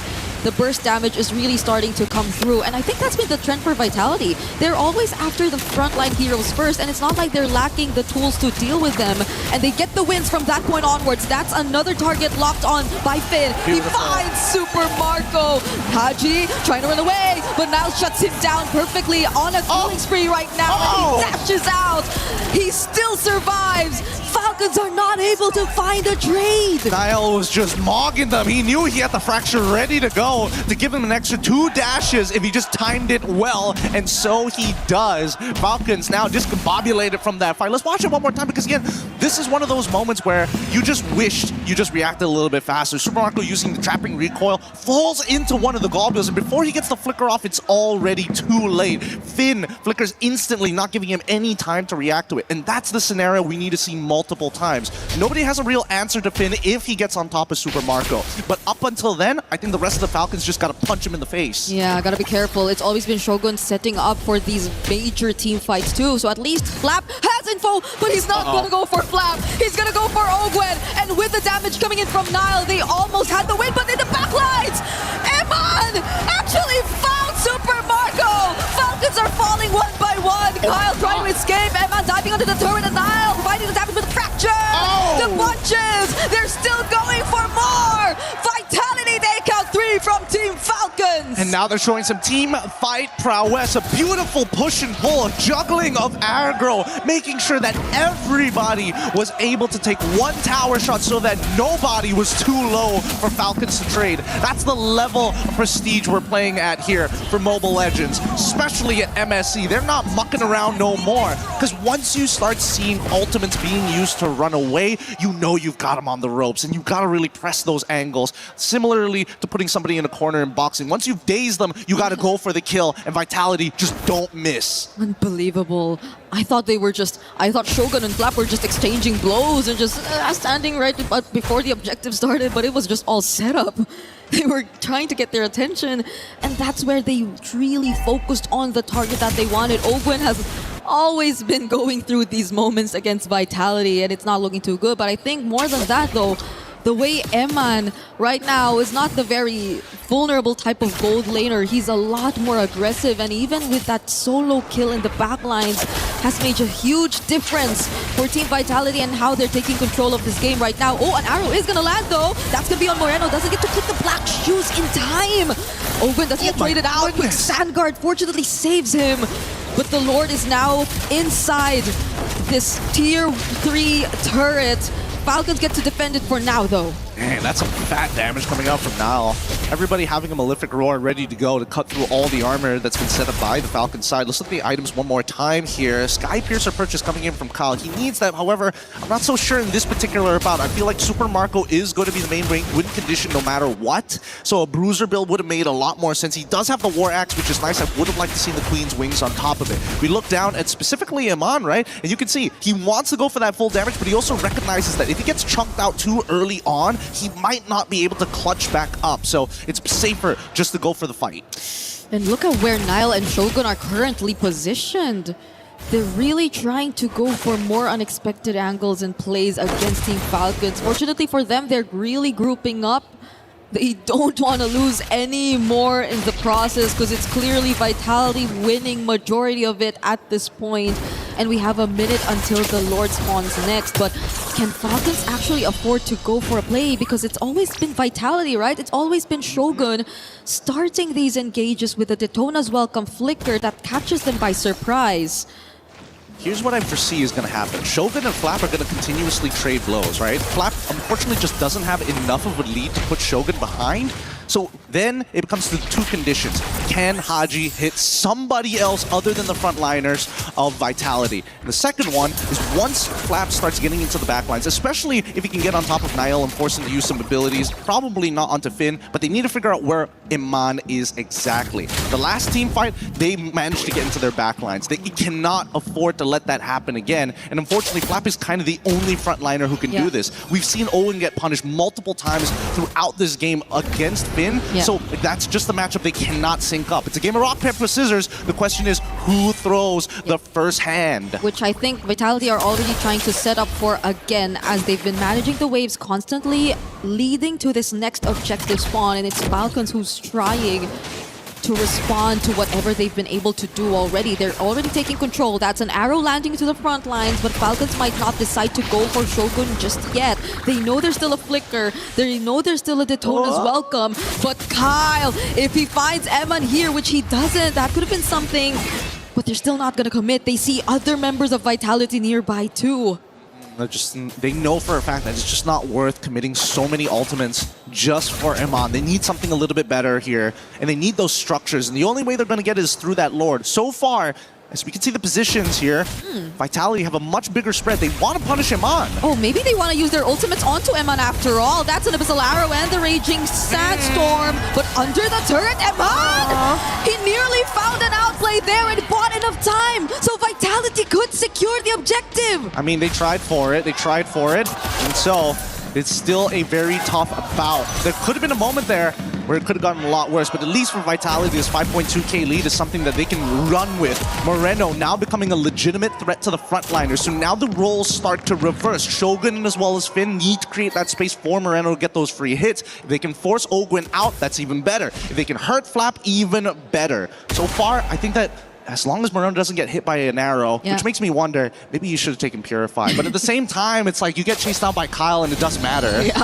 honestly, it's been flickers everywhere since game number 1. I feel like that's going to be the trend since it's the... Oh, wow.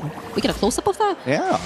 I didn't know you can get that close, to be honest. Me too. I was surprised. But I think, yeah, that's going to be the trend probably based on the playstyle that both of these teams have been wanting to play, at least in the series and against each other, to be specific.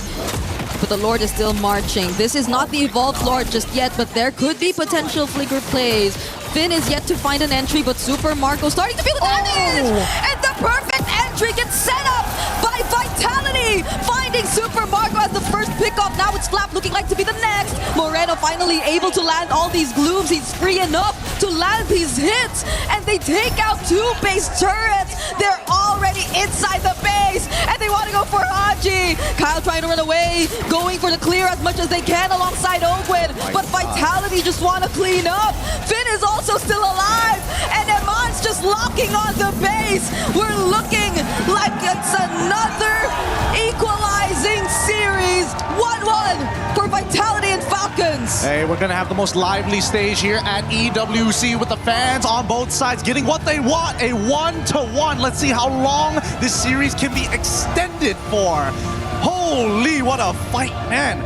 I love the fact that there's so much thought put into these drafts. Every stage of the game, you're expecting the composition to work just a little bit differently. Obviously, the fans are more than excited, but this is not a simple game. It's a best of 5 for a reason. It's an elimination match for a reason.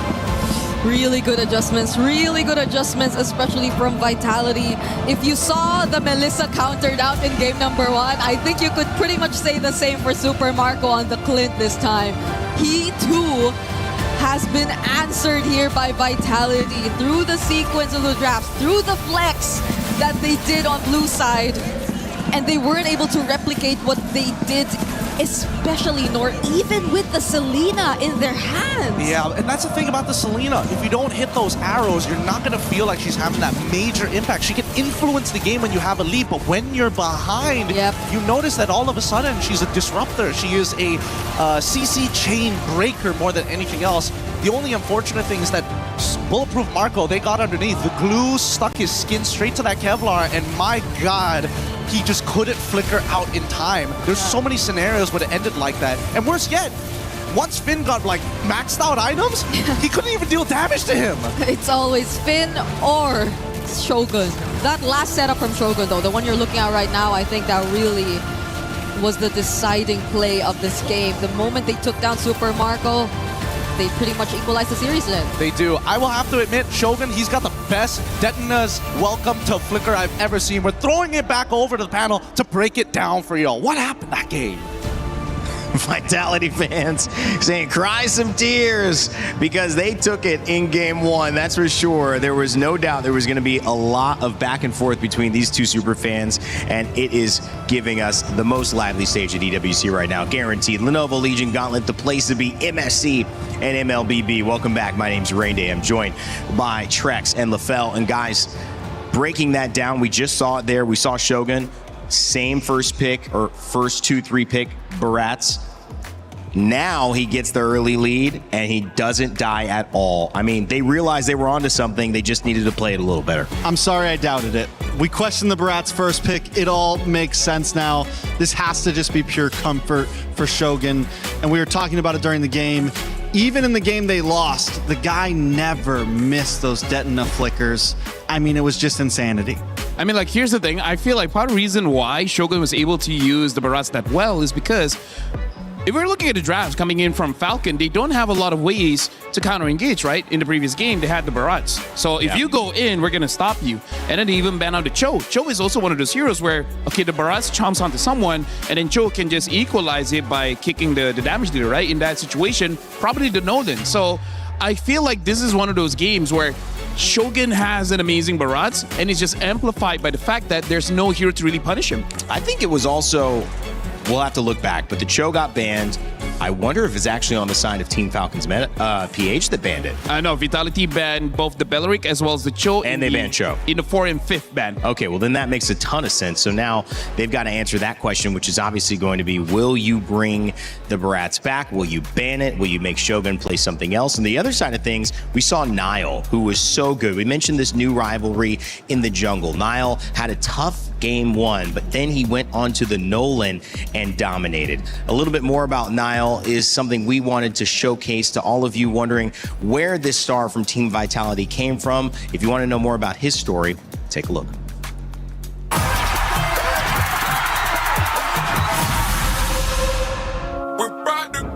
Whoa! You can see the taunts live on stage. He's very stubborn. He always knows something the others don't know. Gue ngerasa ego dia cukup tinggi, ego player, ego jungler. Nile is best jungler for me ya. It started from COVID. I played 80 hours per day or 12 hours, something like that, because I don't have nothing. I don't know what to do.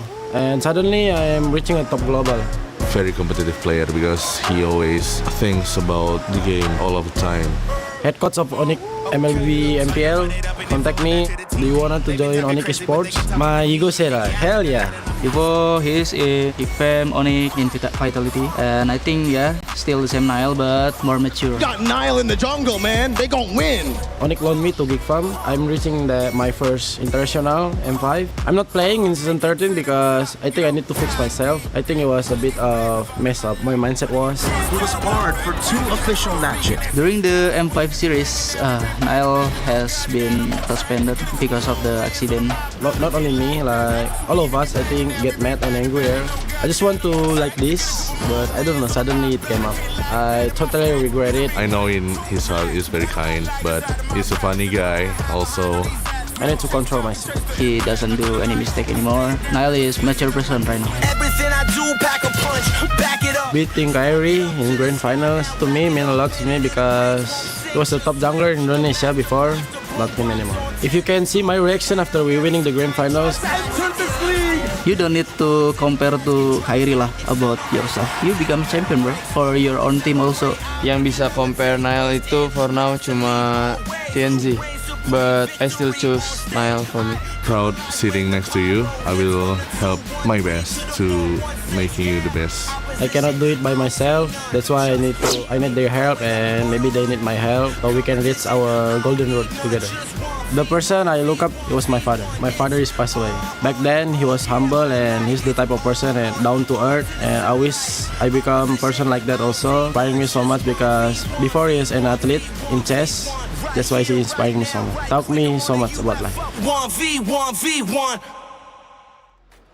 Well, it's amazing to hear a little bit about Niall's story, the exciting and superstar jungler on Team Vitality. He mentioned fighting against Kyrie. He also mentioned his father and his humility that he learned from that. Your reactions to just seeing a little bit more about Niall, Trex. We know what he can do. He just showed it. But as his story evolves, this could be an amazing moment to add to what is already a great character study. I like the fact that he has definitely mellowed out a bit, but I still think he has that ego in him, and I think that's what you need to be the best right now, and I think that's what we're waiting to see.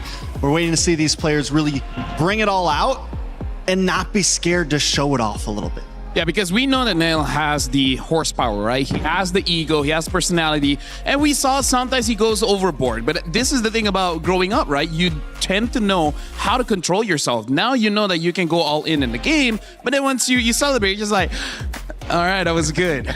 Good on you guys. Thumbs. Yes. No, this and etc. You know what? I will say this: at a young age, I was playing with the U17 men's national team for football, soccer, and it is a lot when you're a 15-year-old. Football. You start preparing for a World Cup. There are guys who are after that about to go pro, and they're 15 or 16. They're about to go pro. Like they jump out of high school. And I remember myself, I was not quite ready for that jump. And I think I've seen over the years maturity come in different ways. But sometimes the one thing I look at and I said, I didn't have the ego to say I'm that guy yet. And that is something that you said, he bringing it back a little bit. Trex, sometimes you do have to let that show for a big You gotta have that dog in you. You gotta have that dog in you sometimes. And I think Niall has that dog in him. I'm Muslim, so that's haram. So I'm gonna change mine to I don't know, a tiger. I got a tiger in me. Roar. You got that tiger in you? Yeah, for sure, man. Here's the thing. I feel like now this is one of those reasons why with this assassin meta coming back, it's so good for those junglers that has this very high ego, because you kind of need that to play the assassins. Because if you're going in with an assassin and then you have like doubts, can I kill the guy or not? You're kind of using the wrong hero. Am I right? It's just a mindset. It's just a mindset. It's all like, a mindset. if I can kill you, I'll kill you. In game.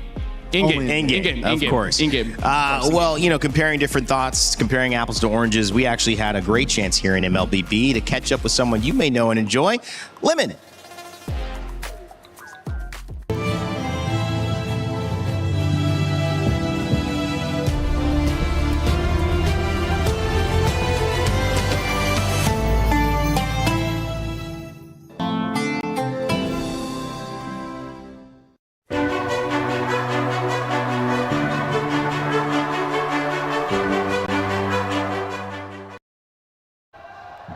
I was walking in the audience and I found the legend. Hello. It's Lemon. Lemon, how are you?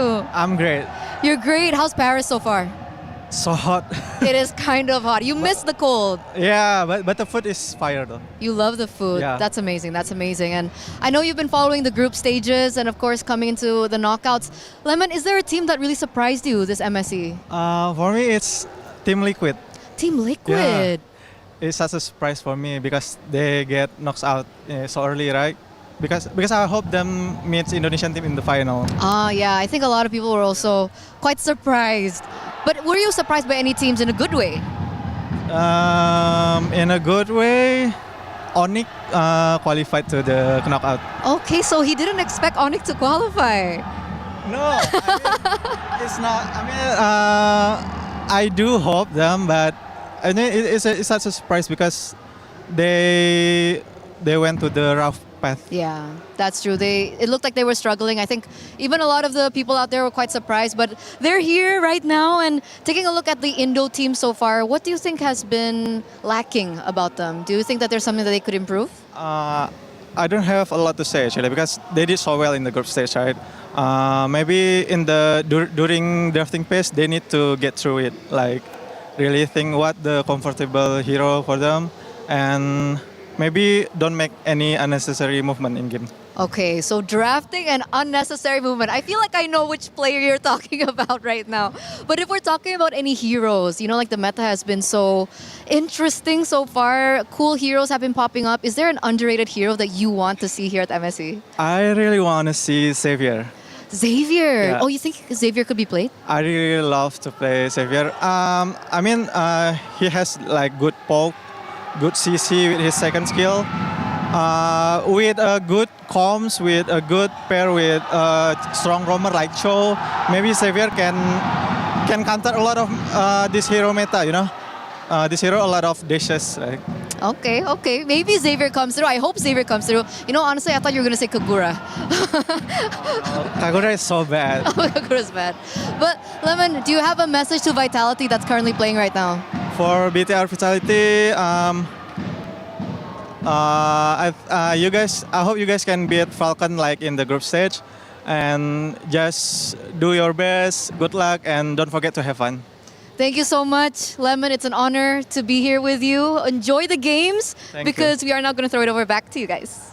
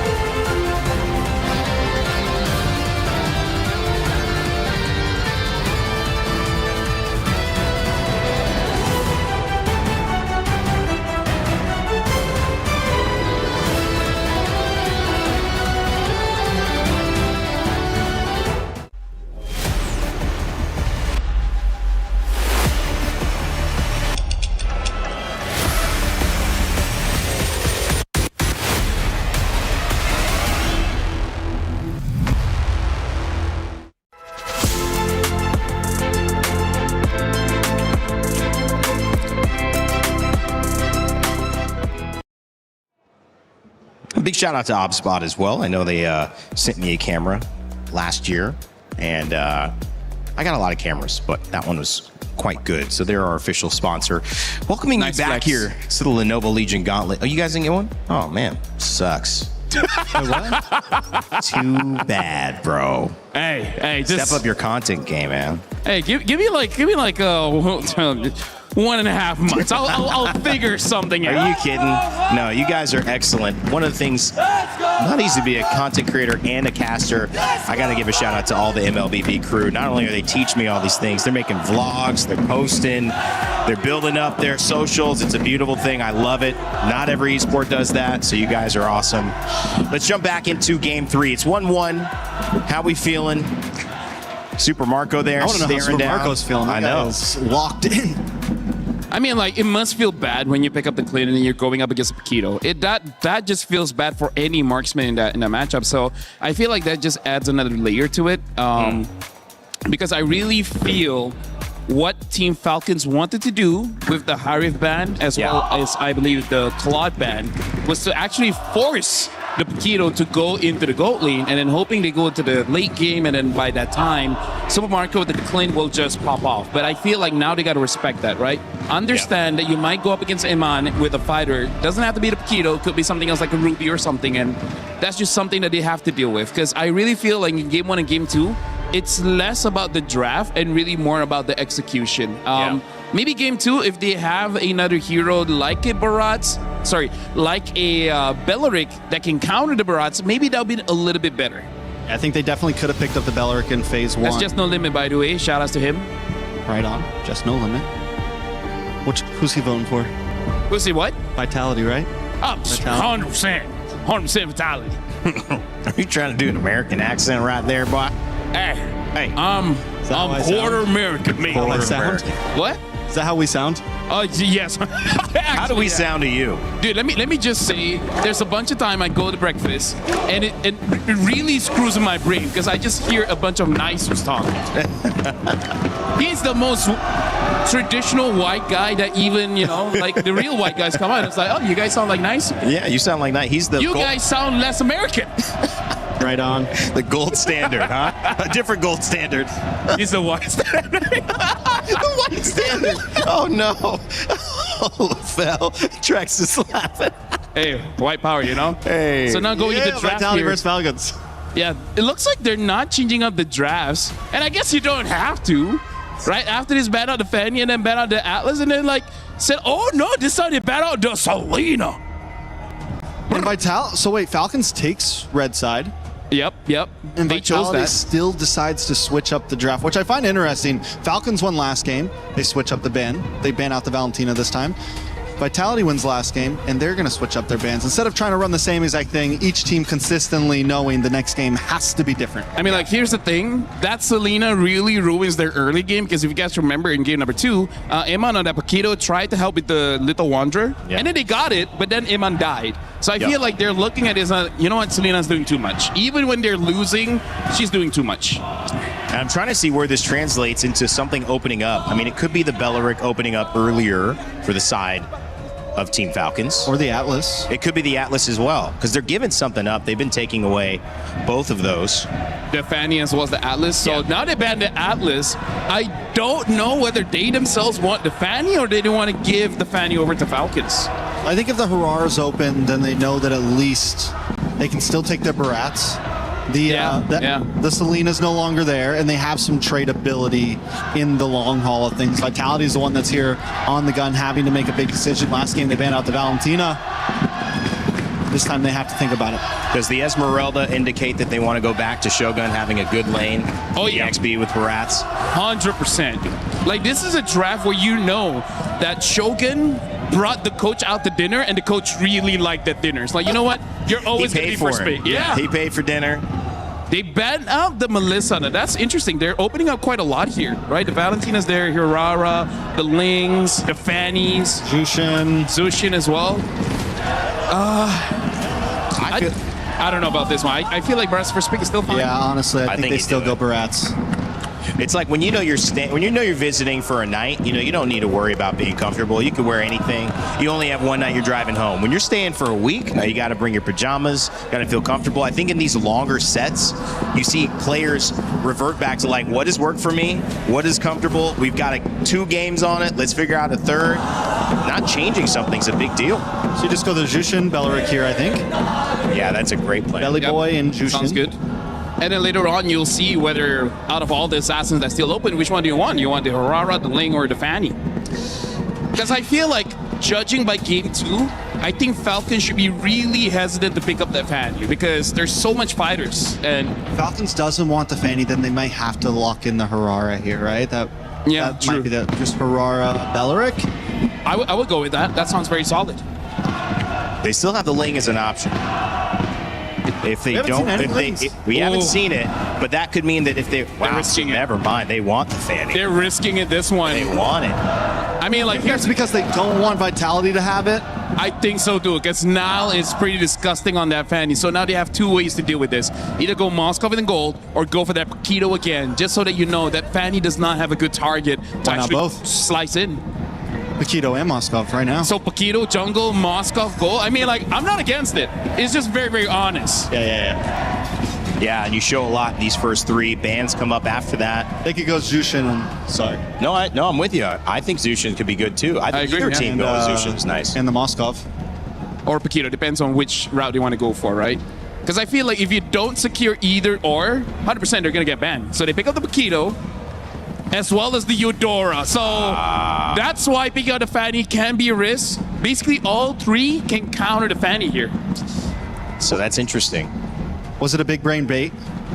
I think by switching into the Selena, leaving the Fanny open, taking the Barats again first. Do we think this was just like they're going to go Fanny to steal it from us, and then we instant counter it? Honestly, I feel like it was a gamble. They're like, guys, there's a chance they will pick it up. If they don't, then we got to figure something else out. But the moment they pick up the Fanny, they're like, all right, we got him.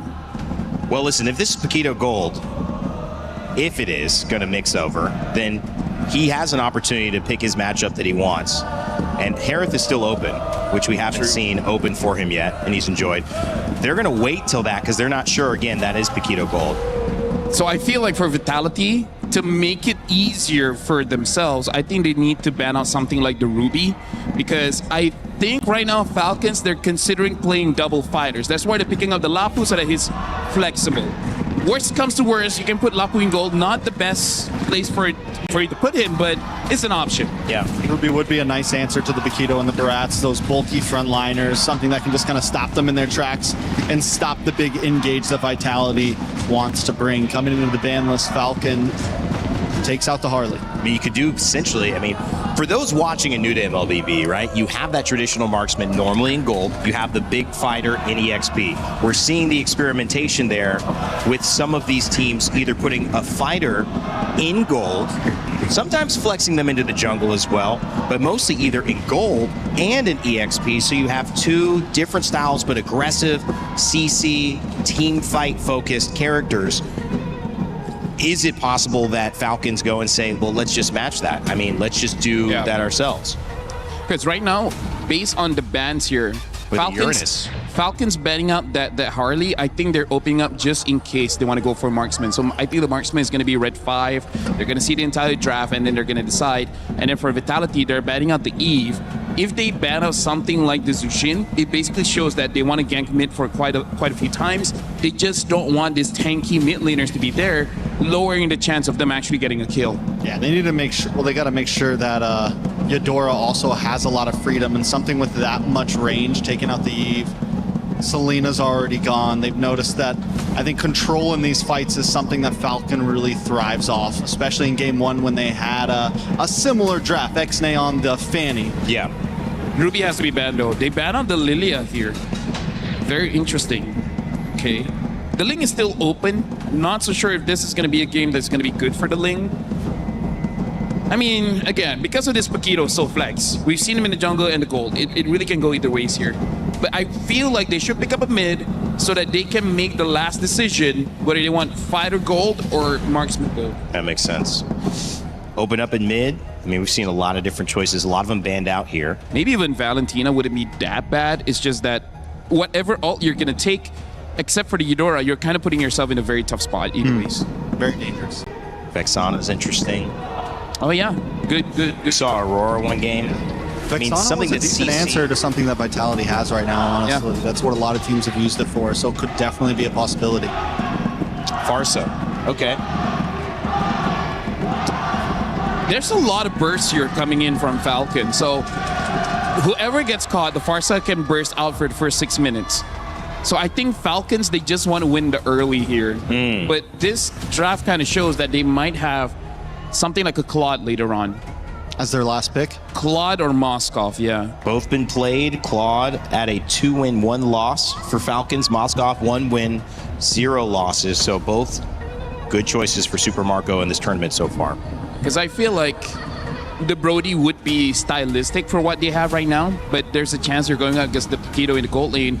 Brody won't have a good time. So I feel like, but I'm worried if that's too much scaling though. Too much scaling in this current meta is pretty bad. Actually, no, I don't think that there's too much scaling. So they pick up the Claude as well as the Kufra here, trying to fight against the Fanny. They're really just trying to counter Fanny here. Everyone except for the Claude. Yeah, I mean, in the Kufra, don't get me wrong, it works against the Fanny, but it is still a high-risk roam. Yeah, there's a lot of roams that they could have gone for.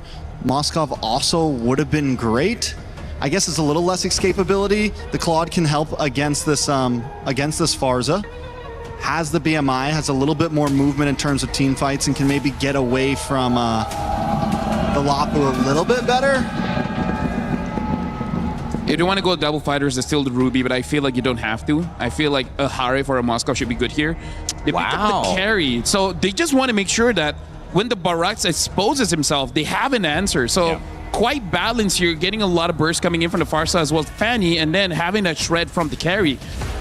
I'm liking Falcon's draft here because for Vitality, it kind of depends on both the Barats as well as the Kufra. And the Jungle Paquito was something they lost in game number 1. Can they pull through this time in game number 3 and get a win off of it? Falcons taking it back with a few picks. The Pharsa, the Fanny. Excited to see how it goes. Well, Team Vitality and Shogun been feeling pretty comfortable with that Barats on the stage the 3rd time around. Will he get kicked out? Need to find a new place to stay? We'll find out as we send it back over to Gideon and Brigitte for game 3. Game 3 begins, and already we are anticipating who is going to bring it to the next level here. Who's going to take another point over the others? The score is 1-1 as we jump on in to the land of Dawn. And Brig, I don't know, these compositions, they're like Digimon. They just keep evolving. You don't know when it stops. You don't know when they have figured out what is the end goal. Yeah, if there's one thing that evolved, we're no longer on all flickers. We at least see 2 Purifies on Team Falcon's side. And understandably so, you're seeing an overwhelming amount of crowd control over on Vitality, which I feel if they don't get to use in the proper sequence would be very punishing for their team fights in the latter portions of this game. Yeah, really interesting. A quick look at the emblems, and immediately we're already seeing Pull Yourself Together from Haji on a Purify in comparison to a Wilderness Blessing coming in from Moreno. So Moreno wants to move around this map a lot quicker with Finn, thanks to that Concussive Blast, but the Brave Smite here, pretty important for Ogun to keep himself alive. As we see the first couple of interactions, it's just about control. It's about how much we can control this lane and minimize the rotations. Yeah, Finn and Moreno are required to really work together, I feel, especially because the nature of a Kufra, which I feel like is the reason why we don't really get to see him recently, is also because of the fact that once you go in, there's barely any way for you to disengage, and it's pretty much like you have to at least get a guaranteed stun or set for you to make sure that you get to maximize this hero to its fullest potential, because if not, it will be very easy for Falcons, considering their lineup too, to just go in for the punish. And that's a quick rotation you're seeing from Haji.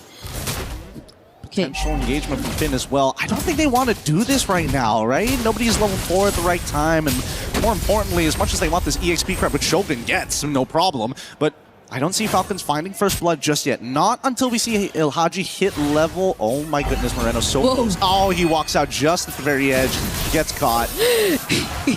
Yeah, I probably thought there was a bit more grass. But okay. Oh, it's not even the Tyrant's Revenge that catches him first. It's just gonna be a Detona's Welcome from Shogun. Ah, Shogun's really good with the Detona's Welcome. It's actually kind of crazy, but here comes Haji.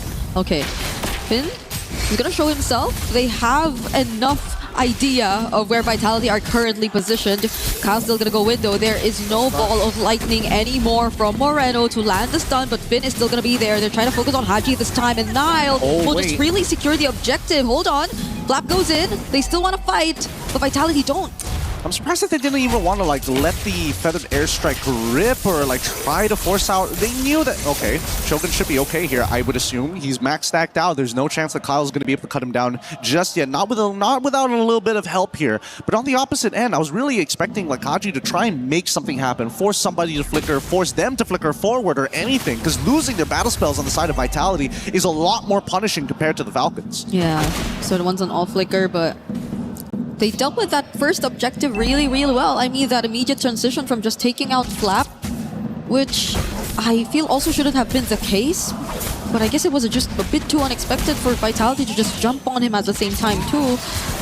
So you don't really get to see Falcons at least in a position where they'll be confident enough to contest. The gold lane is definitely something that we don't really put into consideration as much now, just because the focus is just really heavily towards the mid. It's because of these mid trios that we're seeing a lot of things happen, or supposedly happen, by far. Yeah, and also the scary thing is that Super Marco also decided to take the Purify, right? So taking these heavy hate trades against Iman, there's always that risk of at any point of time somebody could come for this gank. And he doesn't mind the 2v1 scenario because of that Purify, but as soon as he loses it, he suddenly becomes this vulnerable target that even Nile can take it out without much effort. So it's about maintaining control, right? And you can see that both sides, oh my goodness, another Detona's Welcome set up for Shogun and Nile.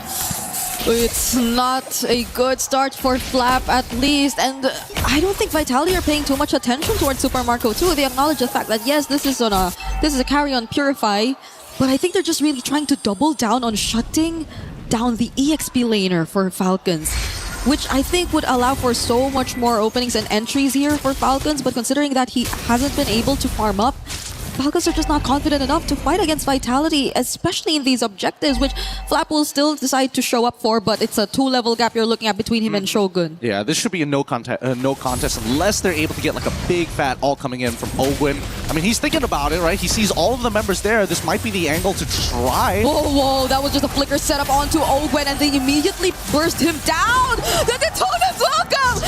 catching Kyle, but he still gets to secure the retribution nonetheless. This is Falcons clapping back, a cutthroat 2, finding 3 in the process.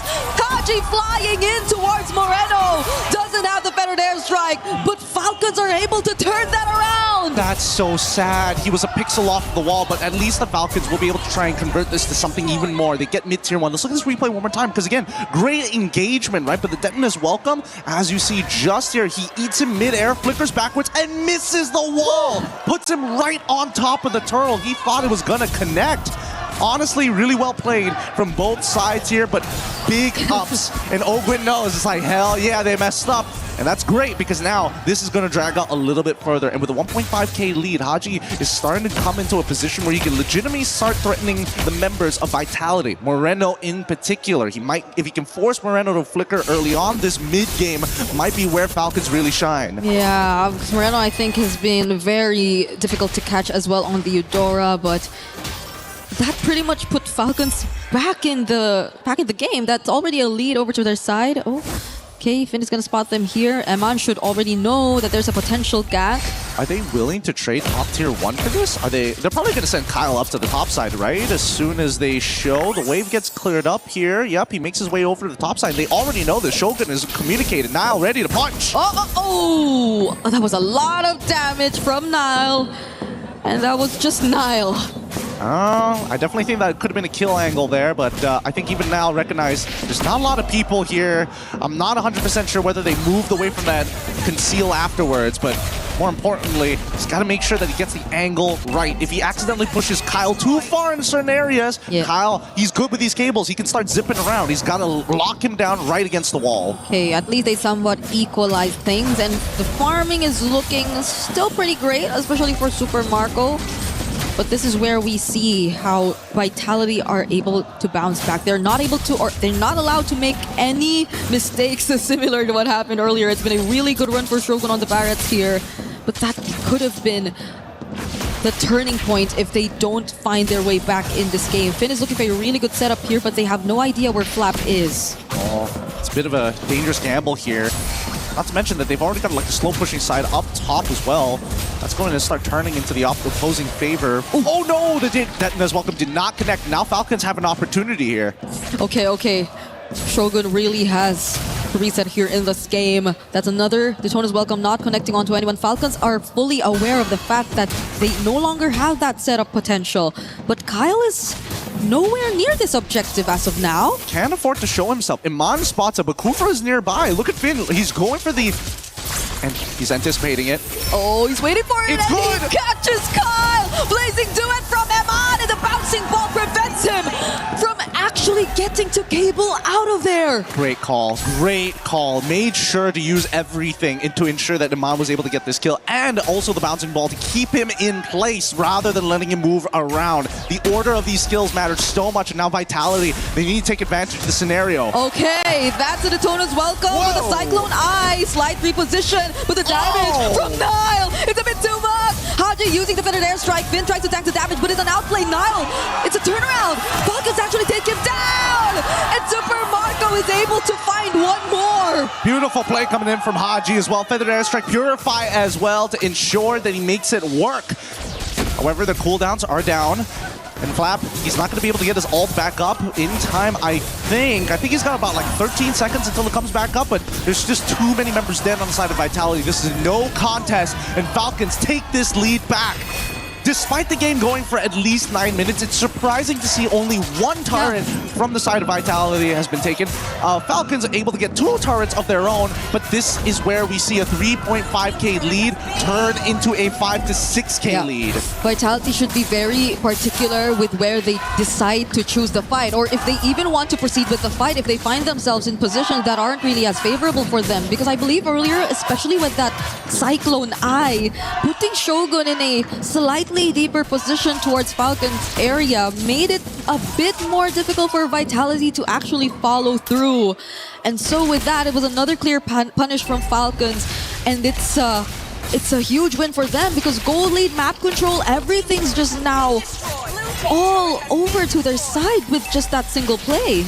And that's exactly what they want for. These are the big momentum shifts that you expect to see in a game of this high level. Oh my goodness, okay. Some big spells being thrown on, and Super Marco just lost his flicker, walking up too close and getting hit by that ball lightning on top of the superconductor, allowing it to go become a bit of an AoE in small areas. Moreno, he's looking for that big one shot, and I'm worried for it, right? If Super Marco makes a mistake and walks up too far, even though you do apply yourself with the Purify and take away the superconductor, if Moreno just 1-2s into the ult, I think there's a pretty high chance of you just exploding out of nowhere. Yeah, at this point, I think it's just really Vitality forced to maybe find a different combo. It could be maybe Finn and Niall. There's a lot of damage you could expect, but Finn decides to go in instead, and together with Eman, they blast Super Marco! The perfect pickoff and start to this team fight, only if Niall makes it out alive, but he doesn't. Flap actually goes for the chase. 4-man Landshaker to land it towards Team Vitality, but the re-engage, they still want to fight! The Daytona's welcome! And it's Kyle, they catch a successful land on the wall this time, but he still finds the wall spam! Holy cow, he nearly killed 2 people there. Haji, if he just had a little bit more damage, I think they would have been able to secure it, but oh my god, that should be the Trinity complete for Iman at this point of time. He was building up to it, didn't find it, and then eventually got it, but you gotta give it up for Shogun here. A great engagement coming in from Finn. They outplay it with the help of Iman, but right at this very moment where you're expecting the cleanup, you're expecting Haji to be able to hit that fat stun after the Landshaker. The charge, the instant Detona's welcome. What a reaction from Shogun.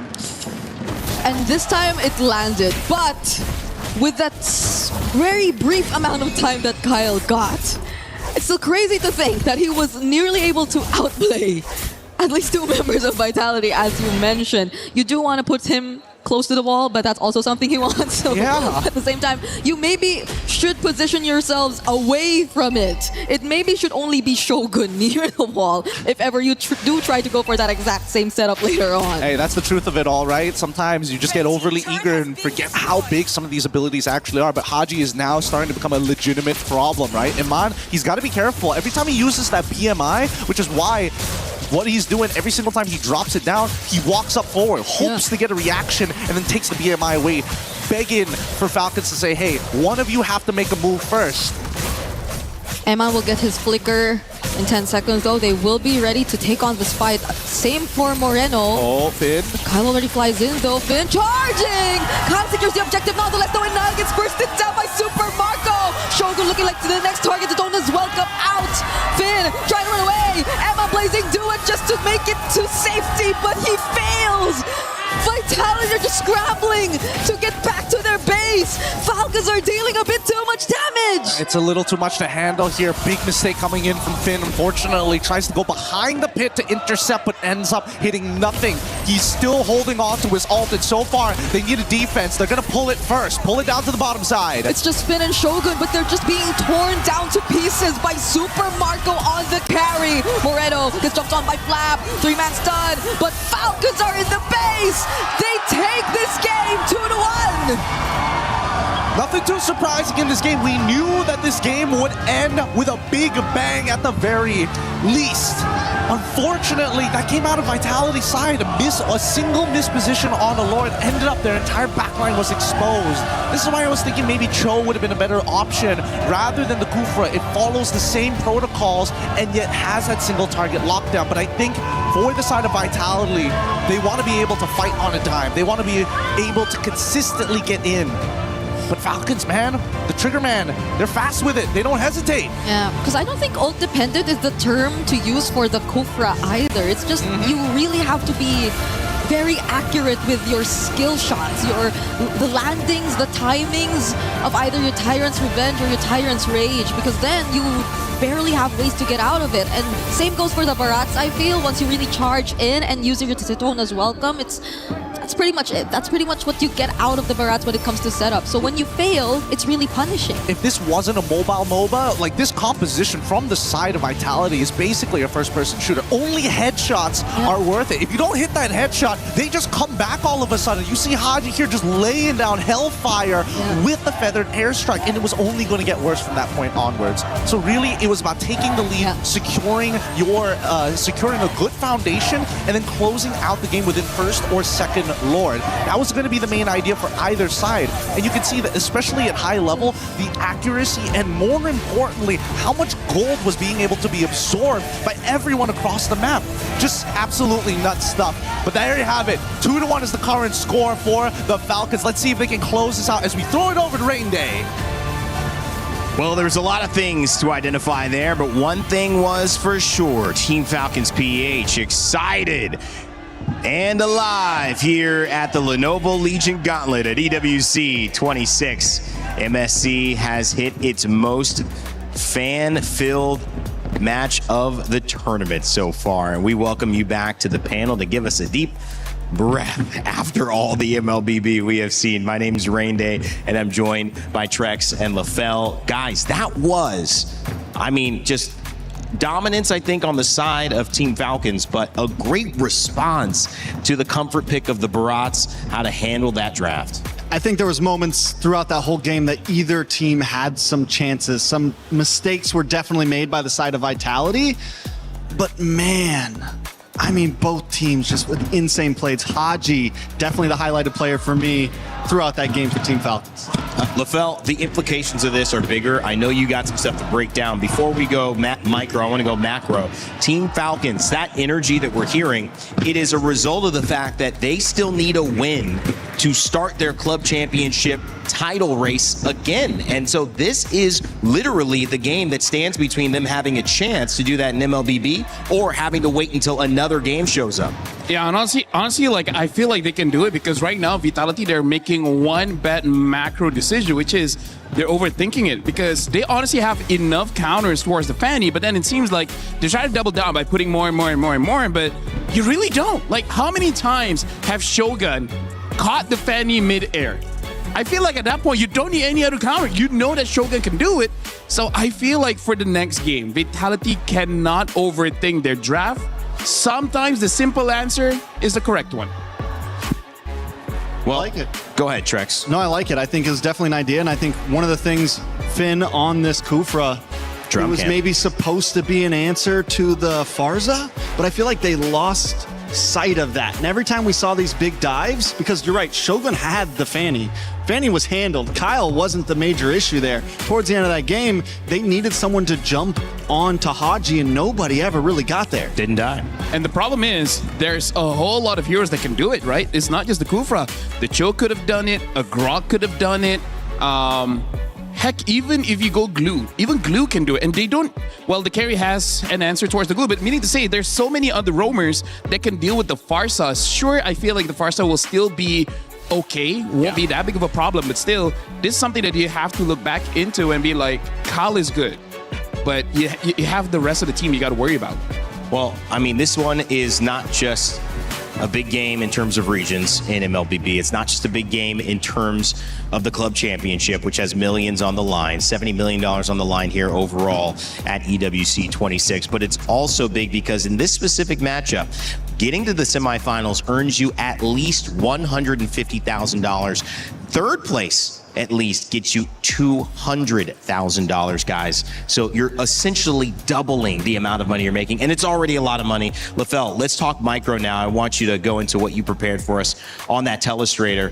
Trex is getting his arms ready. I know, Trex. But you get to work out while you're working. I did shoulders today. Yeah. Hey, I'll make it quick. Because here's the thing. The only real thing in this draft that you have to pay attention to is this both burst heroes as well as the carry being the Shredder, because for Falcons, I would say the biggest win condition for Vitality is actually the Barats. So if you can deal with the Barats, then you're good. And they have the carry to answer for that one.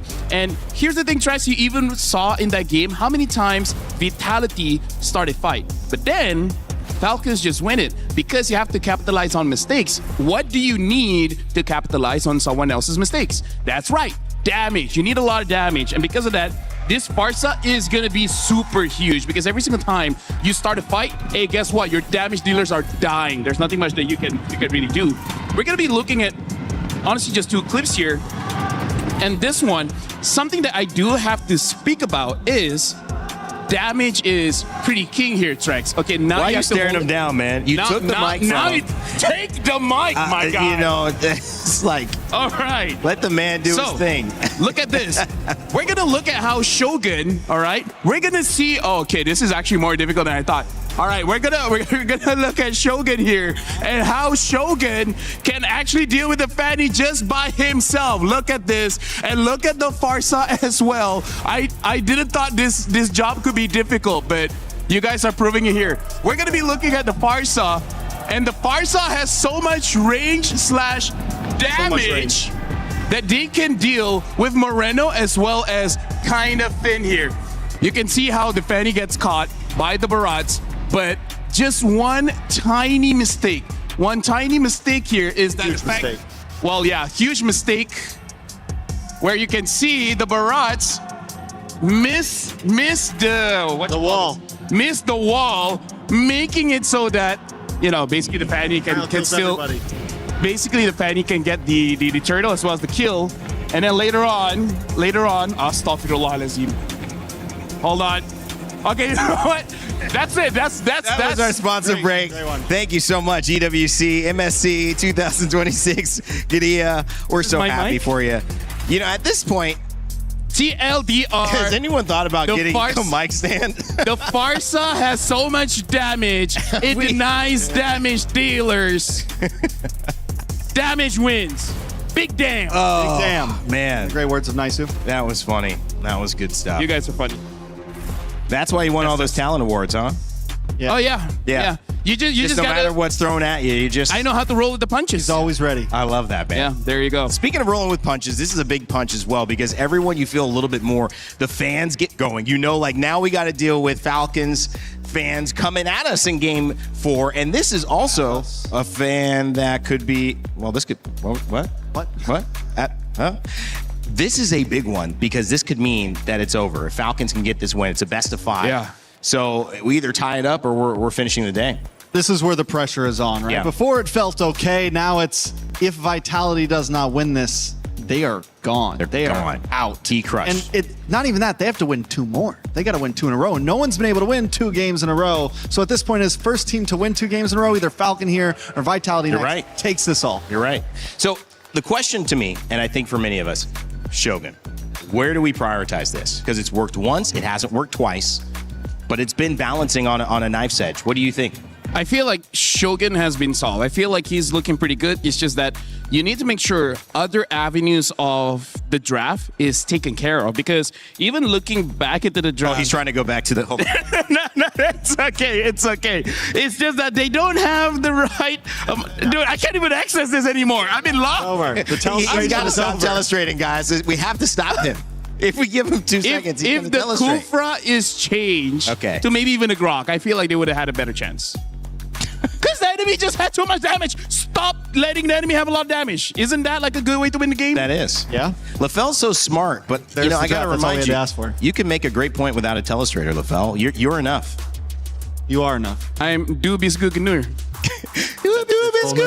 Don't get copyright struck here. We want to keep this VOD up, guys. Either ways, right now, what you're seeing here is the draft coming in from Vitality now has a lot of damage. Moreno also has a lot of damage. The only real problem is that Ogwen on this Belleric is able to exhort most of them, giving a lot of time for Haji to deal with Moreno and then Nile. And once they're out of the picture, and here's the thing, you don't have to die to be out of the picture. You just have to be close enough to dying, and then you're just not going to do much by that time. Even if Eman is full build, he's going to have difficulties because when he gets close, that carry is going to shred him anyways. So this is one of those drafts where Team Falcons, they have very little margin for errors anyways. Even if they make 1 or 2 mistakes, it really is no big deal. That's how good the draft was. Well, you guys said you wanted to see Cho. Well, I know somewhere you could see Cho. Maybe if you check out that Street Fighter and MLBB crossover that's live in-game right now.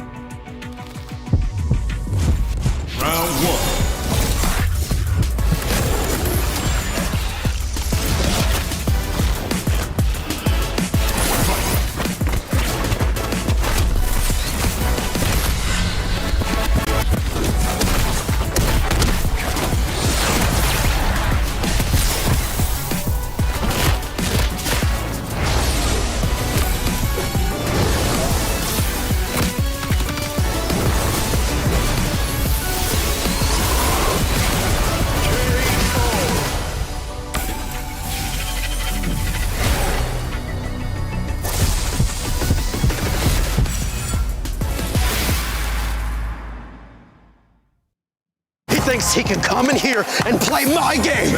He knows nothing. Let's go! Tyler Wine, you're done. Raw energy. Half and blow the house down. Play is in our DNA.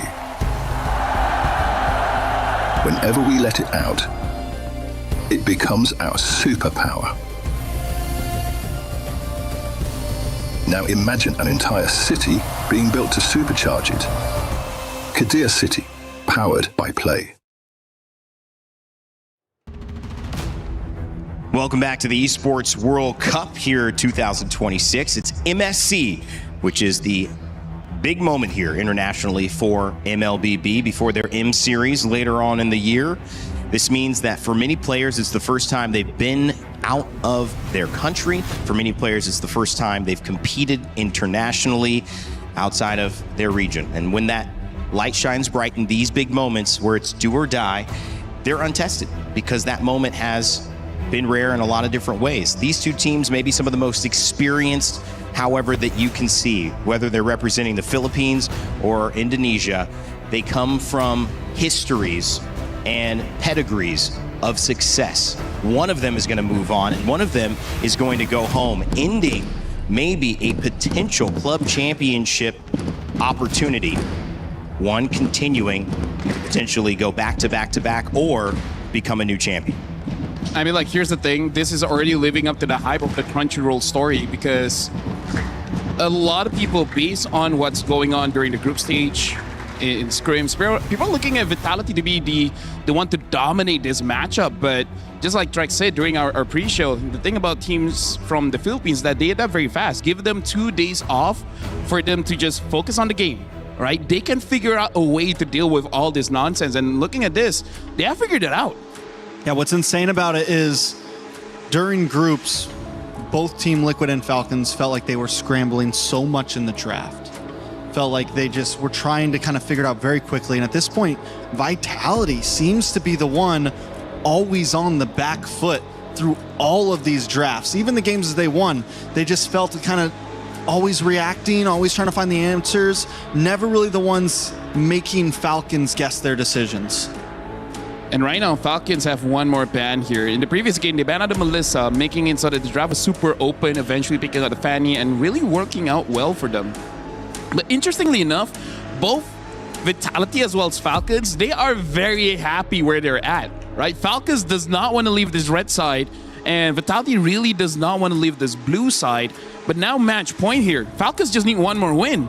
Vitality, whatever draft they're going to go for, this has to be their very best. I like your point before that. I don't think we've ever seen 4 matches in a row where it has always been the same blue side, same red side. Vitality's comfortable with it. Even after the win of, even after the loss of Falcons, they still chose red. I think Vitality wants to run it back right now. So we're going to run it back. We're just not going to pick up the Kufra this time. I feel like just and I'm going to hit the wall. Belleric +1, and then you're good, right? Well, at this point, Shogun and Barats go hand in hand. It's like peanut butter and jelly. Peanut butter I do and Barats. love butter. It's like Barats and Denna. Yeah. It's like two peds in an aircon or something, right? Like it's like Trex Lafell and Rain Day. That's right. There you go. We're perfect brothers. Or like Belleric and Fanny. Both 3 American brothers, right? Yes. Yeah. It's like Same Belleric family. and Fanny, who are also a response on the side of that. We see the Herrera picked up as well for Nile, and the Eudora again. So they are running it back. They are saying this is exactly the same first 3 so far. Except for the Herrera. The Herrera. The Herrera. Last time it was the Paquita. That's right. The It Herrera was the got Paquita. banned in second You're phase, absolutely so right. Thank you for Vitality that. wants to bring it a little more aggressive, I would say. I like it. I'm not against it. The Herrera, we haven't seen much Herrera versus Fanny games. And now, so this is already a bit of a difference here, but they still got to be careful in case something like a Farsa does come in, because I feel like as long as they pick up a roamer that can help out this Herrera and actually stay in the front lines, I feel like they're in a very good spot, because that's one of the problems where you leave the Barats all alone in the front line, he's just gonna get crushed. Unless now you make the difference where you ban out the carry. if you ban out a carry and maybe even potentially ban out the Moskov, then I feel like this Barats will be safe. He won't be countered just as hard as he was in the previous game. Well, knowing the opportunity of that Farza getting banned out, they lock it in first phase. But this means no Lapu for the side of Falcon. They are going to have the range, they are going to have the quick rotations, but Vitality will at least have a bit more time to adapt and think about how they want to answer this Farza. Because Haji, yes, there's a lot of counters to a Farza, and it's one of the reasons why it has gotten kind of pushed out of the meta. But a good mid laner, someone like Haji, will still find the positioning, will still find the timing of those feathered airstrikes. It can still always be a problem on this hero. I mean, like, that's the good old question every pro player has. Like, oh, this hero, what's the weakness? Like, oh, you can get caught. And it's like, oh, so as long as I don't get caught, I'm good? Exactly. Exactly, right? So he's just like, hey, as long as I'm so good that they can't catch me anyways, I have no weakness. Now, is that a Lapu ban? Yes, that's a Lapu ban. Lapu ban. So we're seeing that Lapu ban there, and it is also, interestingly enough, cards being shown for mid and for jungle. The way that this is different is Vitality had been showing the Paquito there, and they had been flexing in game 1, and then they didn't flex in game 2, and they've spread out this kind of idea of what are we going to do, and they waited till the end, but they were not getting the consistent best end of that last pick. So I think they've just gone with, here's what we're doing, and we're going to try to beat you traditionally here. Rain Day, Trex, my fellow Americans here. I'm just worried that for now, Vitality, they don't have any real way to dive, right? I mean, like Shogun with the flicker sure can probably dive towards the Farsa, but they don't have something like a Claude or Lapu. They could have the Claude later on, but I'm honestly not entirely convinced that that would be an amazing pick. Because right now, it looks like the Farsa is going to be undisturbed. Why not, though? Why not? Which one? Claude. I just feel like going up against this Fanny and then potentially whatever pick he has later on is just that he goes in, he's going to die instantly. Because if you show the Claude and the marksman isn't picked up, you can pick up something like a Clint and basically do the same thing what he's been doing against the Melissa.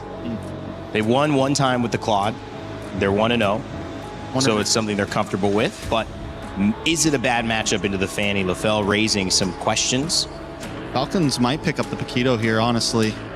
Wouldn't be a horrible take. At that point, they might be overdoing it on the burst damage. They go for the Uranus instead, something a little more sustainable, something that can take those big Eudora ults to the face, something that can take the damage of the Herard to the face. Vitality now needing to pick. You mentioned Grok last game.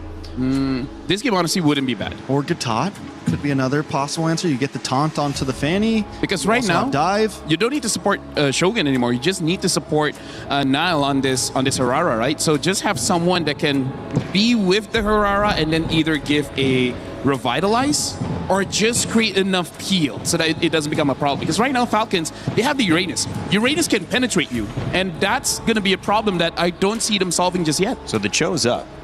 But is that too much single target ISO? Do you want to... I mean, is that not worth it because you have the I feel like it's still worth it. I feel like it's still worth it.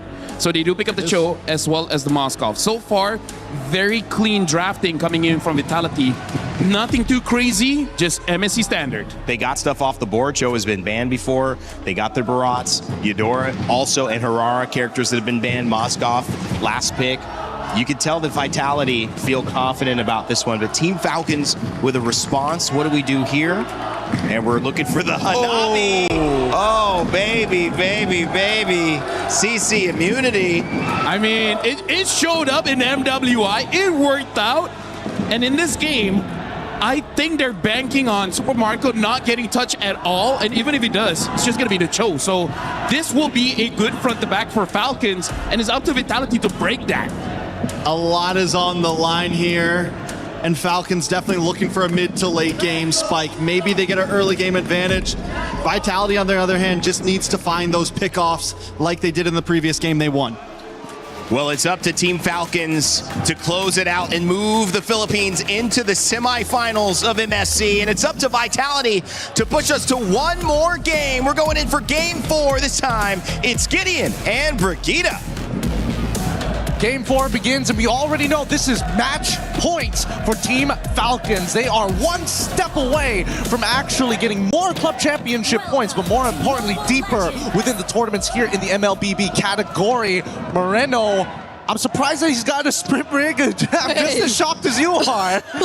It was the first thing I had to point my finger at looking at our monitors here, Gideon, because what do you mean? It's the first time you're seeing a different battle spell from Vitality and it's not a Purify. Yeah, I mean, Moreno, I don't know whether this is going to be the play or not, but without a flicker, and he still has to pull yourself together as well. So does that mean, what is this opting for? Like, Kyle now has a direct target on Moreno's head as soon as that ball lightning comes out of him. Yeah, well, there is such a huge job for Moreno to accomplish in this game, at least. You know he is going to be the main source of burst damage. There has to be a way for them to get those shields out for Super Marco, but First Blood immediately... What? They just found Oakland over there. Hey, you can't deny the amount of early game damage that this team has, especially at level 2, right? We've seen a lot of Hirara players kind of set up with their mid duo to kind of look for a fight, freeze out the lane, even if it's in a neutral state, and then go for an early First Blood. Okay. Luckily, at least, you know, Owen, he didn't end up losing out on his flicker, and Finn, he manages to get out of there, doesn't lose his flicker as well. I guess a lot of people are happy with what they're seeing right now. We're finally getting Nile on an assassin. And there is much more action happening across the map, because I feel like when they were on the Paquito the last 2 games, there's just so much pressure over to Eman, which I feel like now is a bit more alleviated considering the fact that their damage is a bit more spread out. There's also Moreno too on the sprint, who we're yet to see in action. But we're looking forward to that since Vitality at least have a better grasp of the early game this time alongside this Cho too. Yeah, now Falcons were looking for a couple of conditions in the drafting phase. One, somebody that doesn't really quote-unquote disrupt this Pharsa as often, and also making sure that you're protecting your gold lane in a winning matchup. And I think Super Marco on this Hanabi, as long as the wave's in the right position, you know, can get some free harassment. His first turtle should go over to Vitality's side, but you can see they're just trying to bait him into something, right? Come on, get into these fights before you're level 4 is the only time we can actually punish you. Ooh, there was an SOD towards the purple. I thought that were actually going to steal away, but okay. Kyle will still secure nonetheless. That was already Moreno trying to burst down Flap too. Not much in terms of team fights just yet happening across the map at least. Oh, Purify forced out for Flap though. Yeah, Super Marco also losing his Aegis as well. There could be a potential gank angle for Finn if he wants to flicker on top of Super Marco. He's very vulnerable right now, and I think there needs to be some kind of communication. But they've missed their opportunity here. You can see that Finn alongside with Moreno trying to control this top side, keeping track of where Kyle is going to be. Yeah, they can't afford to let Kyle find the pickoffs that will set the pace once again for Team Falcons. Not now that they've finally gotten it for themselves. Shogun's been somewhat taking care of the XP lane surprisingly well though, even despite the matchup considering to be a Barrett's Uranus. That's why we're seeing a lot of these motions from Vitality going towards the top side of the map. They don't want Flap to have that moment. Oh, the kick! Oh, Radu Dryad connected perfectly. Kyle with a thumb throw, but it's Moreno who finds him first. It's going to be a 1-for-1 trade so far. Jungle for Rome. That's really interesting. I thought that Haji would just instantly spam the feather. Wait, hold on! They find Haji. Fortunately, had the Purify to get out of there. But still, that was a... Yeah, you were saying it was a roam for jungle, and... I would have imagined that Haji would have gotten at least Finn's flicker or something, but I think he's purposefully delaying the shots from the feathered airstrike just to make sure he gets maximum value out of it. Like, so what if Finn survives, right? If he doesn't have flicker, he's just as good as useless. That means this next feathered airstrike is going to be less contested for the upcoming fights. And now, with the next turtle in 5 more seconds, plenty of battle spells on their hands. Shogun doesn't have his Detna's welcome just yet, but they're going to fight as soon as it's online. Just great, which is great. That just shows how Vitality are now very calculated in terms of their usage of skills and resources. That's a Sky Piercer pickup already for Nile, so things should be a lot more better for Vitality if they find and hand over the kills to him this time. But Ogwen still has the Wrath of Dryad. Flap zoning out to Kyle. Really the objective, but the way of the dragon is gonna land onto Haji. That's a Piercer stack for Nile. Wow, Vitality say you get to have the turtle for free. We're not gonna contest it, of course, but we want to go for Haji, knowing that his battle spell is down, and now they catch Ogwen. Ogwen again as the Belleric, the stun. It's a 2-man stun. Now connects to Flap as well. Kyle goes sliding in. He finds him and cuts down onto Moreno too. Those are two crucial members that Falcons get, however. Yeah, and the fans are going back and forth. Nobody is happy with the trades, but Falcon win out big time on the trades because we also get Super Marco breaking this tier 1 at the same time. The SOD connects, all the Guambo combos are there, and even Iman getting into this fight ended up getting him killed. This is the worst possible scenario when you want your insurance to grow. It's really sad if you got to pull it out early. And all the while, Super Marco has just been farming.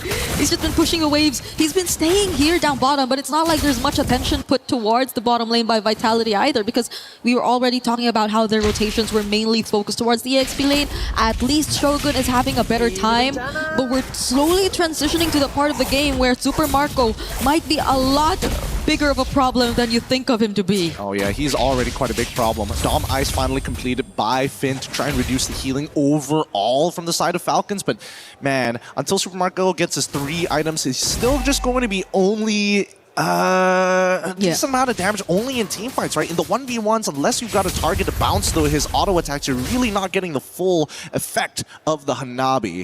Okay. It's at least Sky Pierce again for Moreno, still having those stacks. Dominus Ice already picked up for Finn as well. Vitality looking good so far, at least in the beginning and the start of this game. But Falcons, the way that they've been able to find these angles, I think it's starting to become really tricky for Vitality, especially with Eman choosing to join the fights but not really getting the maximum advantage out of it just yet. And look at this spread here. They fight into this Tri-Brush, right?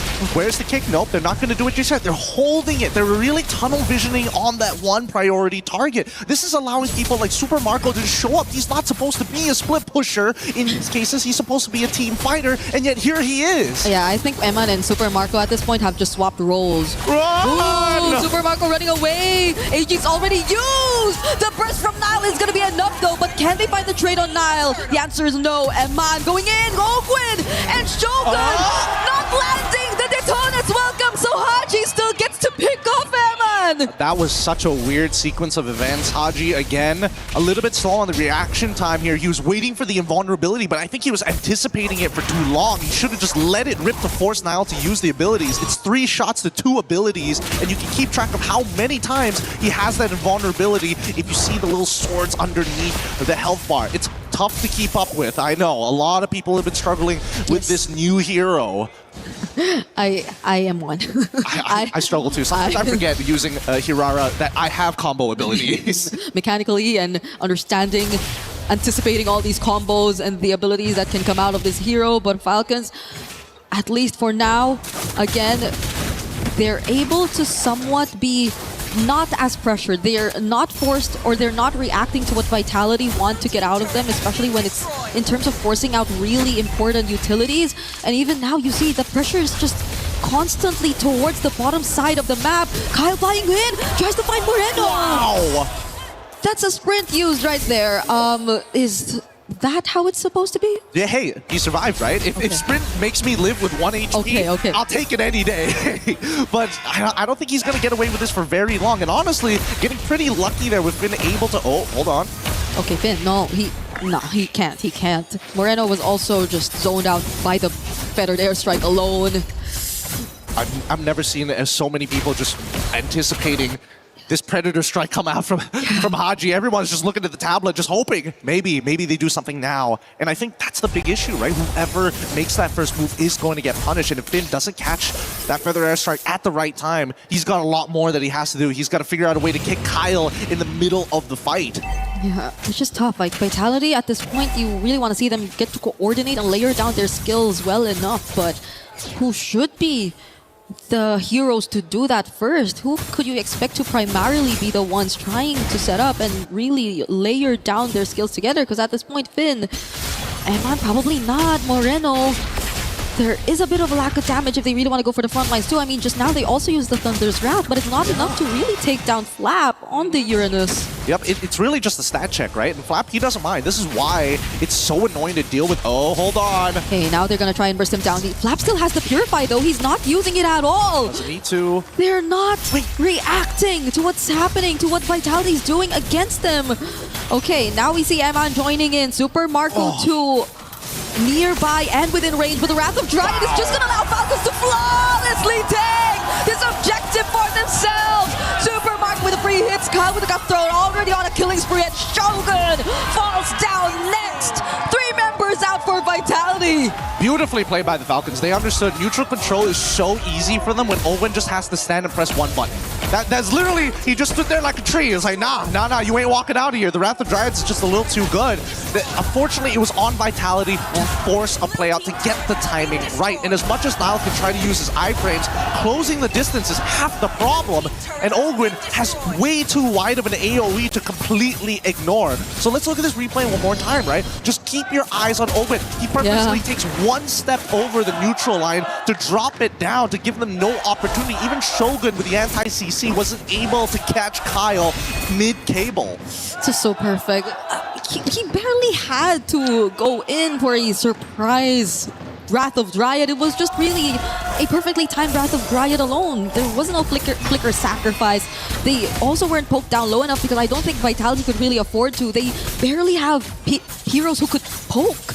You try to close in, and that's about it. You pretty much expose yourself to Falcons already, and now they're knocking on the base turrets. Fortunately, Vitality are able to deal with it for now, but they already got all their energy shields, their holy shields out, and they still have waves incoming. 2 conceals already dropped down. Ogwen still not using the Wrath of Dryad. Finn trying to look for an angle. Daytona's welcome finally committed onto Flap, but again, he's still not using the Purify. I'm telling you, he's gonna hold it until, you know, Kingdom Come. The next, by the time the Rapture comes, you'll be like, yes, Lord, I have the Purify. I've been holding it this whole time. Oh my goodness. He's not dead, and that's the important thing. He's 1-0-3, so really no use for it at this stage of the game. Oh no. The biggest problem right now is who the heck can deal with Super Marco? Oh, that's a problem. That's the biggest problem. A Wrath of Dryad Flicker combo under the turret of Vitality. Enough to take down Niall. Falcons don't seem like they're doing much just to take what they want. Well, you see what I mean? Literally, there's nothing they can do. As long as Super Marco has that Aegis, he's walking around as if he's got Purify. And Vitality recognize that. They can't suppress him. They can't lock him down to the point at that stage. They need Moreno to close the distance, but he has the sprint, so he can't. Oh, Shogun. Oh, Shogun. Not even Shogun can handle this Hanabi anymore. Okay. Ogwen will fall, though. Lightning Truncheon pickup from Haji, and they will settle with just 2 base turrets taken down. At this stage, Vitality, they just have to play to scale until we see Iman actually, I think that's his 4th item at this stage, so he should be in pretty good strength. Trinity already complete, I would assume, as well, if he's getting a Malefic gun, but right now, the odds are not looking good, and somebody needs to clean that long lane. Yes, someone has to deal with it, but Vitality, they're all here. They want to contest. Eman's the one trying to at least poke down the Lord for now. They're trying to hunt down Kyle, but Flap is onto Shogun! Oh, Niall falling does not look good for Vitality, and it's just Kyle flying in! He finds a double, can be a triple if they find Eman. Here's Spear of Misery to save him for just a bit, but it's just Eman, Gideon! Yeah. Super Marco and Haji literally walked up and said, nah, it's good, it's cool, dude. It's like, what can you do? Like, Iman is gonna try and walk up, can't do much, Feather Half Strike. He can't even do the defense of his life. Not against Team Falcons, not in this scenario. Team Falcons, after losing the first game, will now make it to the next stage here in the knockout stage. Oh. An unfortunate loss for Team Vitality, but a major win for Falcons. What a game that was. The most eccentric members obviously happy with their performance, but you can tell some people were stressed, and Marco finally, a sigh of relief. Oh my God, I don't have to deal with E-Man any longer. Winning your quarterfinals last game on a Hanabi. Woo! Hey, it set the precedent here for what MSC and future MSCs. I don't think people are going to forget this one. Nope. Now we lose another representative coming in from Indonesia. But this game was beautiful to watch. Every moment calculated, every second timed to the millisecond. Even the adjustments in the draft, the choices that they repeatedly made, but failed to actually make work. There were so many decisions and risks that were taken in this series, but it all boils down to this. Falcons are still the ones who had the better adjustment. It's true. I think the rumors are true. You don't want to go up against Falcons a second time around in a single tournament. They will just not allow the same result to happen twice. No, they won't. And I love the fact that they've opened up the mid lane back up to the Varsa. We're going to be throwing it up to our stage with our winners, with Rose, and of course the man himself. Give it up, everybody, for Team Falcons. Flap. Team Falcon Philippines does it with a 3-1 win, eliminating Team Vitality from MSC at EWC 2026. And up on stage, we have Flap, the one and only Flap. You guys got a revenge win. You guys are the hope bringer of the Filipinos, the last hope. And of course, you guys denied a potential Indo Grand Finals. How are you feeling after today's win? I feel good, but I don't have to be complacent because there's still a match tomorrow. Very good. Never be complacent. Otherwise, mistakes will probably happen on the international stages. Now, Flap, let's talk about what you guys did in the 2 days break that we had. Because the Team Falcons prior to this, 2 days before, is very different from the Team Falcons that we are witnessing today. What happened? What changed? Tell us about it. We planned really hard, and at the same time, our mindset is like we're like underdogs, so we don't get pressured and we just play our game. No pressure, the underdog's mindset. So you said that you guys actually planned really hard, and today we could see a lot of interesting picks coming out from you guys, a lot of interesting play style. So what does that say about Team Falcons Philippine in the meta? Do you think you guys are actually starting to adapt to it? Yeah, I think we're good at adapting, especially on tournaments like this, because we really need this. But you know what? You mentioned that you guys are really good at adapting in tournaments. I got a question. Why does it seem that you guys are always so much stronger when you guys are like, you know, backs against the wall, when it's like the last life? How do you guys get so buffed? I think it's because of the pressure. We love being pressured. Like, we take it in a good way. I see. Okay, I think Team Falcons Flap, for example, works really, really great under pressure. Now, my next question is, you guys will be actually facing Yangon Galacticus in the semi-finals match. But get this, Flap. Ying said he actually expected to meet Team Vitality in the semi-finals. But he also mentioned that, you know, you guys are a good opponent as well. Is there anything you want to mention to Ying? Because, you know, his Team Vitality and Yangon is not happening. Yeah, I get his mindset because in the last few days, we weren't really playing well. So I think I expected it that people think Vitality is gonna win. But here we are. Wow! Is there anything interesting that we might be witnessing in that matchup against Yangon Galacticus in the semifinals? Is there anything interesting that we could probably expect from that matchup? I think it's just normal, yeah. Normal. He's being humble. He's listening to the fans here in the arena. Flap, last question. As the last hope, as the hope bringer of the Filipinos, is there anything you want to say to the fans? Thank you for supporting us, guys. We're still alive. The dream is still alive. And now it is time to crush some dreams. Boys, come on over. Who wants to crush the key of Team Vitality? Sinong gustong mag-crush ng susi? Kyle, all right, let's go to the back. Follow me. Kyle ZZ has volunteered himself. He is ready. All right, boys, you may proceed. And of course, Kyle, you may go to the key crusher. All you have to do is push, Kyle. Oh, he is ready and he is in for it. Go on, push.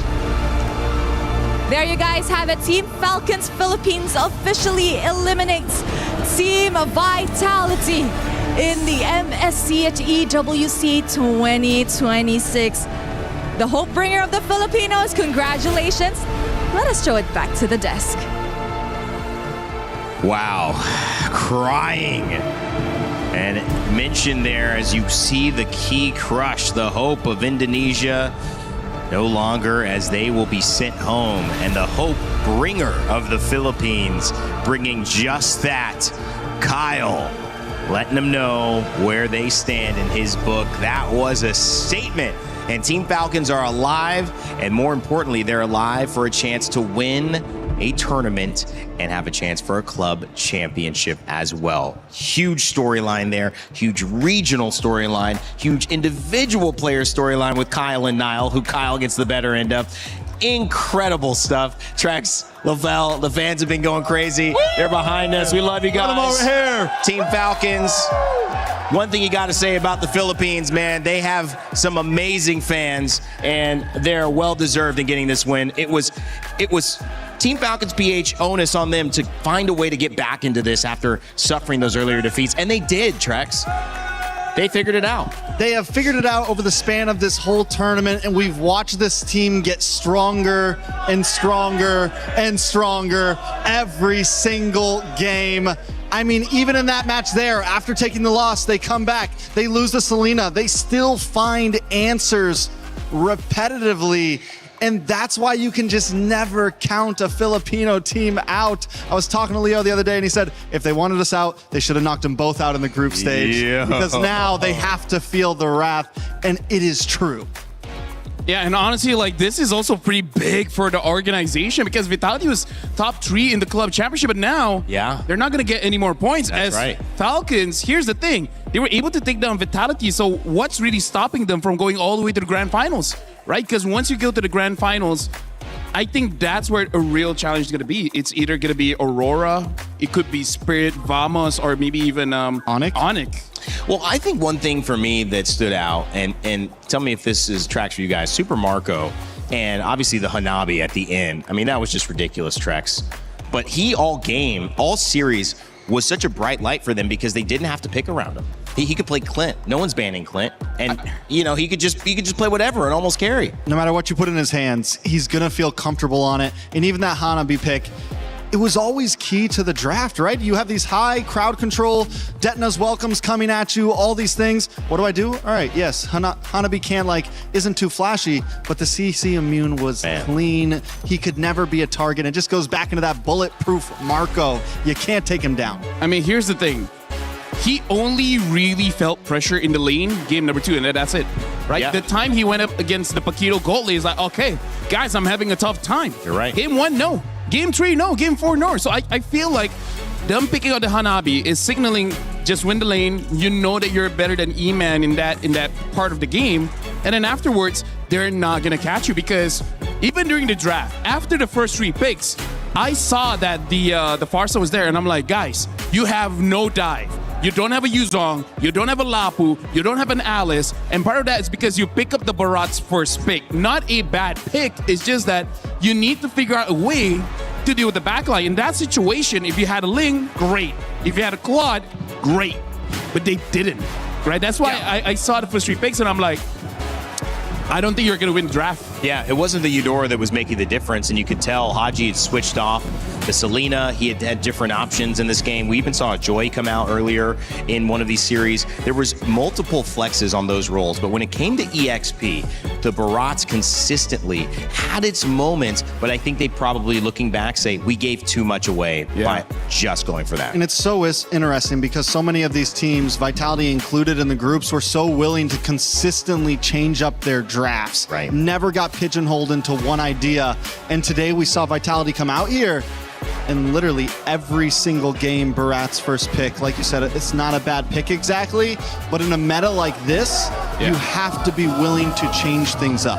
I do have to say though, one of the pitfalls of the pick and bans is that if you lock your side laner early, your draft is not flexible anymore. Because here's the thing, especially when it comes to the EXP lane, sometimes that's the lane where it can cover up some of your mistakes. For example, you need a front line, you can draft a front line in the EXP. You need some kind of dive, you can draft that in the EXP. Right? You need some kind of damage to blow someone up in the back line, you can do that in the EXP. If you chose it early, your draft just doesn't have that flexibility compared to the opponents. You can't put Kimmy in a Rome, right? I mean, at the end of the day, I mean, you can, but you're not going to win. You can't. You're not going to win. Hey, you used to see my rank games. What people try to do. My goodness, I'm like, Dude, can we please get an EXP lane? Come on, man. Rank Like, games what are are we all trying to lose? You guys know what I'm talking about. Switch lanes.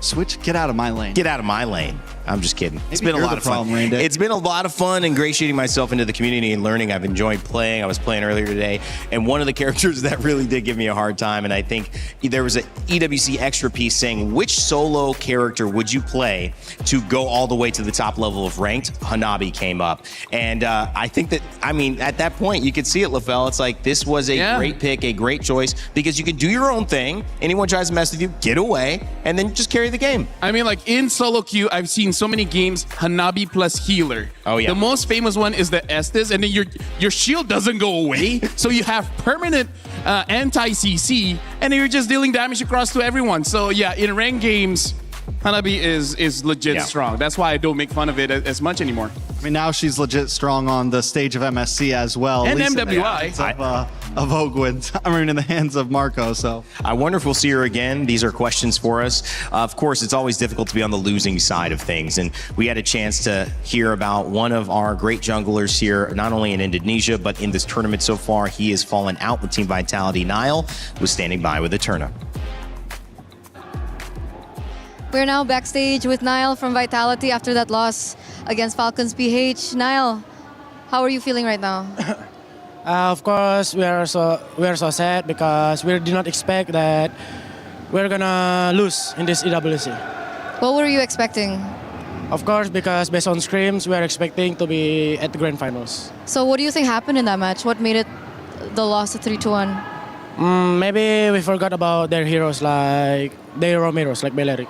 Oh, okay. So it was more hero-based. Yeah. But in terms of execution, comms and everything, was there something that you would do differently? I think it's good, but because it's Beleric, it's so hard for us. Okay. So the execution was a little bit difficult. Yeah. Niall, what lesson did you learn from that match up against Falcons PH? I think patience and no rush. Patience and no rush. And obviously, we're going to be expecting you in next internationals, Yeah. right? What's next for you now? Game of the future. Games of the future. All right. Okay. So Niall, obviously, unfortunately, you will have to bow out from MSC. But could we know a little bit more about what you think about Onyx come the tournaments? Yeah, there's only one hope from Indonesia. It's Onyx. I think you guys can support them, and I think they are good. They are good. They can fight with Aurora before, right? I think they will do the same like Falcon do to us. Niall, are you okay?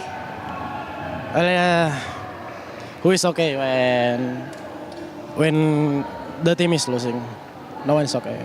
How disappointed do you feel right now? I feel like so disappointed because it's like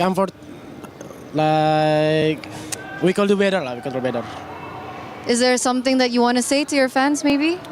I'm so sorry for what I do. I'm sorry for this EWC. We will come back stronger in MPL and GF. And we will wait for your comeback. Thank you so much, Niall, for this interview. I know it's not easy, and we're going to throw it over back to you guys. Always a lot of credit, and credit to Team Vitality for what they did. You can't say they were anything but exceptional throughout this tournament. They stumbled here against Team Falcons PH. Yangon Galacticos also made a pro esports trip, and those two teams will be going home. However, Yangon Falcons, they have booked their ticket to at least $150,000 and a semi-final. One more win, one more best of 5, and they will be in the grand final, which has a chance for $1 million if you come into that first place. An amazing thing that's there. And guys, tomorrow looking at it, we've got Team Vamos, Team Spirit going up against each other, and Aurora Gaming and Onyx going up against each other. The last Indonesian representative there versus Aurora Gaming from Turkey, where M Series will be held this year. So that is exciting. Plus 2 great teams in Team Vamos and Team Spirit to kick us off. Trex, LaFell, as we close out today, gentlemen, we take a look at tomorrow. I want to get your final thoughts before we head home. Today was amazing. Tomorrow is going to be amazing. I mean, we have so many storylines going on right now. So many amazing teams fighting for the spot. And no matter who ends up there, I feel like it's going to be a great grand finals. I mean, like, looking at today, the revenge story is starting to become a real thing here because every single team, they fought against each other back in the group stage. And then unfortunately, we see that Team Vitality bit off more than they can chew, right? I mean, like, it's safe to say, like, they got pretty confident after group stage that they can take down Team Falcons, Philippines. So now I'm really not sure what's gonna happen tomorrow. Like, if Aurora somehow loses to Onyx, that would be quite the upset. Speaking of, right now, there's only one representative from each region, from each country throughout the tournament. Whether it's the club championship, fellas, or whether it is MLBB, seeing new characters and new legends, new histories and new dynasties formed, tomorrow is certain to hold more. So do not miss it. We're going to be right back here where we started, and from all of us here at the crew of EWC, MSC, all of us on studio, on panel, on our cast, myself, Rain Day, we appreciate you, we love you, remind you to never give up, never stop gaming, and we'll leave you with the STC recap.